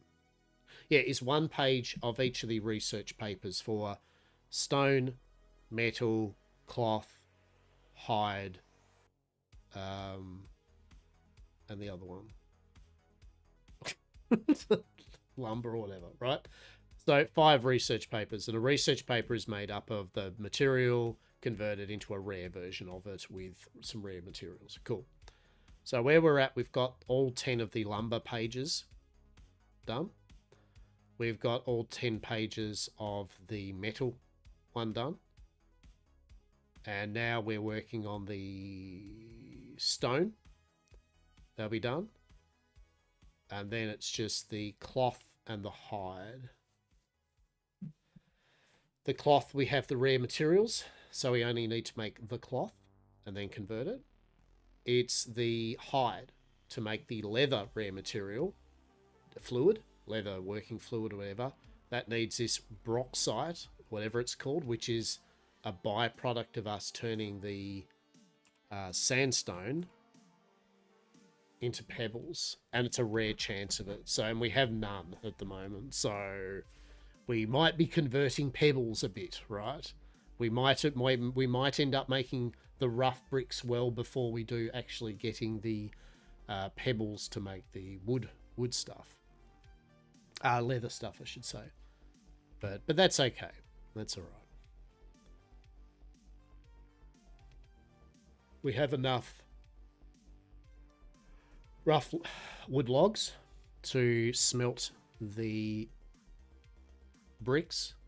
I've put for the hide, we just need more leather from killing animals, and we have got all the tannin that we need for that. But I've put that in the bank at the moment because we're gonna focus on nailing out the bricks first.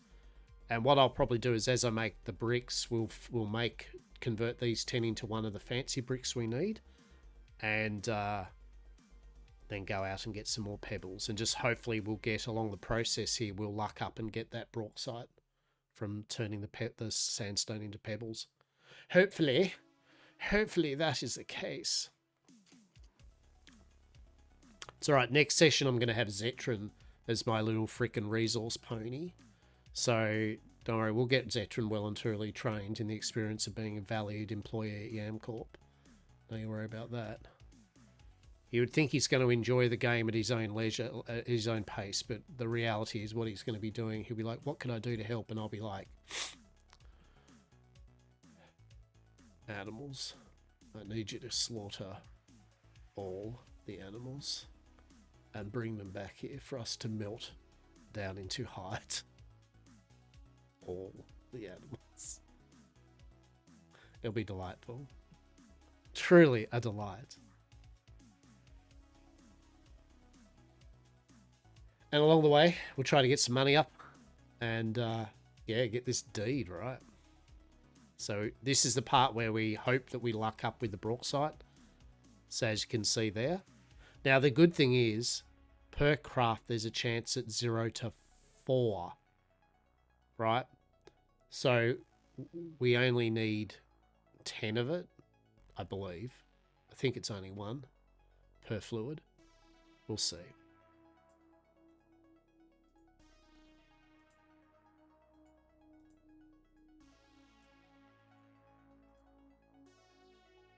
Right, so equip into our gathering, crafting stuff.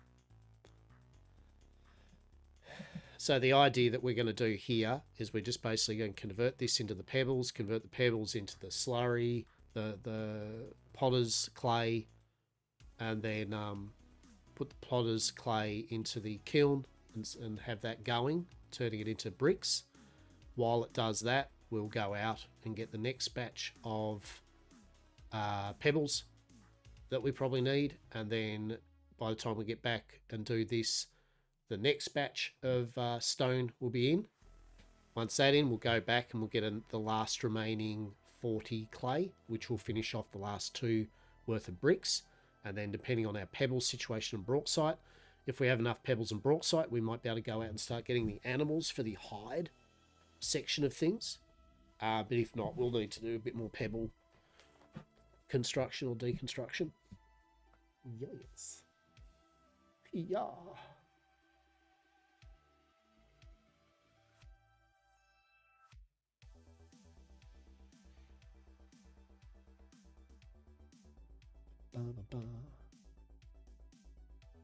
I'll make Cleaver. Good. He does a bit of streaming there. He's just showing me this again, Crosswind, which is a new pirate-themed game coming up soon. Kind of a success to Atlas, but not really, but ish. But is, but kind of not. They've got a free playtest coming up soon, so you can request it on their Steam page. So good on you, Cleaver. Good shit. I will do so. We will have a look at it. We will have a look at it. Here we go. And we didn't get any raw bauxite. See what I mean? So this could be the whole FU situation, is it? We at a bare minimum, we need to do it at least a few times, right? Because we got no bauxite. None. So now, what we do, go over to here. Go over to the masonry station. And then we go into the basic potters mix. Beautiful. Do 20 of that. Cool.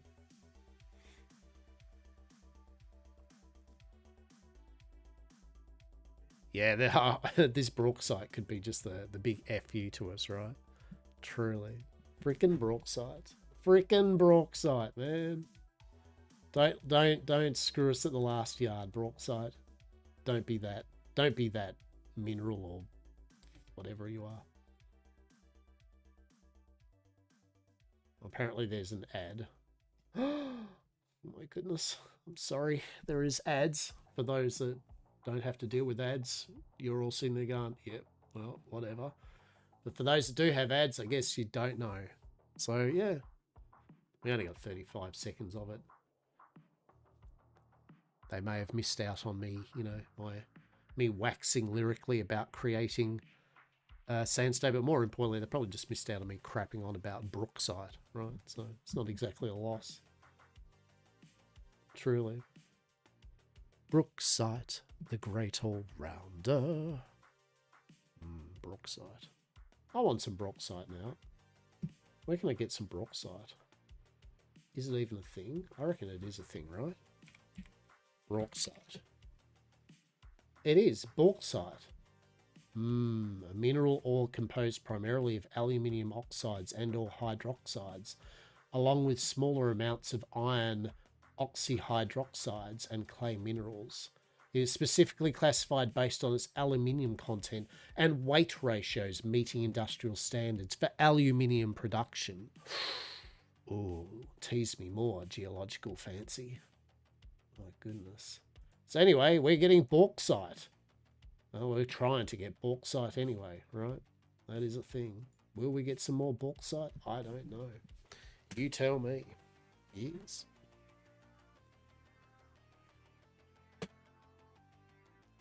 Oh shit, that was funny. One of my Twitch things went onto YouTube. I actually got like a copyright, like, hey, you've got music of ours on your thing.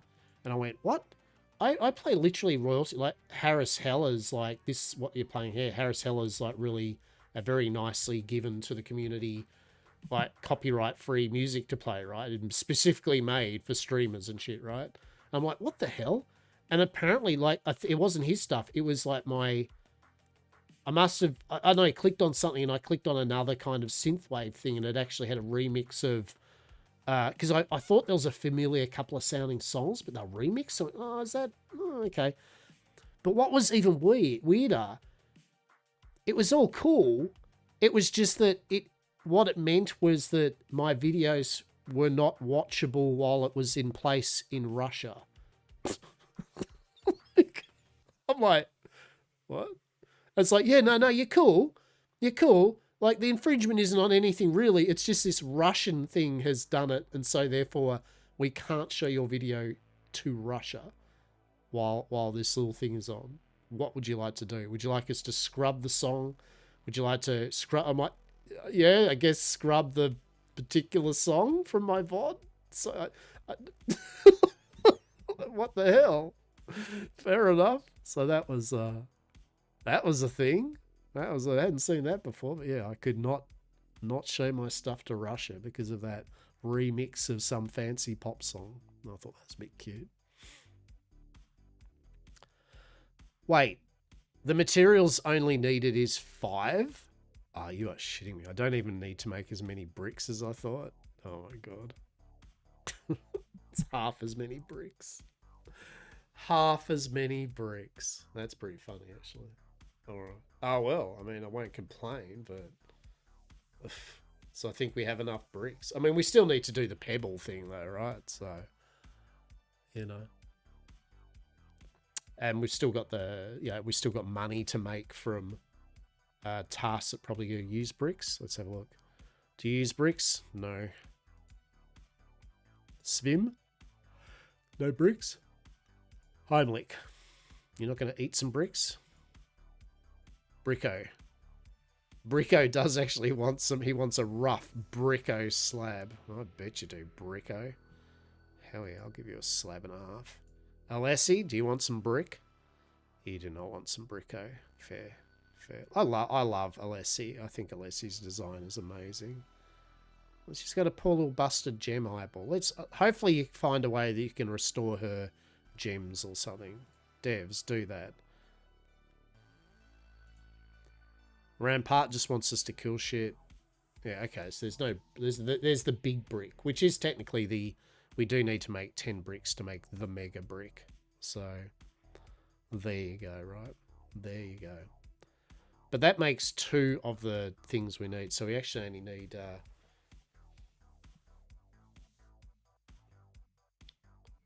Oh no, am I right? Hang on. Wait, what?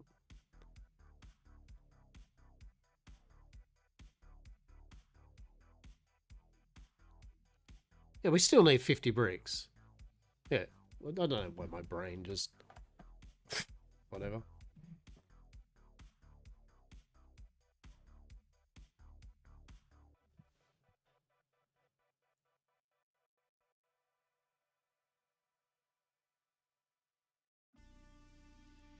Yeah, I'm like, oh, it only needs 5 bricks. Like, yeah, the other things only needed 5 hide. The other thing only needed 5 logs. Like, what?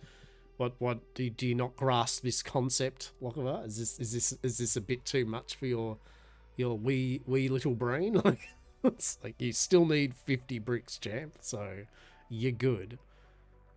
You're making 20 worth here plus that, so there'll be 20 more worth. So it'll be 100, which actually is enough there. We just literally get the mud, and it's all the clay done. But yet again, we need bauxite. We need so much bauxite. Oh.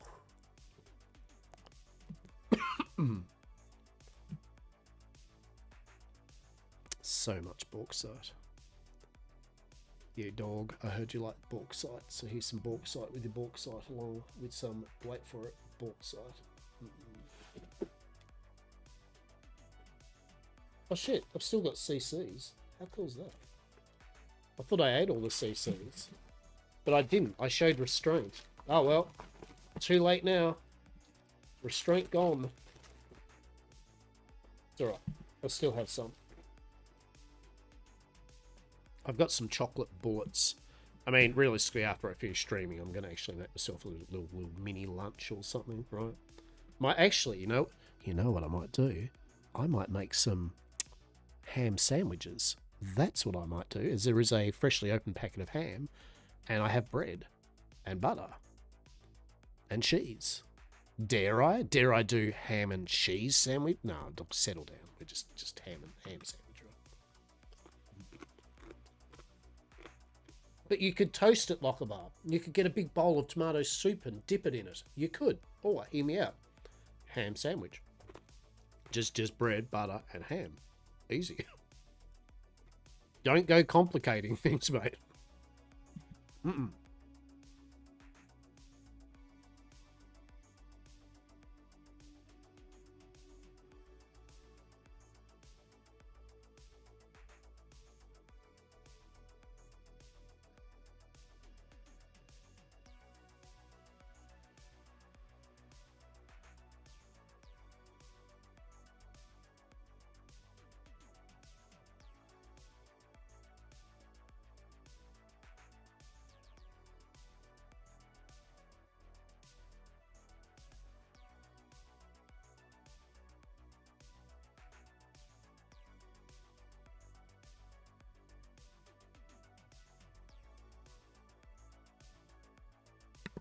What a long winding road this has been just to get our beginner's codex, just to get our settlement deed. I love it.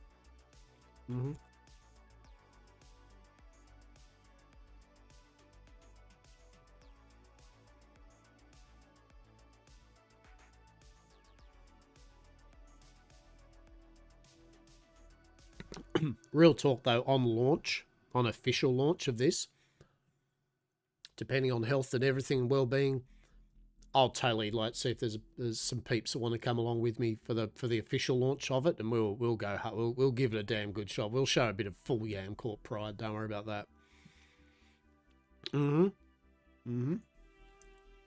We'll do the needful.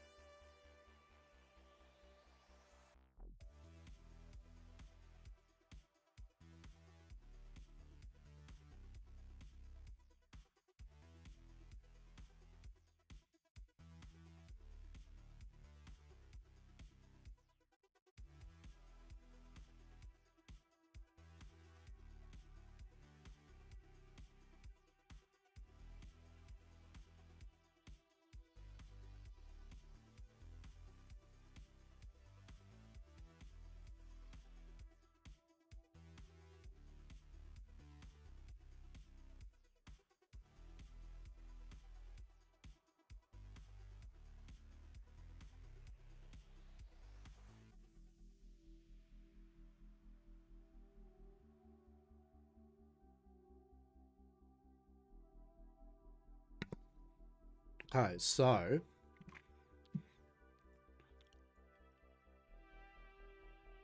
10 being made, 20, 30, that's 2, 4, 6, 8. So we just need 20 mud, don't we?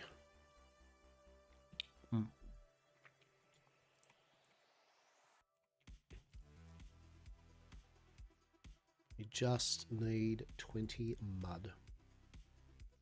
So what we'll do is we will go up and get some more sandstone, right? Yeah.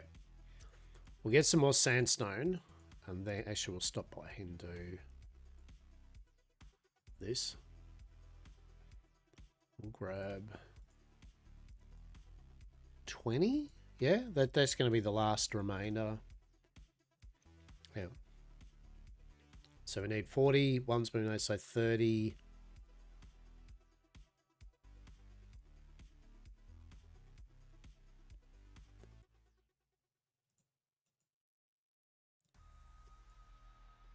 It's going to make 2, 3, the other one's 4. Yeah, that's going to be enough, right?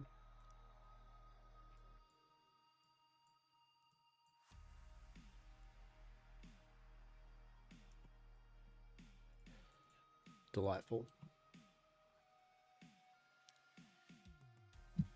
Beautiful.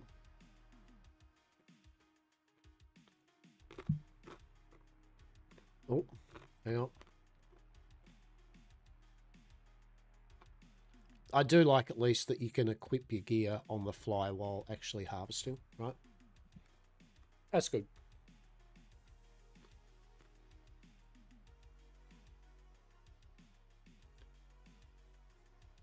Okay, so yeah, I generally thought we would actually have done all the pages. It's like, holy shit. Oh, my goodness. My goodness. What a jaunt, right? What a jaunt. My God.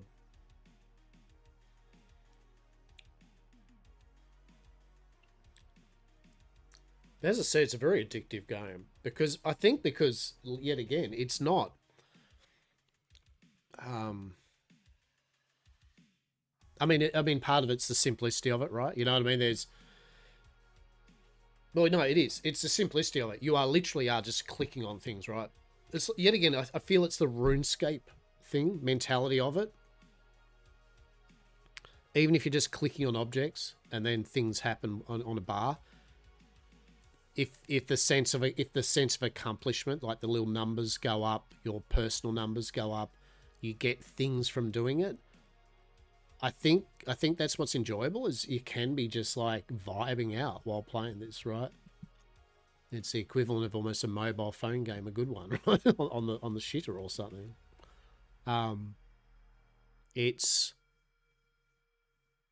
it's a good mix of things, and it's funny too because and I said so total different comparisons, right? So obviously, before I stress this point, it's a bit like how almost Ash's Creation also wants to have a very engaging kind of loop of gathering, crafting, and all that. Yes, mixed in with the PvP, obviously, but being an MMO and killing mobs and that. So really, I mean, Ashes of Creation wants to be more a traditional MMO, right? But also have a robust crafting gathering scene connected in with it, which is good. This doesn't have the at the moment, especially, doesn't have the more combat-y side of it. Yes, you can hunt, kill wolves and stuff, but you know, its focus at the moment isn't combo skills for fighting, right? So its MMO is that massively multiplayer online aspect of more the social and the engagement between the kingdoms and factions and stuff, right? Which Ashes of Creation also has that idea of creating settlements and upgrading towns and that, right? You see what I mean? That's just the similarity, right? You know, in terms of just the vibe of that. But yet, I think what I'm enjoying out of this and say Ashes, and yet again, can't stress enough, this isn't like a ergo Ashes bad, this good, or vice versa. Just how I feel at the moment. I think it's probably for me because Ashes is still a MMO in the stake of like World of Warcraft or anything like that, in that its main focus is that kind of walking around the world and hitting all your different skills and class-based fantasy and that, which respectfully is fine.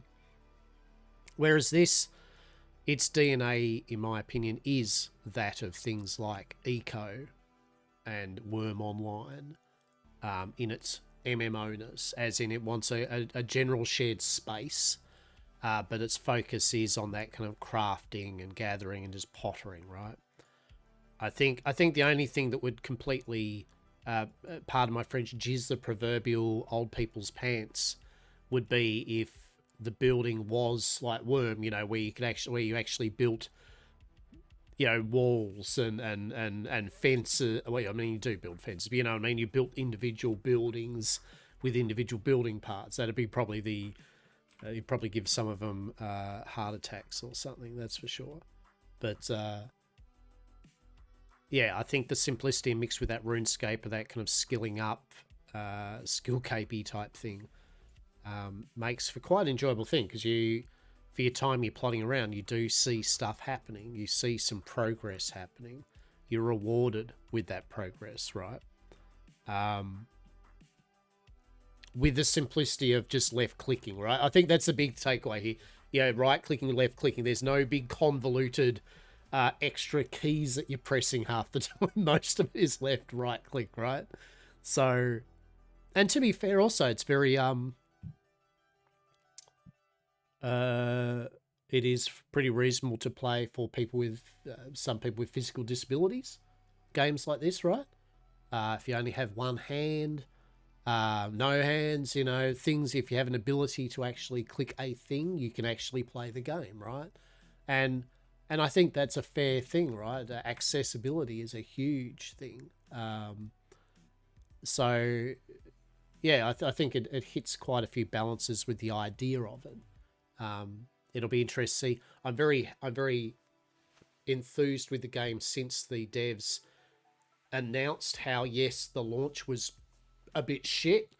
It wasn't what they wanted.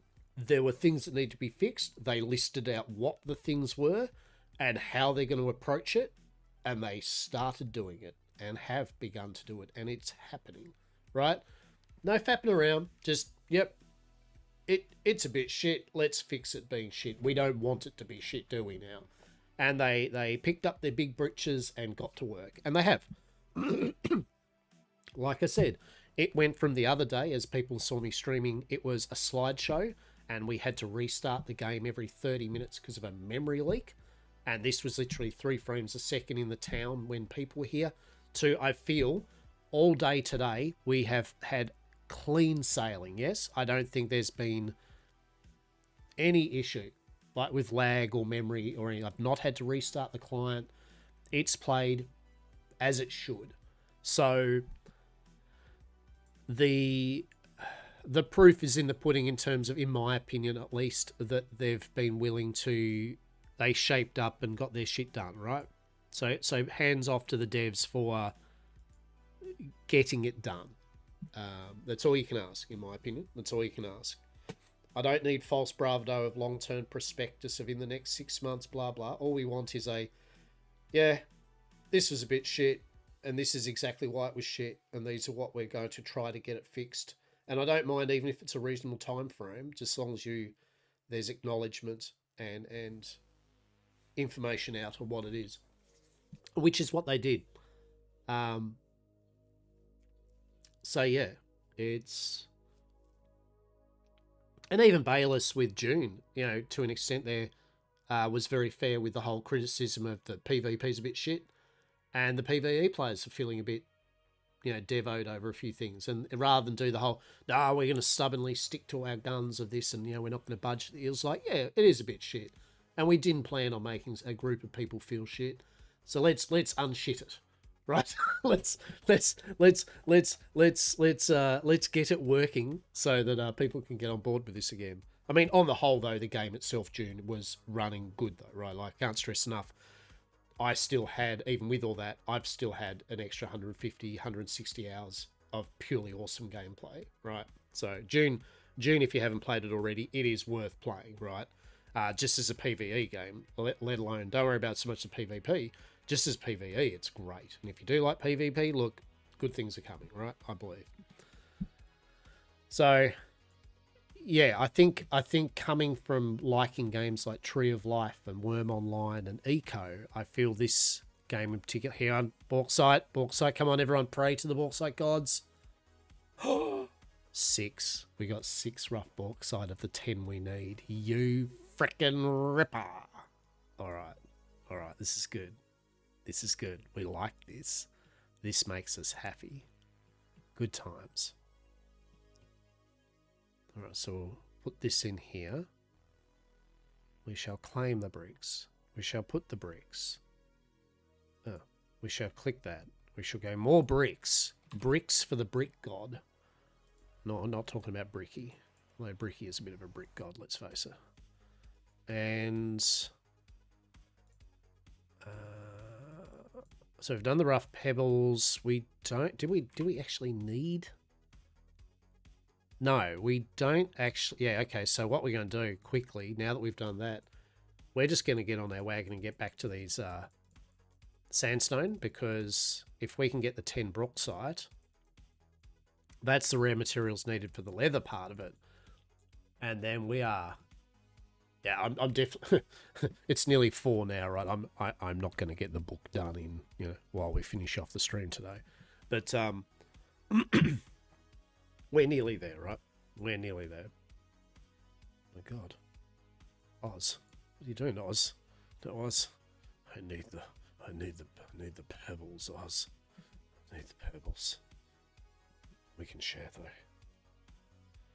though. Oh, stretch. But I hope you've all had a good morning, afternoon, or evening. If not, hope it gets better, as one does. I've definitely enjoyed my stint today with this. We'll see how I feel. I'm semi wrapping up. I'm not wrapping up quite yet, but it's 5-10 minutes or something. Yeah, we'll see how I feel after dinner tonight. I might do a cheeky little 2 or 3 hour nighttime stream. I'm kind of in the mood, right? To be honest, I'm a bit like a dog with a bone now. You know what I mean? Like, those that play this type of game, you know what I'm talking about. Like, we are so close to that grind, that little benchmark that we set ourselves. Like, right? Like, I cannot not do it, right? Like, it's like, come on now, right? We need the book, yeah. I also need to get the money, right? I need to get that money happening. So I'll probably do that off stream, as I said. Glad to have found your stream good commentary and conversation. Been lurking and grinding. I appreciate it. Thank you. I'm glad. It's look, I'm just a glorified Just Chatting channel that just so happens to play video games. Let's face it. And has some cats, which I just have to quickly see if one of them's on the balcony. Hang on. Is that you, Diego? Diego cat? Is that a Diego cat? No? Yes? No? No, Diego? Yes, Diego? Who knows? Alright, whatever. Whatever, Diego. Yeah, as I said, I enjoy just talking about these type, not just this type of game, but you know what I mean. I like showing games off to people. I like engaging with everyone, just about all this fun and games that we all knock around with. So yeah, whenever I find peeps like yourself that sell draft that have come across me and went, what the hell, good value. Oh, thank you for the sub. Didn't have to, but I appreciate it. Thank you very much, mate. Thank you very much. You can now use our 100% safe and legal TM from Yamcorp emotes. Yeah, you can take pride when you go into someone else's chat and go, yes. I don't know. They're just going to go, what the hell? Or they'll go, damn you, Yamcorp. No pesky ads. 100% safe and legal. Love it. Love it. No, yet again, thank you. GG. Welcome to Yamcorp. Yes. This would be the bit where someone more professional and more on the ball would have fancy music playing. There'd be fanfare. Be all sorts of crazy shit happening, right? Instead, you just get an old ass Australian going, cheers, mate. Appreciate it. That's That's your thing. It's like my shout outs for peeps at stream, you know, like they know where it's at. I'll happily shout people out on their stream, but it's just like a casual, like, hey, you should check this person out. Click on their name and go to them, right? Like, it's like, just do it. Just do it. Yeah, no pesky ads though, right? That's the one. But yeah, I usually stream. Well, yeah, pretty much always stream. I stream Mondays, Wednesdays, and Fridays.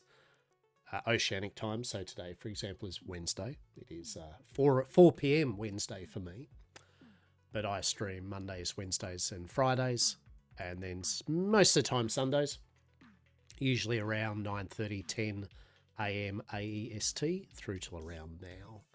Sometimes, if I'm really down on a game or I'm bored at night, I might fire the stream up, but that's usually only reserved for DGen hour people or Oceanics. Yeah. That's my cheeky little Lockabar has gone live. Why? Who knows? He's probably just bored. Just turn the stream on. Beautiful. But yeah, appreciate you. Excellent. All right. Let's have a look here. Let's have a look here. So, should we should share a bit of Bitcraft love, right? We got a few of you here hanging out and just lurking and vibing. Is there any peeps Bitcraftian people that I haven't really been, you know, big part on the Bitcraft community or anything. I'm very new to it, so is there some cash lower numbered person that people are just vibing that we know of?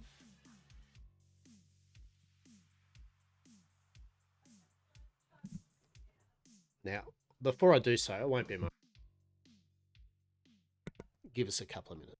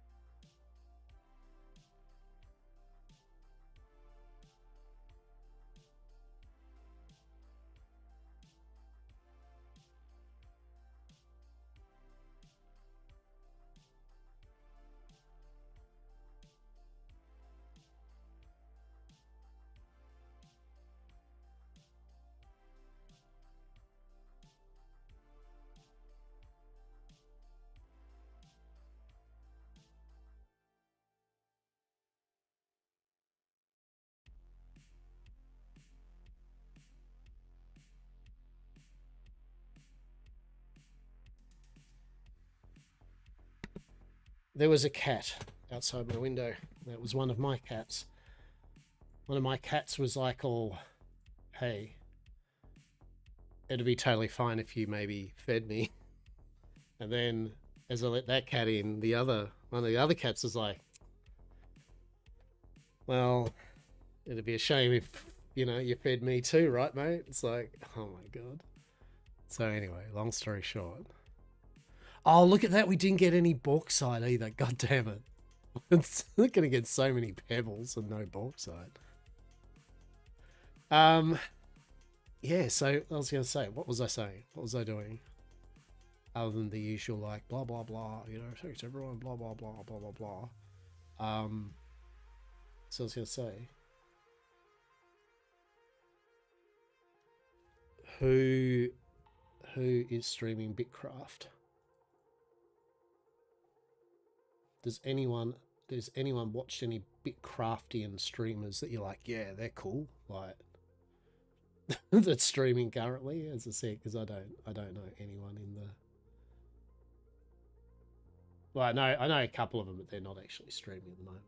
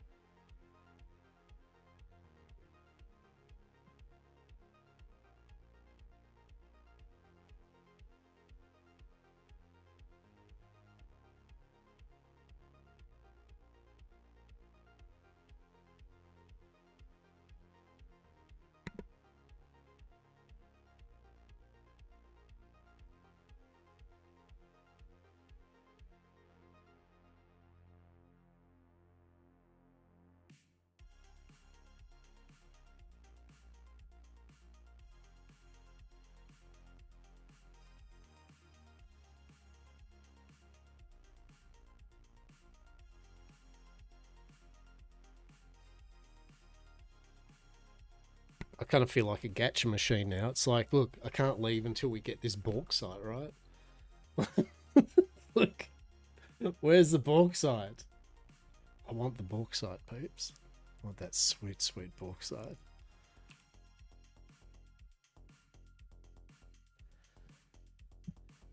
Because once we get that, that is all the rare materials for everything rest for the deed. It's then just basically harvesting up the rest of the hide and cloth.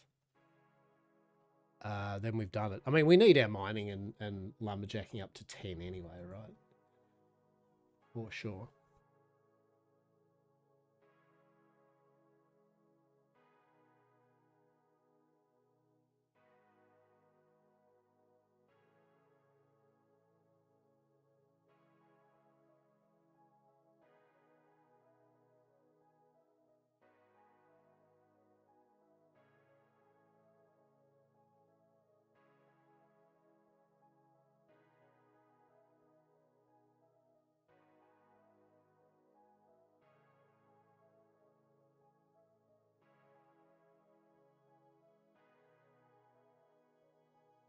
An idea on where to settle. I mean,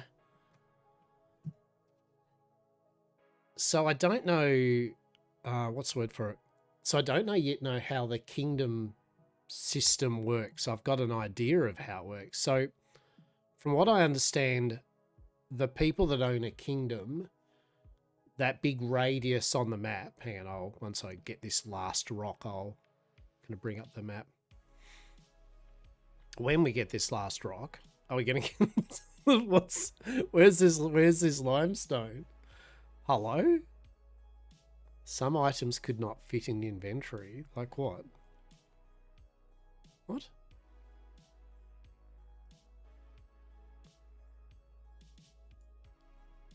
Who knows? Yeah, so I don't know how this works, right? So as I said, I noticed there's settlements, correct? That's how you get the settlement claims. And then I guess you expand them if you have enough oomph behind you. you make a kingdom, which is where you get the Gerudian kingdom, right? And there's a capital of the Gerudian kingdom. Now they've got all this area, but from what I understand, I said I could be wrong here, but that doesn't mean that you can't make a settlement in their kingdom, I think. So you can still place your area, you can place your own private personal settlement in someone else's kingdom. You just can't place it obviously in someone's like tile of their, I guess, settlement claim. I could be wrong here though. I don't know. I don't know how it works. I hope that's how it works, because otherwise, bit by bit, all of these land is getting taken up by very large kingdoms. So, you know what I mean? Like, I don't know how it works. If it's a case that you can build in other... Where is the Holy Yamcorp Empire? Well, that's what we're trying to work out. I'm trying to work out if you can build in someone's kingdom your own settlement. Obviously, I don't think you could then turn that settlement into a kingdom within a kingdom. But I know this sounds convoluted, but that's my point. I hope that they kind of write up on their website exactly how this system works, because it... I don't have a clue. So at the moment, it's a case of... Be like the Vatican. No, but see, that's... But honestly, I don't know. I honestly, yeah, jokes aside, I don't know how it works. So I know I would like to do a coastal. I mean, a lot of people like coastal, right? But I would like it to be coastal. It fits in with Yamcorp, Yam Shack and all that. The other consideration is how much oomph do you want to be near resources, right? Obviously, if you're going to be just between a place where your kingdom is between tier 1 and tier 2 resources, sure. Tier 1 or tier 2 resources, then, you know, you're going to have to travel or trade for tier 3, 4, 5. But if you then try to set up your base near tier 3, tier 4 stuff, you're going to still have to go get through the tier 1, 2 stuff, right? So originally I was thinking, you know, just somewhere close to the starting kind of area like here. Yeah. Also, I was thinking maybe here, like somewhere down here or something. That might be a bit fun. That gives us a bit of a shipping way down this way. I know Cletus and crew are over in Tavernhold. I believe that's where Cletus and all them are. But that's... Jesus Christ. See, it's already getting like, what's even going on, right? Like, what's Purgatory, the Empire of Nordgard, 2 of them? How does that work even? I mean, I don't know. You tell me, right? Free city of Floathaven. I love it.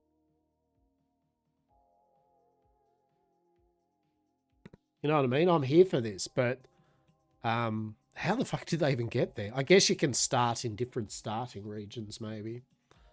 But you can teleport, but I don't think you can teleport with items. So it leaves us in a quandary. Do we just kind of plonk down the nearest... Oh, God, I can't even find where we are now. You know, do we just plonk down where the nearest we are? Which I think a lot of these places did. They just went, oh, I can't be bothered traveling anywhere. This is where we are. I know this area is tier 2, which we're going to be using. But then obviously once you've hit tier 2, you're going to have to go to places for tier 3, right? Which is going to be in the same boat for people. I feel this is kind of tier 3 area, maybe. Maybe that's why people are over this way. It goes tier 1, tier 2, probably into tier 3.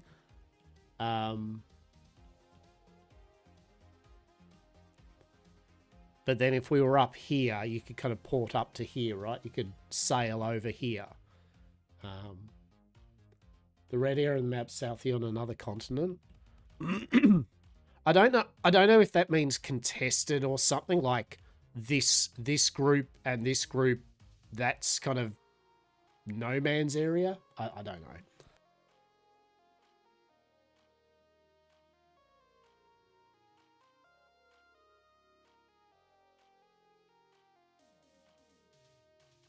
And just like that, Seldrith brought up exactly what it means. Contested. So yeah. Now, I believe, yet again, this is all just, I believe, from bits and pieces I've seen. The idea is that you can contest other people's nations by supplying them better, right? So if one nation gets this nation, if this nation starts like feeding them more supplies than they are, they actually start to take over. A bit like Civilization, how you win through a cash victory, like, oh, it'd be a shame if you joined us. We don't want to fight. Just embrace our culture. Look at our culture. Isn't it pretty cool? We've got grapes and shit and dances, I don't know, and drugs, like, right? I think that's what it is. Yeah, I feel that's what it might be or what they're going for. Yeah, right. Like, yet again, there's no real information on it. So, I'm only speculating based on maps and colours and words. So, sure, let's go with that. So I'm thinking, look, real talk, I'm not building a mega nation. It's me. For this first run through, I'm just playing it. If anyone joins up on the server and wants to help out Yamcorpia, that's great. Love it. 10 out of 10, do so. You know, on the server, I'll be promoting it. Come to Yamcorpia. But the point is, I'm not trying for a big kingdom of one person, right? So we don't need much. I just want to test the systems out. I want to see what happens when you put a claim down. I want to see how you upgrade that claim.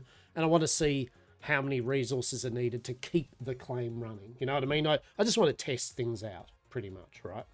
No Yamcorp. I mean, there will be.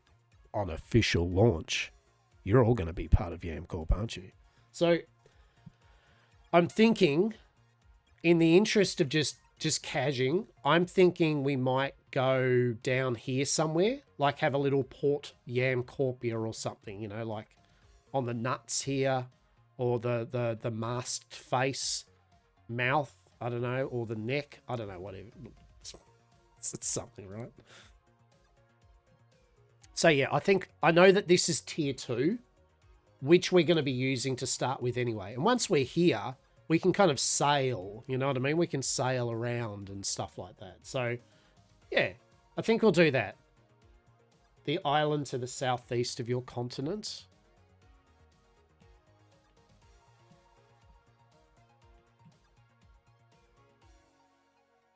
Which island? Oh, this one that's taken over. Yes, that would be cool, but it's somewhat... Oh, yeah, I mean, that's literally just like that, you mean?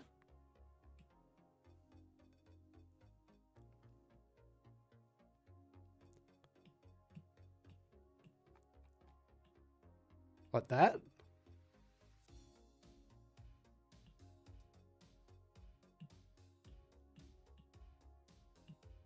That?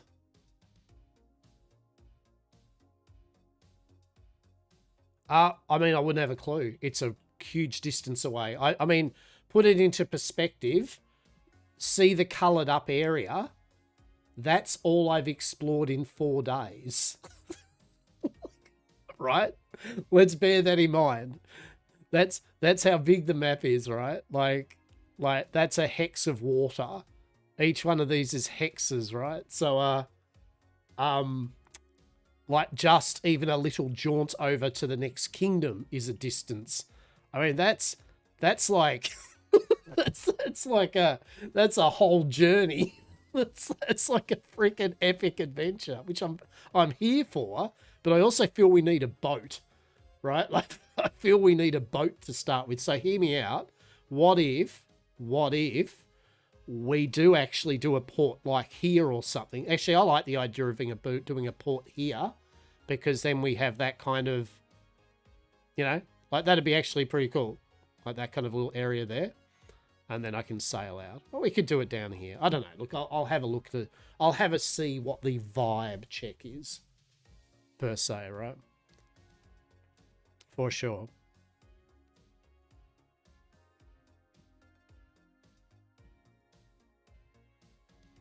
For sure. All right. Where the hell are we even? Hang on. Hang on. Hang on. This is the place. Where's the...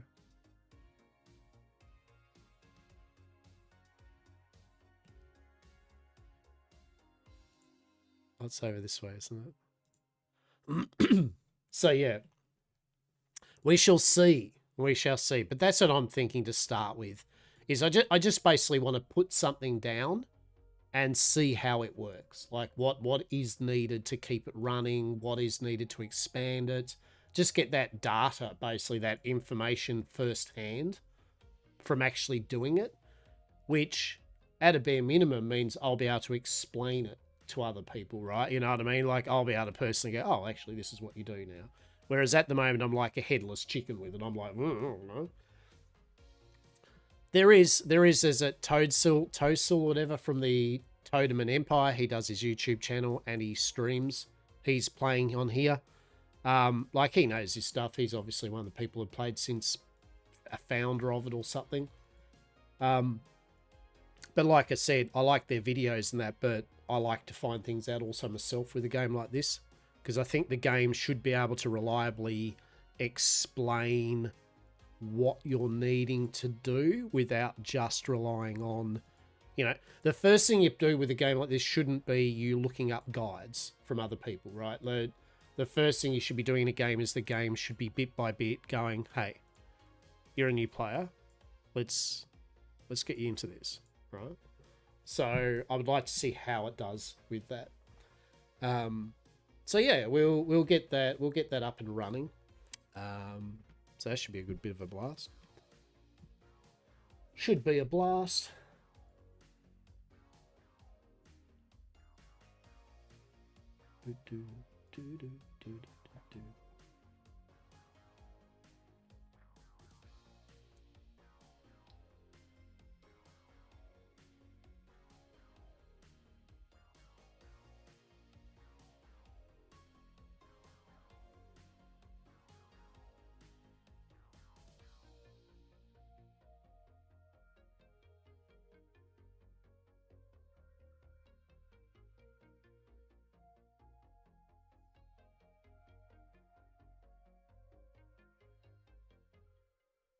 Go Exodus, right? Go Exodus. Hell yeah. Hell yeah. It's a bloody addictive game though, right? Peeps, truly. Like I'm like it's, for such simplicity, I want to just do a bit more, right? You know what I mean? Like I'm just like, I mean, I should stop here, but I mean, we need the bauxite, right? Like, I mean, we need the bauxite, right? Did we not get any bauxite from that one either? Sweet God! Oh my God! And our sandstone's been broken too. Oh shit! Oh no! Where do we get sandstone now? What do we do now? Our big old faithful sandstone block has been destroyed. Oh, this is some bullshit. Do we have to go on a journey to get sandstone? What is this rubbish? I've been so... Wait, does it respawn? Tell us it's respawned. Oh my goodness. I feel alone in the world now. What do we... Where's that? Oh, wait. You know what we could do? Hear me out. What if we pressed C? What if we then looked up under resources, sandstone? Oh, actually, that's just sand pile. Limestone, isn't it? It's limestone. Limestone. And what if we clicked on it, hit track, right? And then we went, oh, okay, there's some. What a twist. What a twist. I love that feature. It is amazing. It is good. But by goodness, we've really had to... Oh, we've had to go a fair way out. My lord. Oh, look at all those stone chunks just sitting there that have been... He's mined them up and then just left them there. Oh, part of me... Look, honestly, part of me is like, I would just pick them up, but... Sergeant Wiki, I understand what you mean. Tried to refund it twice. Because this game is going to destroy my rear eye. They kept cancelling the refund now and past 2 hours. Mate, you're done. You're done, right? Welcome to the club, right? Like, I hope you enjoy clicking on rocks and trees and watching that progress bar go up. It's good value. Bonus points if you've played Eco or Worm Online or RuneScape even and enjoy that type of progression. Truly. It is good fun. It is really good fun. I'm cautiously optimistic, truly, about it. RuneScape was my first drug, so now he's your second base of drug, right? Brainless gaming and watching streams, love it, right? Exactly. Hey, cheers for follow, appreciate you. I've said before, right, the best thing about the game truly is just how it is a second monitor game. Like, I use the RuneScape analogy, but it truly is that. You can just do things while literally not really paying much attention. There's no threat. There's no like, oh God. I mean, okay, if you run through the tier 2, 3 areas, yeah, there are like wolves and stuff, right? So yeah, you maybe have to keep an eye on that. But outside of that, the general loop, nah. It's just, if anything, it's just time management and inventory management. That's the real end game here, is time management. Like, so I want to do this. How many hours before I need to go to sleep? And can I get away with an extra hour of not sleep, right? For sure. So yeah, I've really enjoyed it. And as I said, I enjoy games like Worm Online. Yep, right? Yeah, I enjoy games like Worm Online and Eco. Love Eco. Eco's just amazing. Like, same thing with Eco, right? I love nothing more in that game than digging a hole in Eco, right? Like, becoming a miner. If you've got a mate that does food, can give you food, and you just dig a hole. You just mine out giant caverns, right? You know what I'm saying, right? Or building a road, right? The simple thing of going, guess we're just gonna have to build a super highway through this way. It's gonna take a few days and a bit of food and lots of chutzpah. Let's go. I never tried Eco. Sounds fun, mate. Eco, in my opinion, was the best. It was a game for passive aggressives. Right, it has so many cool systems, and it has so much for a game that there's no air quote violence against each other. The true violence is in the passive aggression that you do in that game. It's truly the best. Never could get into RuneScape, tried it, but it just didn't catch me. Yeah, look, I never actually played RuneScape up until recently. True story. I tried both old school and RuneScape 3, right? I actually enjoyed RuneScape. I enjoyed them both, but don't crucify me. I actually enjoyed RuneScape 3 more, probably just because of the art style, and I liked it. I played an Iron Man account, so, I couldn't use pay to win or anything like that. But I got it. You know what I mean? I understood why young me back in the day might have, if I had have got into RuneScape, I would have probably loved the buggery out of it, right? But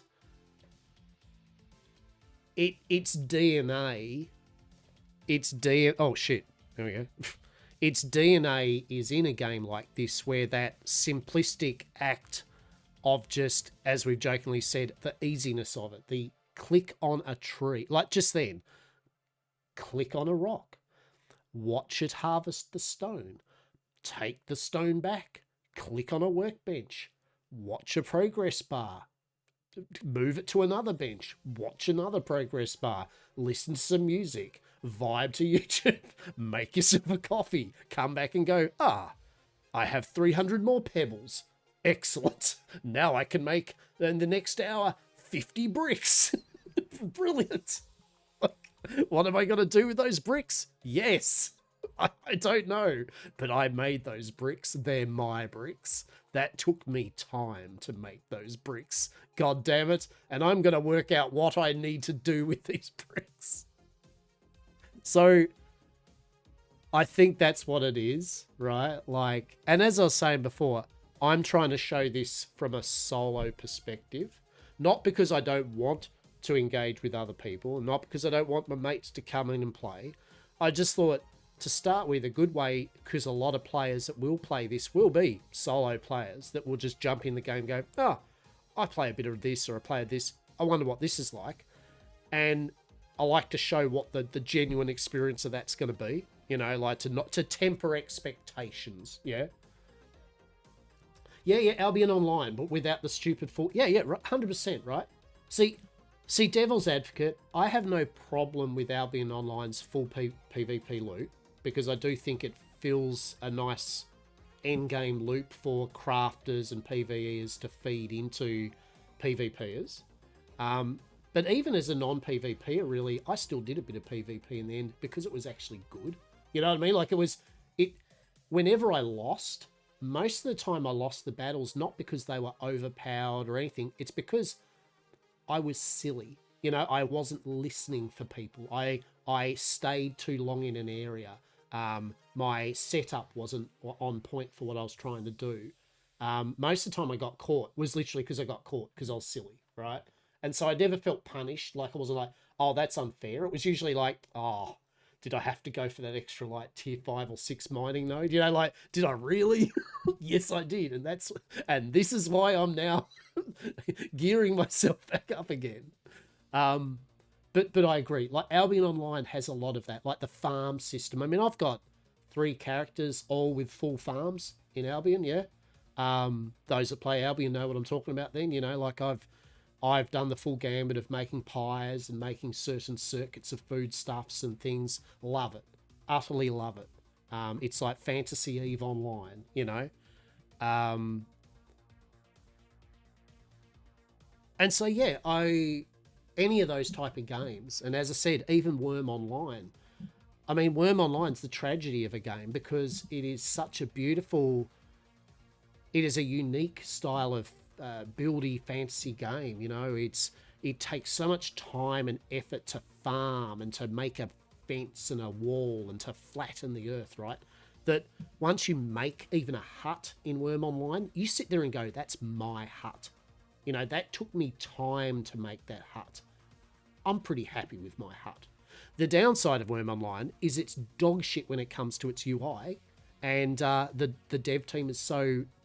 There's basically, they're pretty much gaffer tape and prayers that there's probably never going to be any big full reimagining of it or bringing it to the modern era or anything. So it's one of those things of, it's a beautiful tragedy of a game, in my opinion. It has charms. To my real grinder craft, I had to with a high hearth rate to go to the black zone. Yeah, look, fair.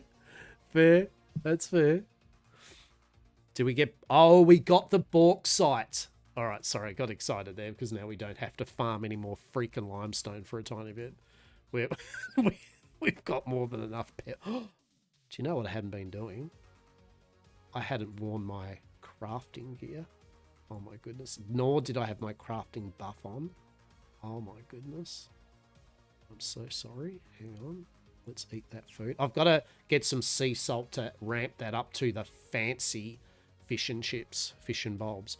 Fish and bulbs, if anyone asks too. Fish and bulbs, that is the really good. It gives you crafting speed and gathering speed.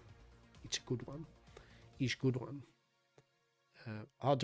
Let's just do it, bugger it.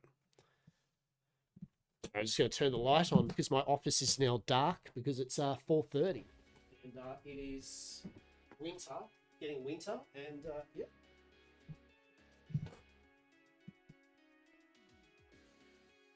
All right.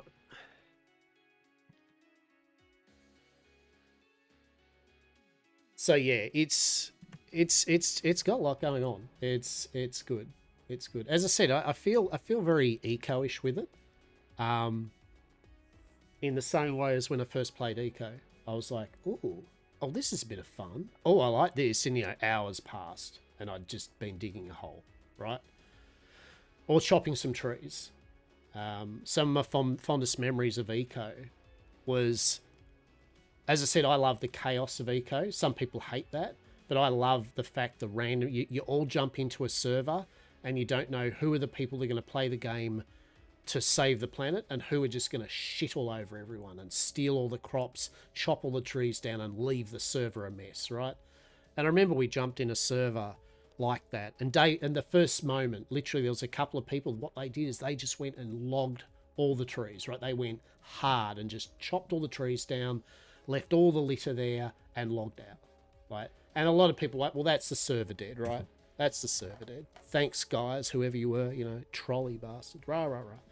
And like I said, the game has checks and balances for trolls, because it literally if you don't do anything about it, the trolls will win. If you do something about it, you can win against the trolls. The game has systems in place to be able to fight the trolls.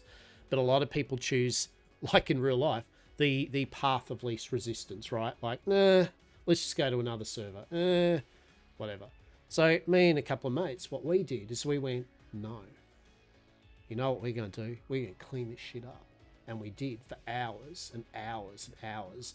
We got food. We spent our real time, and we bit by bit cleaned up all the trees. We started making putting down all the cargo space areas, can't remember what they're called, you know, sort of the warehouse things, putting logs in there and having them free access for people to use, just to come along and pick up your logs. We cleaned up all the debris, reducing the pollution, and got seeds, which we started planting on our own property to keep private tree farms, to get some trees back in circulation. Sure enough, after that full evening session, hours and hours and hours, we'd cleaned all the damage the trolls had done, right?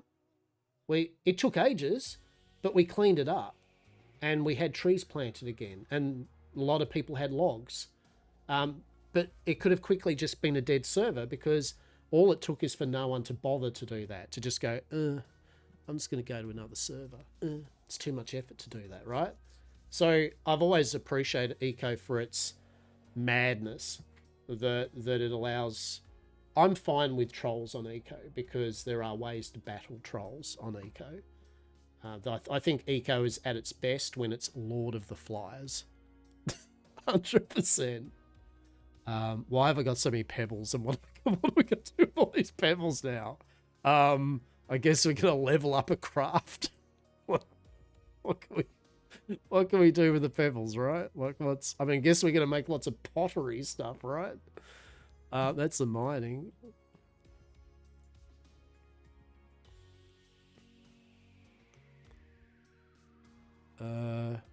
Yeah, sure. All right. Let's make some more. I'm gonna need to get some more mud. So yeah, I mean, my main point here is that, yeah, games like Worm and Eco and that, and this now, right? I just intrinsically know that I'm having fun by the fact that hours, as you were mentioning before, hours have passed by. It was good. It was good. Yeah, all good, mate. Work away. But yeah, hours pass by, and you're still playing. That's the sign of a good game. When you look up and go, what time is it? That's the sign of a good game, for sure. For sure. My goodness, we're making so many things out of pebbles. We've done good. So, I mean, what have we got here? So we've got 10, 20, so that's 2, 4.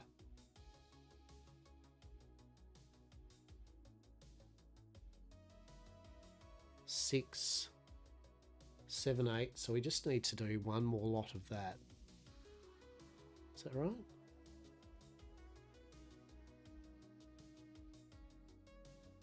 Yeah. Yeah. So we'll make the rest of the pottery stuff here. Then that goes in the ancient kiln. That'll be another 10 bricks. There'll be 2, 4, 6. So yeah, okay, so we'll need to do 2 lots. Yeah, which is exactly what I've made. All right. So we grab this stuff first. Yeah, cool. Cool. And then that's the stone done. So we've done metal, we've done stone, we've done lumber research papers. Then it's just literally the cloth and the hide. Yeah, we've got the rare materials for it. So that's the kind of technically the air quote hard part done. So it's just literally gathering. So it's just a couple of runs at slaughtering some birdos and butchering them into hide. Yeah, we've got all the tannin and everything needed to do that. So that's nothing. And then the cloth, same thing. It's just a matter of going out, getting tree roots and converting them into rough fiber, converting that into rough thread, and then converting that, looming that into rough strips, and then converting that into cloth. It's an easy 3-step program. You just do this, into this, over to this, into this, over to this. Voila, one strip of cloth. Excellent. Glorious day. So we've done that. Excellent. So now we got to... Wait, hang on, no. And now we do, now we do that. I love it. I saw it. So I just love the loot. It's great. We just made some pottery stuff then, and now we're going to make 20 bricks. This sparks joy like Worm Online when I was streaming it did. Like we'd sit there in the evenings. I'd be streaming Worm, and it'd just be like the weaving thread stream, right? It'd just be like we'd be on the spinning wheel and we'd just be spinning yarn. That's or I'd be digging earth and leveling off areas and moving dirt that I've been digging into my wagon cart, moving the cart of dirt to another area, dumping it over into the ocean, filling the ocean up with dirt, and then going back. Days and weeks went by of leveling off ledges of our islands. Nothing but, if you've ever seen my roleplay, GTA Strawberry Fields roleplay, you'd have been excited about my hot Worm Online digging action. It was riveting, truly. It's like me just rambling about shit while spading into that soil and now and then going, that needs another 0.4 off the edge of that corner. Okay, now if I move up onto this corner, then we can level it down to a 0.6. Okay, let's go. Those that play Worm Online know, right? You know the wonders. Or, to be fair, any Life is Feudal players too. You would know the joy of looking at a square of land and going, gonna have to course correct that tiny little bit of edge over there to make it flat. Beautiful days. Beautiful day. I love it. So yeah, I'm ironically more engaged in a game that doesn't actually have as much action when it comes to gathering and crafting, because I just get time to, I guess, you get time to appreciate things, I suppose. You get time to think about what you might be doing next, right? You know what? And as a solo player on this, it works still great. But if you do hang out with some other people, whether it's friends or whether you go to a settlement and start meeting people and doing stuff, it also just exponentially gets even more engaging, right? Because now you're helping a nation grow, or now you're working out some trades with settlements, you know, like you've got a plan to make some money or to get some new tool upgrades, right? There's a lot of what I call emergent gameplay that comes from things like this. And if you've got that time to think about that, which you do, because you are just really a lot of the time here clicking on a bench and going, that thing, make a bunch of it, and then watching that little progress bar go, then you've got more time to think about what else you're going to get up to in your session, right?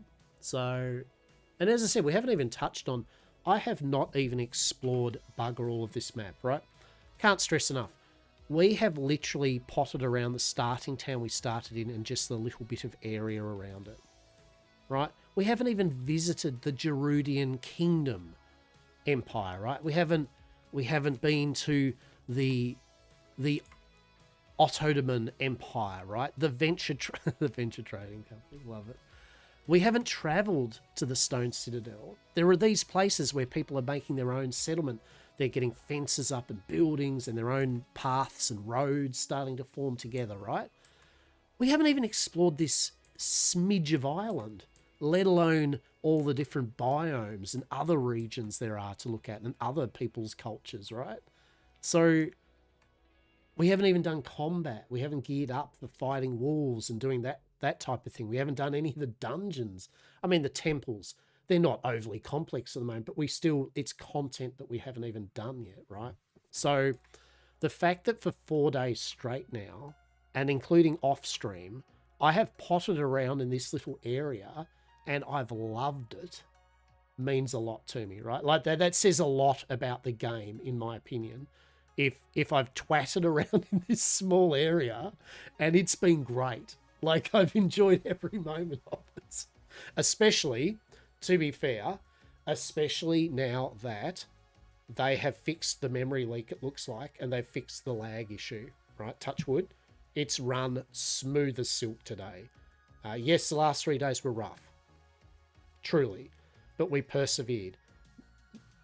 I persevered because, I mean, that's another point, right? I persevered when I was literally getting 5 frames a second and had to reset the game every 40 minutes due to a memory leak. But I didn't refund it. And I didn't stop playing. I kept giving it some more go because it was still fun, even though it was running like dog water. So the fact it's running as intended, right? It's been a pure joy to fully play all day, and it's just worked. Todd Howard, look, just like all of your Bethesda games, it just works, right? It's 16 times the detail, for sure, 100%. So I've been really up, and I know I'm waxing lyrically about this, but I think I'll always you've always got to give fair credit and fair due to games that generally elicit that response within you, right? Like, we got to support these games that do this. Now, obviously, I don't know long term, and yet again, this is early access. It's literally just in early access. It's got a road to travel, but if they keep going with the bones they've got here, if they put on the flesh suit, and it works, I'm here for it, right? Like, I look forward. I'm intrigued to see where they go with the whole Empire thing and all that. I think they could do a lot with it, right? And I would guess that some of them enjoy eco. I would expect that some of the DNA of eco has meandered its way into this project. Not saying obviously that this is an eco ripoff, but you know what I mean? It's definitely got some eco DNA in some of the systems. And so it should, because some of the ecosystems are excellent for a game like this.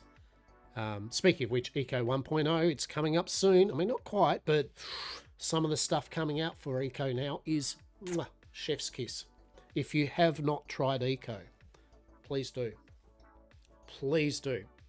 Maybe we'll do a bit of a cheeky Eco stream at some point soon, right? We'll show a bit of the Eco off. For sure. Where are we at? Oh, the only thing that does bugbear me though is that whenever I come out of the map, I instinctively left click to get out of the map or something, and then it just moves your character. So sometimes I'll be halfway from a workbench. That's more a me problem, but it is something that happens. All right, so we made the bricks. We now need to... Yeah, so we've got 20 more bricks will be done. So that'll be 20, 30, 40. Yeah, that'll be enough, right? Yeah. So we don't need any more lumber, is what I'm getting at.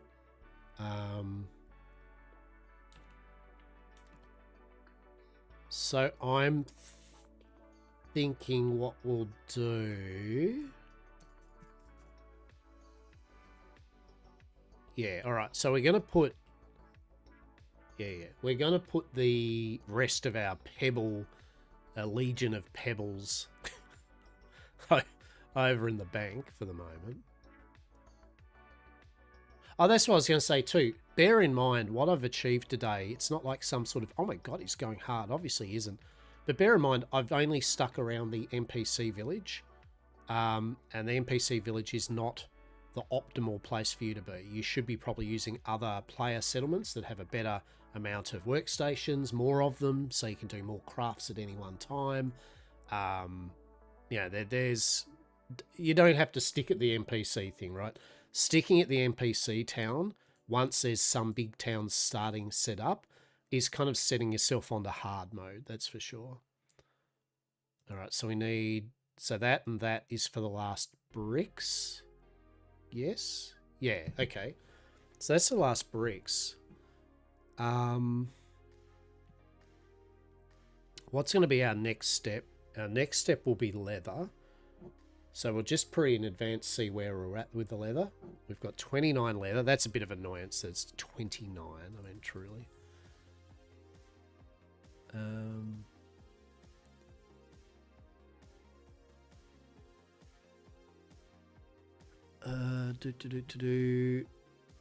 So we need 50, correct? Yeah, we need 50.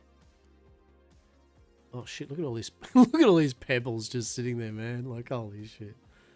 Shut the cart so that way I'll instantly go into our bank. Very cool. Alright, be back one.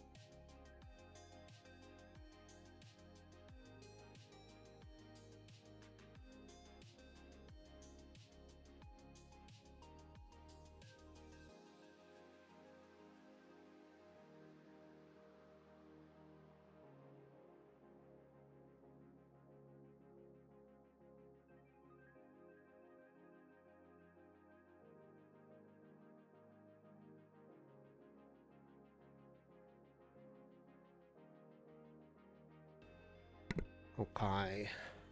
Hello. Right, I just got some sausages defrosting. It is getting to dinner time soon. We've gone a bit over what we normally stream. That's okay. It's all good. As I was saying before, it's an enjoyable game. It's very easy. You know what the cool thing about the game is? The fact it's also one of those games I can play and discuss and showcase off what I've learnt about the game, right? I can also... I mean, I can multitask anyway with games, but it's very easy to just talk while playing this game, right? Because you're not like constantly going, It's just like, yeah, she's cool. So, what do we have? We had so they've got to be converted down into that. Cool, cool, cool. And then that's for the cloth. Okay. So we'll get... What do we get, peeps? What do we get? Think. For the next stage, we're going to end up needing rough wisp weave filament. Okay. We're going to need filament and... Oh, what else?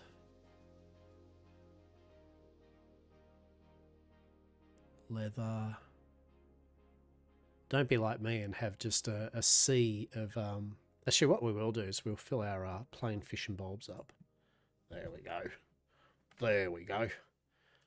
That's for the cloth. That's for the leather. Oh, that's actually a good point. Hang on. See... Is it leather? Oh, that's rather, sure. Leather. Basic leather treatment. That's it. So this is the rare, the kind of material stuff we need. So it's going to use a bucket of water, a glass vial. So we'll grab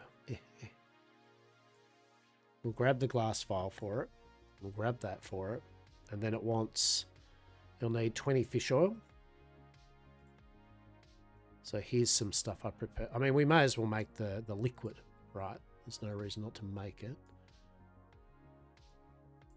Put that up there. And what else was it? Water. Just literally, 10 water? Can you see the water? Oh, did I make it all into piss water? No. Oh, no. All right. Hang on, hold. Oh, I think we did actually.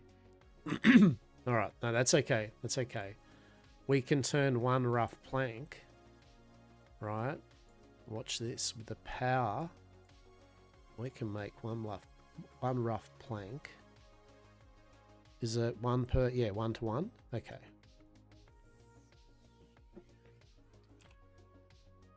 For a start, we don't need our wagon. We do not need our wagon, so that means we can run.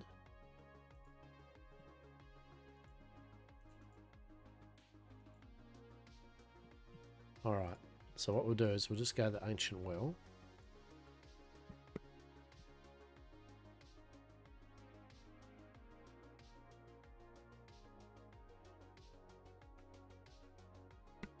We won't go to the ancient well. First, we'll make some buckets.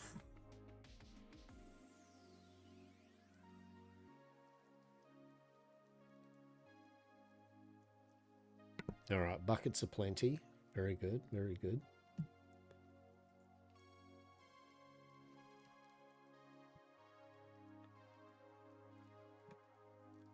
Now, we shall go get that water. We shall fill said buckets up. Yes, yes.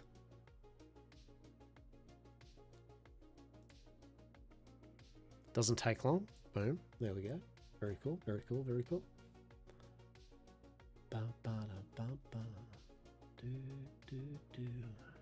Alright, so we'll grab that. Beautiful. Now that we've got the water, we can make the fancy stuff.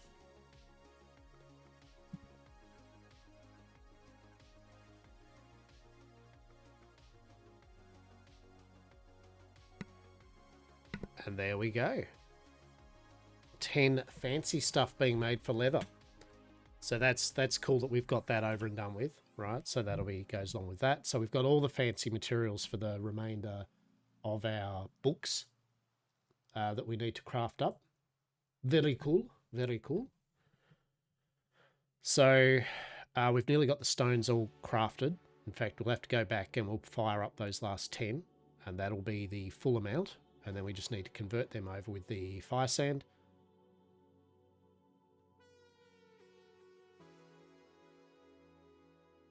And then just convert them in with the tomes, and that'll be the stone pages made. And yeah, then we just need to go out, get a few birds, butcher them down and turn them into hide and all that jazz. Get our 50 that we need, and then put the leather treatment on that, and that gives us the 10, which we then convert into the pages for that, for leather. And then it's just cloth.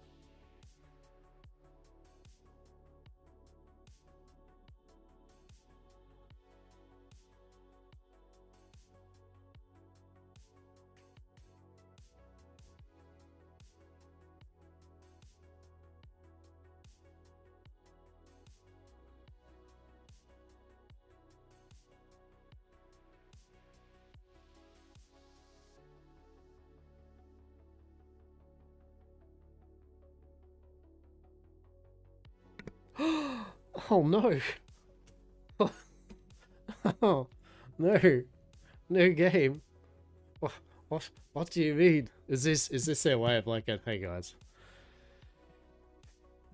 touch some grass or something? Like, let's have a look here. I would expect there's some sort of update coming up or patch, right? Let's have a look here.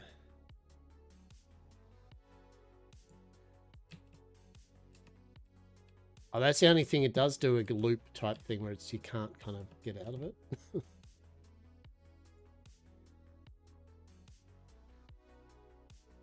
Announcements. Day 3 clarity on wipes. Okay. Ah, game, please. All right.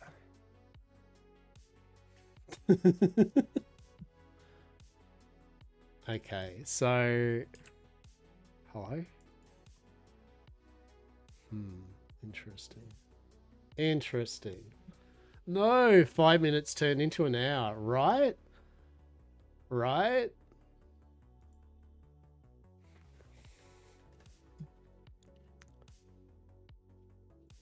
Exactly. What the hell happened, right? That's some grade A bullshit right there.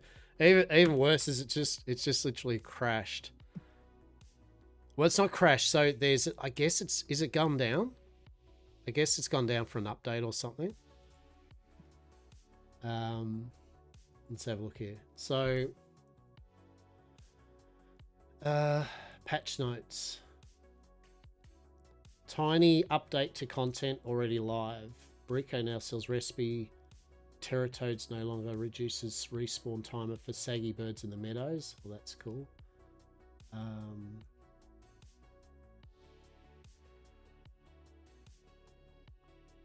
Yeah, I don't see. Is the game still up? It's still grinding. Okay, all right. It might have just been me, right? It's probably just me. Just crashed for a bit. So they've said announcements. Let's have a look. We woke up today to a mostly positive rating today on Steam. Our reviews have been quite positive. The most of the service should have been resolved. Yes, and we'll drop a review. I've got to put a review in for him to say so. We've also got some gameplay improvements. content user experience on the way. We've started to prepare a public development roadmap of feature and content releases so you can see where the game is headed. Excellent. Wipe. We are frequently getting asked questions when, if the game will wipe or reset and how many times this has happened. We've heard a lot of feedback about it in the design team. This is what we can commit to. We will only wipe character experience once at the end of the beta early access, likely 1 to 2 years. So there we go. We may wipe the world, but not character experience before the end of beta, but only with a heads up and only if necessary. See below. We will not wipe the world or character experience ever after full release, after the end of beta. So wipes are necessary. We may change paths to progression. We obviously want to keep progression changed to a minimum. There might be changes. The beta world is already generated. If we need to or want to make changes to the world, we only do some of these changes in new regions, not to existing that might wipe them out.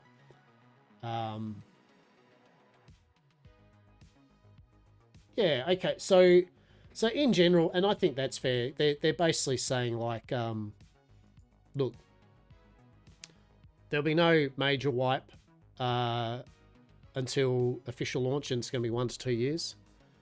But the world itself might get wiped before that, but not your character stuff. So your character levels and progression will be saved, but they might be like, look, we've had to do a rather large change to the landscape or something, and the reality is it's going to change things up. We have to wipe all the kingdoms and all your buildings and shit, right? But your characters are fine. But they'll give us a heads up in advance. So I mean, look, it's all you can ask for, right? Is at least a heads up. Oh well, you know, maybe slow down on more building, you know, guys, for the next 2 weeks, seeing as it's all going to get wiped. And then no plan on a wipe after it's officially launched, right? Which yeah, terms and conditions may apply, I'm sure, on that. Like, you know, unless something completely buggers up. Yeah, exactly. Great communication, right? And there's going to be a roadmap they're putting out soon. So, excellent. We do have a new preview build, which is going to be fix the models for things, show level requirements in shops, fix quantity slider in traveler shops, add encumbrance in Western UI, add a mute, unmute option to chat message context menus, add mute or unmute to player target menus, add shadow to chat messages. Okay, it's kind of like a lot of chat changes and stuff, right? Okay. Cool. Proven. All right. And with that, I think that's a good enough time for me to finish up and get my dinner ready and all that, right? Anyway, the signs were to be with it sitting there going, you've been disconnected from the server. It's like, maybe I should touch grass. Maybe I will, game. Maybe I will. So, thank you very much for hanging out today. I hope you enjoyed yourselves a bit. Thanks for the follows and just the general good vibes today. I appreciate you. And I hope you all have a good morning, afternoon, or evening, wherever it may be for you. And I will be back on. Great stream. Definitely catch you later. I appreciate you. Appreciate you all. I will be back on. Maybe I might fire up the stream in 2.5 hours time for a late cheeky stream. We may not. We'll see. But otherwise, I'll be back on in 2 days' time on my Friday at around 9:30 a.m. AST, where we will be playing Bitcraft. And hopefully we'll have some Yamcorpia settlement up and running. All right? And with that, I appreciate you all. And I have got... Hang on. Where are they?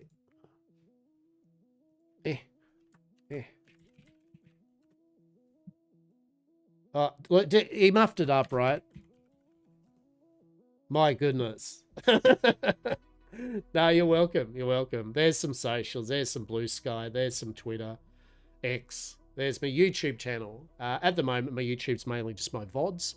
But if you would like to support me and you go, hell yeah, maybe he'll get his ass into gear and actually create some usable content on YouTube, you can chuck me a follow on YouTube if you find it amusing enough. There's a bit of a Discord there too. So yeah, thank you very much. I appreciate you all. Just as a quick caveat too, normally I would raid people.